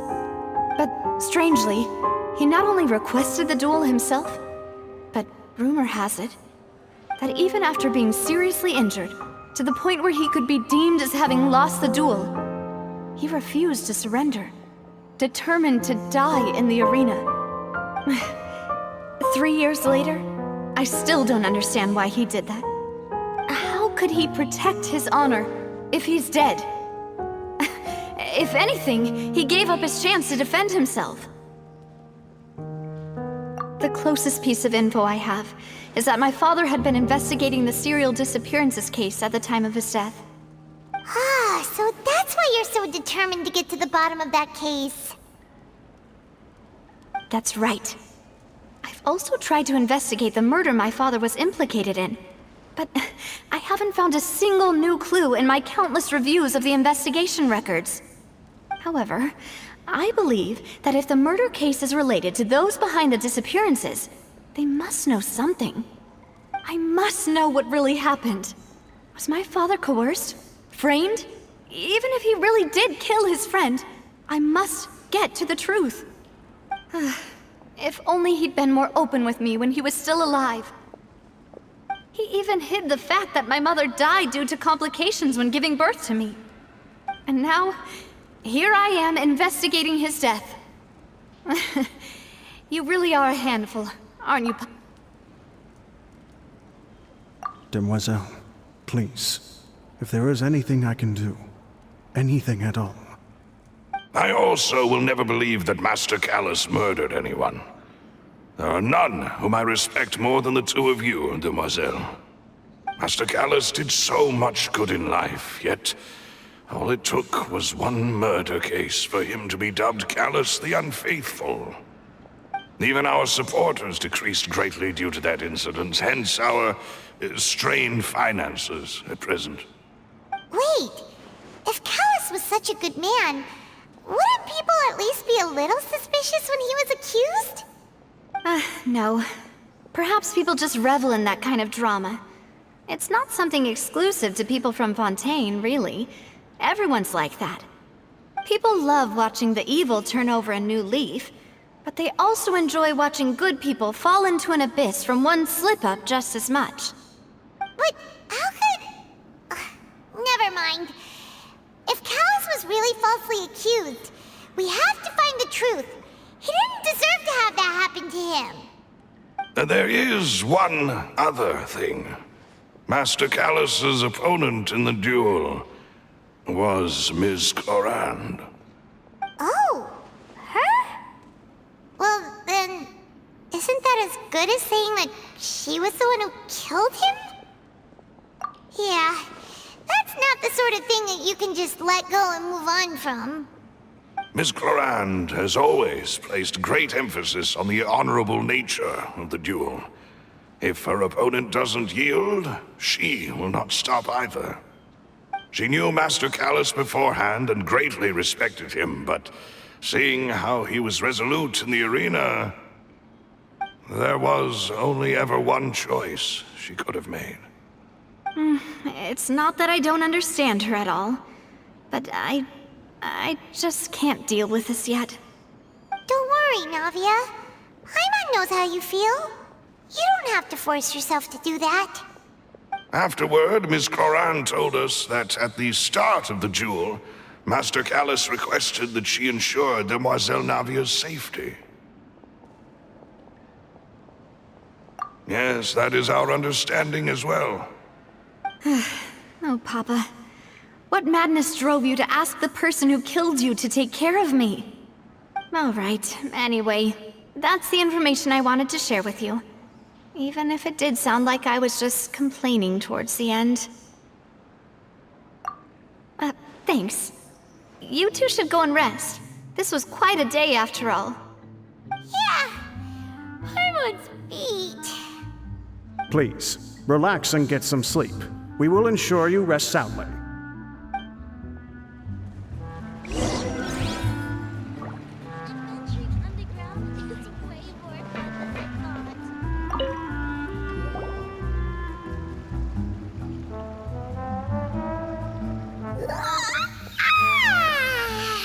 Paimon slept so well. This place feels almost too safe. Huh? Navia? Where did the other two go? I sent them back to Poisson. It's Spina de Rosula's place of origin, and where we have our headquarters.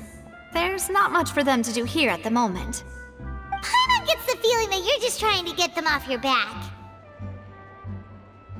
But never mind that. When did you get back? Were you waiting here the whole time? No, I just returned after going out for a while. I did some investigating yesterday regarding the name Vache.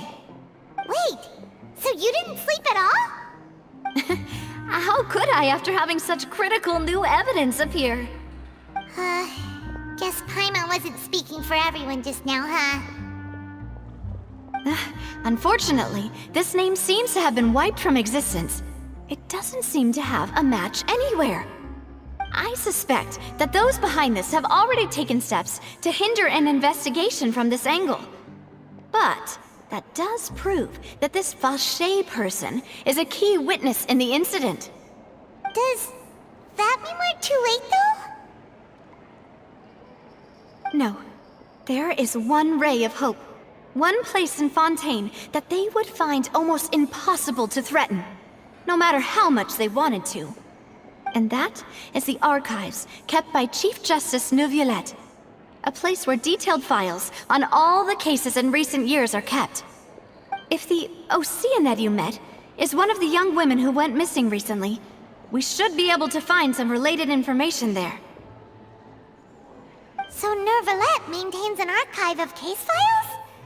Whew, guess that's the hard-working Chief Justice for you. In that case, let's go talk to him, shall we? Aren't you coming along, Navia? Did you get tired? No, it's nothing. Let's go see the Honorable Chief Justice.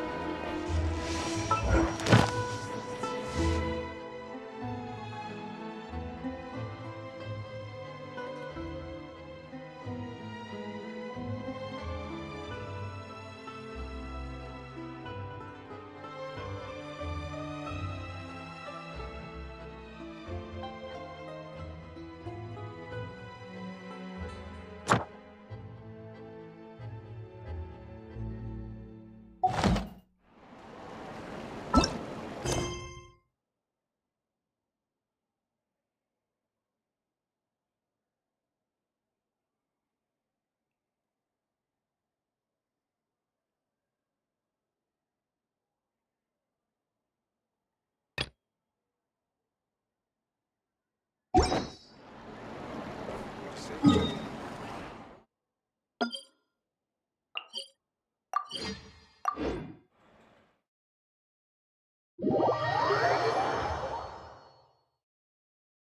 palais is right up ahead. Come on.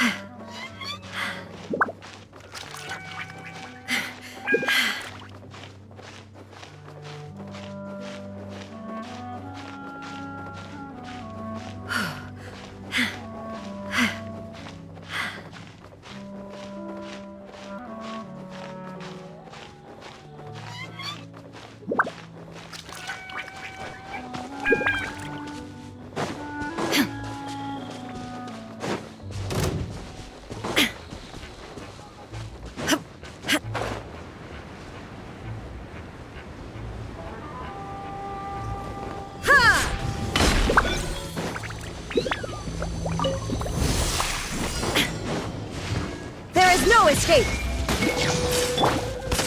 Hey!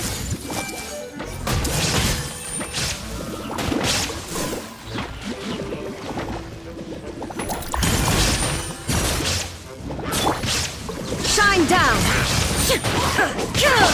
No, my sword!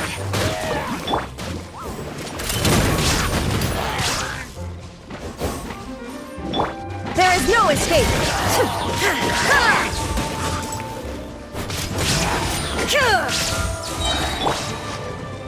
Everyone hold hands!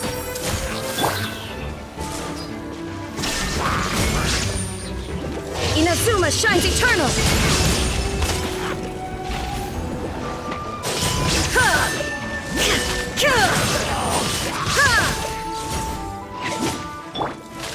Hey!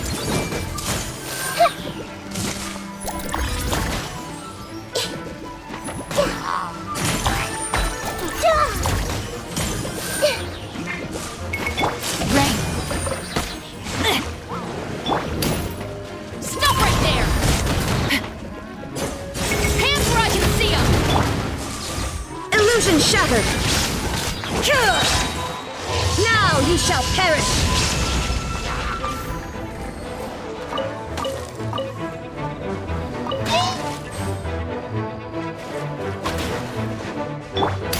Final warning!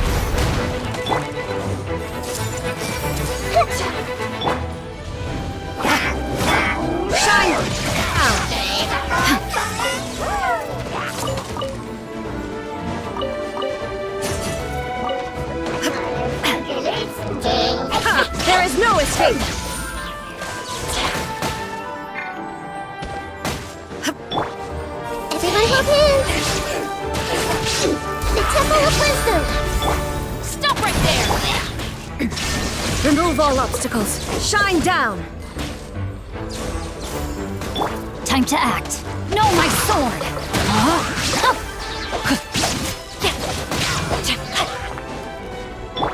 There is no escape!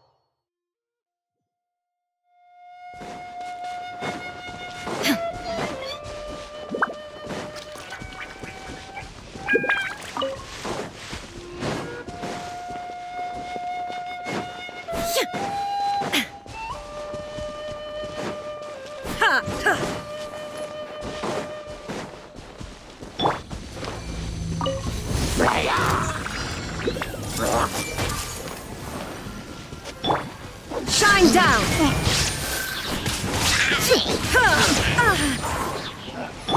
No, my sword!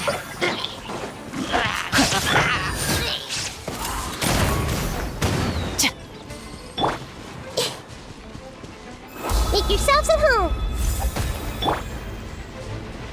Justice will prevail! Rain cutter! Illusion shattered! Inazuma shines eternal!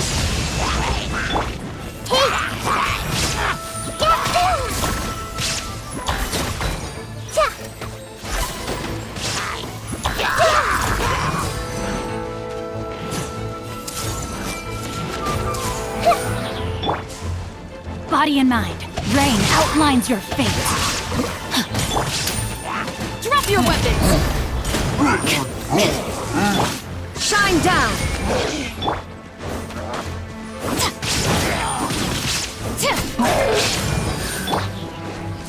Let me weave you a verse. There is no escape!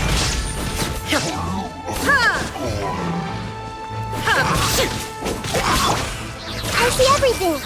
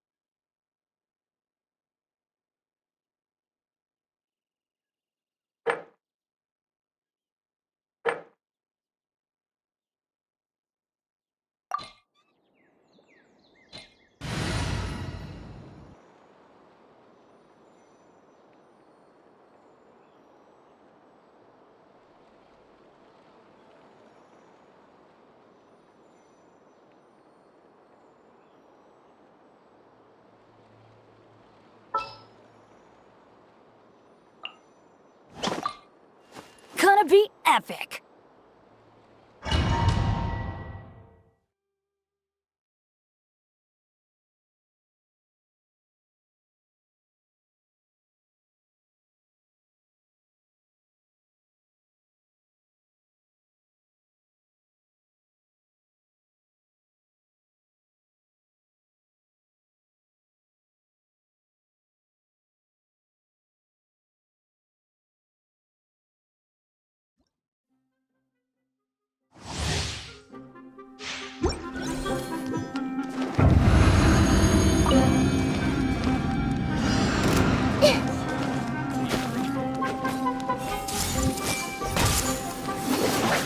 Let's end this now! Illusion shattered! Time to act. No, my sword! Adventure time!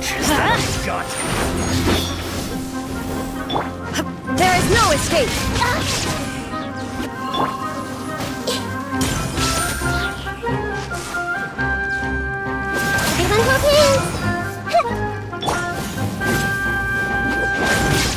Let's end this now! Now you shall perish! The Temple of Wisdom! Illusion shattered! Is that all you've got? Let's light it up! Off we go! Teamwork is dreamwork! Let's end this now! A minor setback. The brightest flames burn fastest.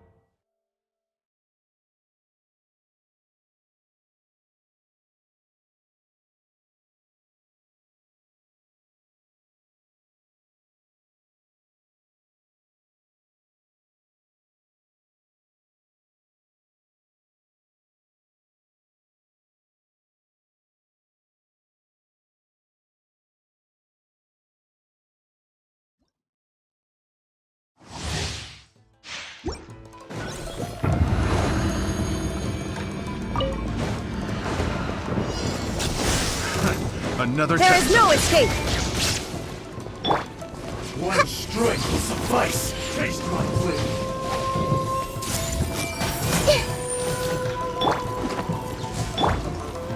Time to act. Rain outlines your fate. Change of plans. One strike will cheap tricks. Huh? I'm ready. Freeze! Adventure time. Let's light it on. That won't work.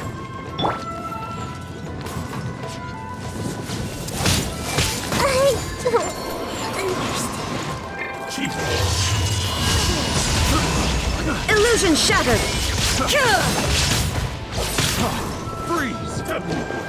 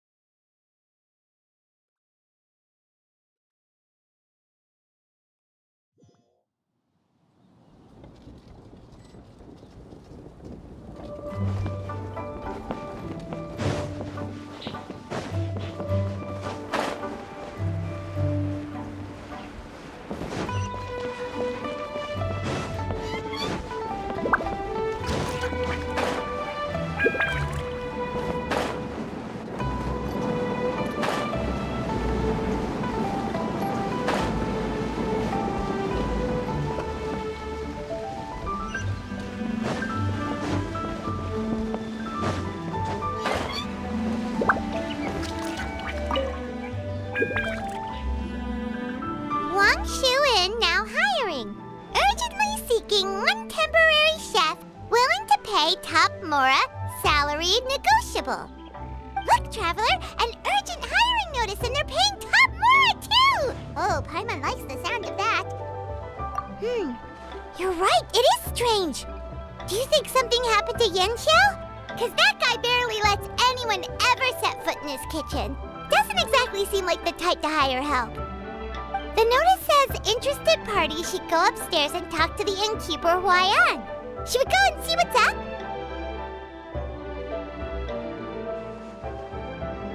Yeah, and we can ask about the pay while we're at it.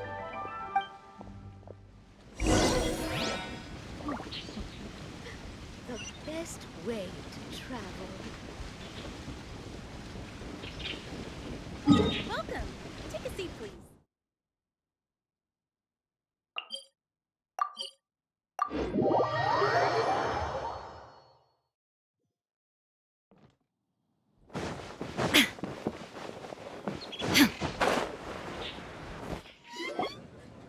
Boss, there's really no need for this. It's just a little burn, that's all.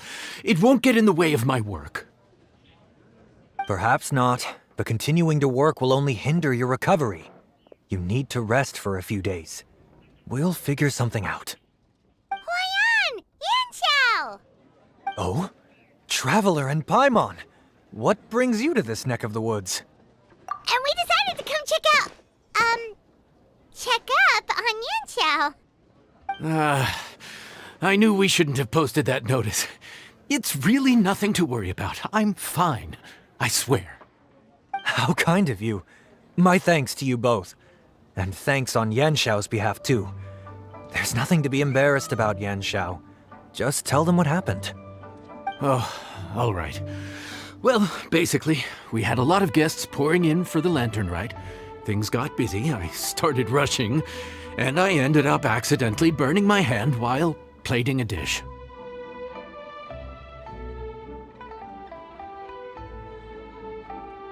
Well, you know what they say. Play with fire long enough and you're bound to get burned. Even the best chefs slip up sometimes. Anyway, it's nothing, just a tiny burn. I can still... Now, I don't want you pushing yourself. You'll only make it worse, and then you'll be looking at more than just a couple of days off to recover. But the lantern ride's only just finished, and we're still getting tons of guests. Now's not a good time for me to rest. Plus, lots of the guests are visiting from other nations. We can't just bring in some random chef off the street. We have a reputation to uphold. I refuse to let someone else ruin the good name we've made for ourselves here. Listen to you. Anyone would think that you're the boss and not me. But he's not wrong. Yanxiao was one of the favorites in the Masterful Chefs tournament. No matter how you look at it, his are big boots to fill. I don't mean to boast, but any chef of my caliber probably has their own restaurant to look after. It's not going to be easy to find someone who's got the skills and has the time to help us out. Looks like we might have to increase the pay we're offering even further. Do we know anyone that's a good chef and has the time to help out? Oh, of course, you! Oh, right. Yes. Now I think about it, I do recall hearing good things about your cooking ability. I suppose I'd added you to my mental list of people who can hold their own in a combat situation, but forgot you can cook. Why are you even keeping a mental list of people who can fight? Maybe a story for another time. More importantly, I'm sure Yanxiao would be comfortable leaving his kitchen in your hands, if anyone's. What do you think, Yanxiao? Well, since it's you, I suppose that's better than anyone else. What do you think, Traveler? Should we do it?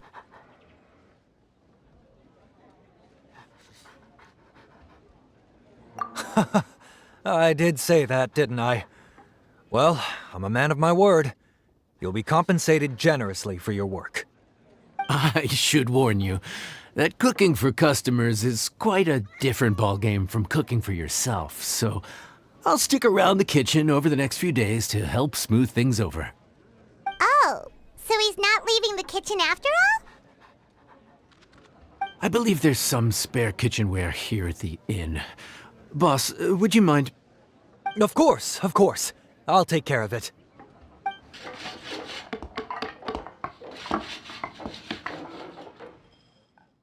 Whew. All done. Come, take a look. This was made with your measurements in mind.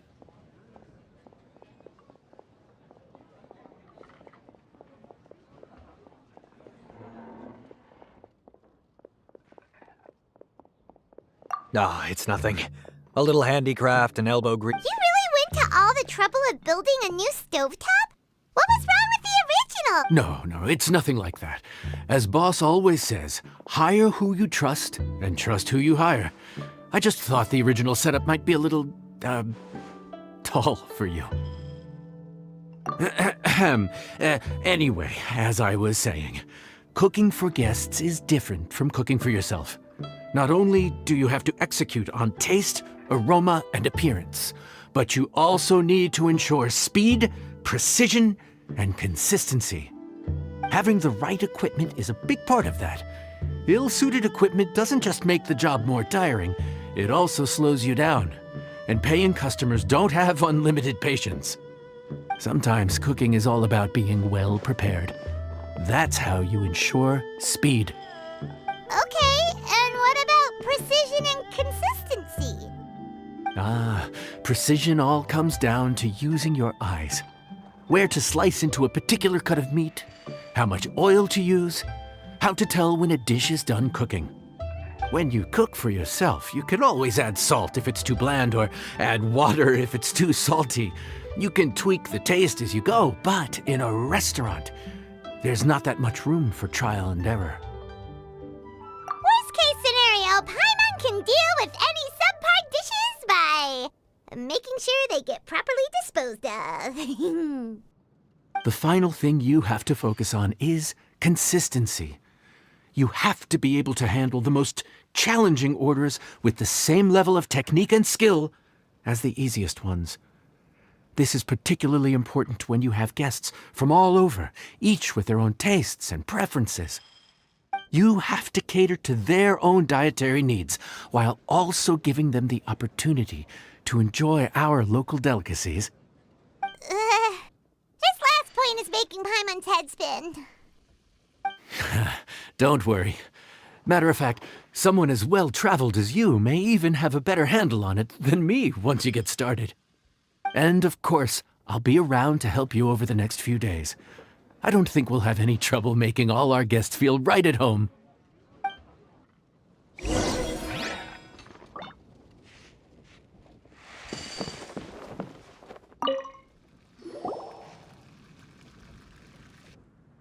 There's no time to lose, so let's get started. I imagine you probably have a good handle on the cooking side of things already. What you need to pay attention to is remembering each table's order. Try not to get them mixed up. Oh, Paimon's memory is like a steel trap. This is gonna be a cinch.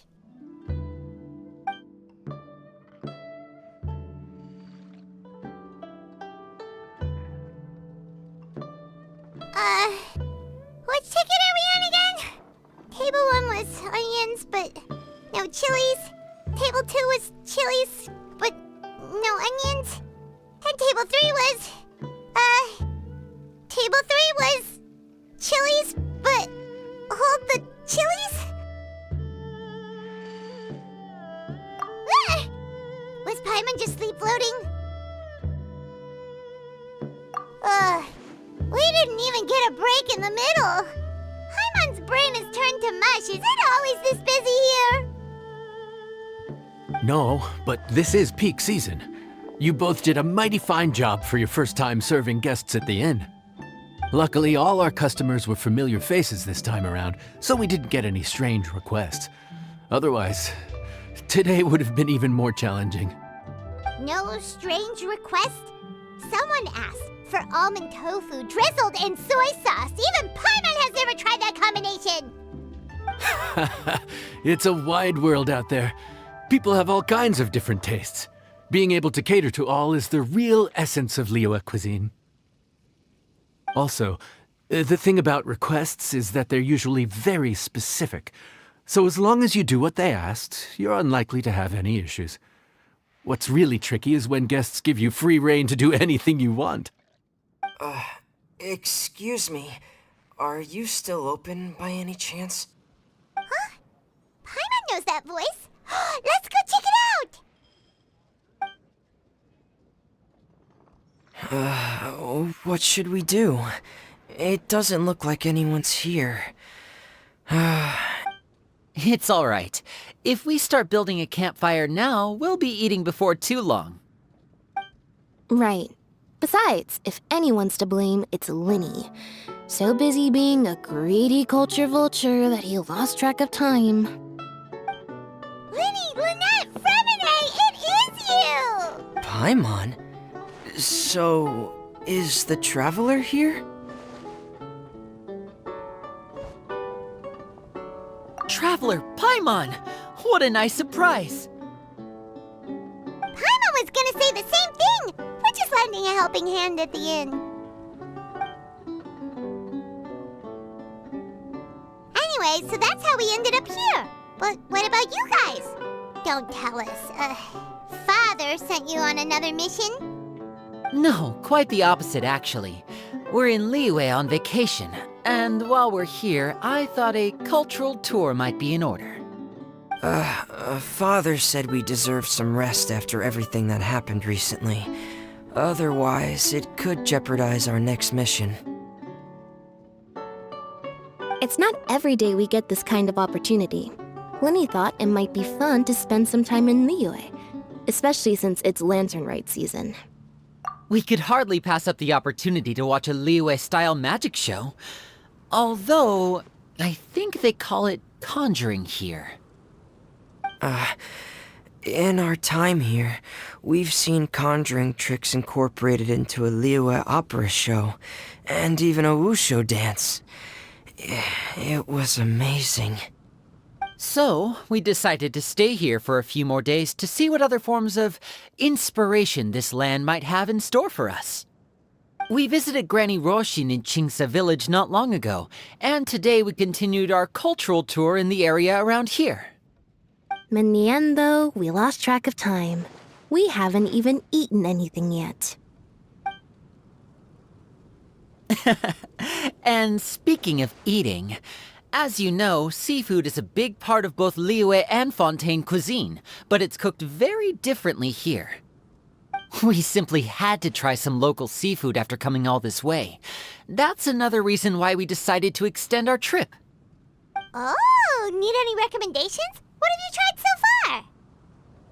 That fish one with the misleading name. Sounds bland, but it's drowning in hot chilies. Oh, you mean blackback perch soup? You're right, the name doesn't give much away. It looked and smelled so appetizing that Lynette took a huge mouthful, blissfully unaware that she was about to set her mouth on fire. She could barely speak for the rest of the day after that. Luckily, that wasn't a huge adjustment for her.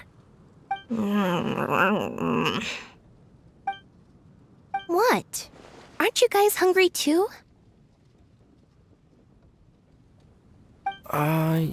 Yes. A little. Yes, I'm ready to eat. Traveler, I'm afraid we'll have to send you back to the kitchen now. Good question. I doubt we'll be able to decipher the menu, so why don't you recommend something? You should be pretty familiar with our tastes. One more thing. Please, if you have a heart, don't make it spicy.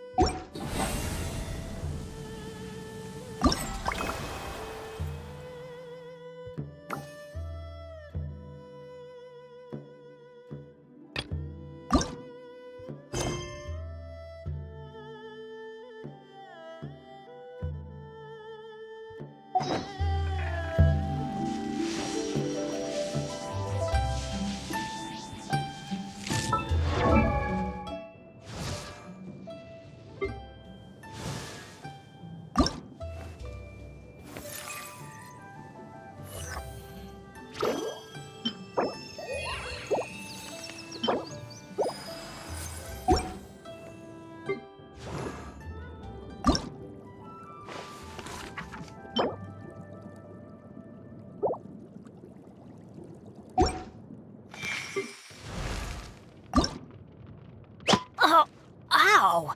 Where did that come from?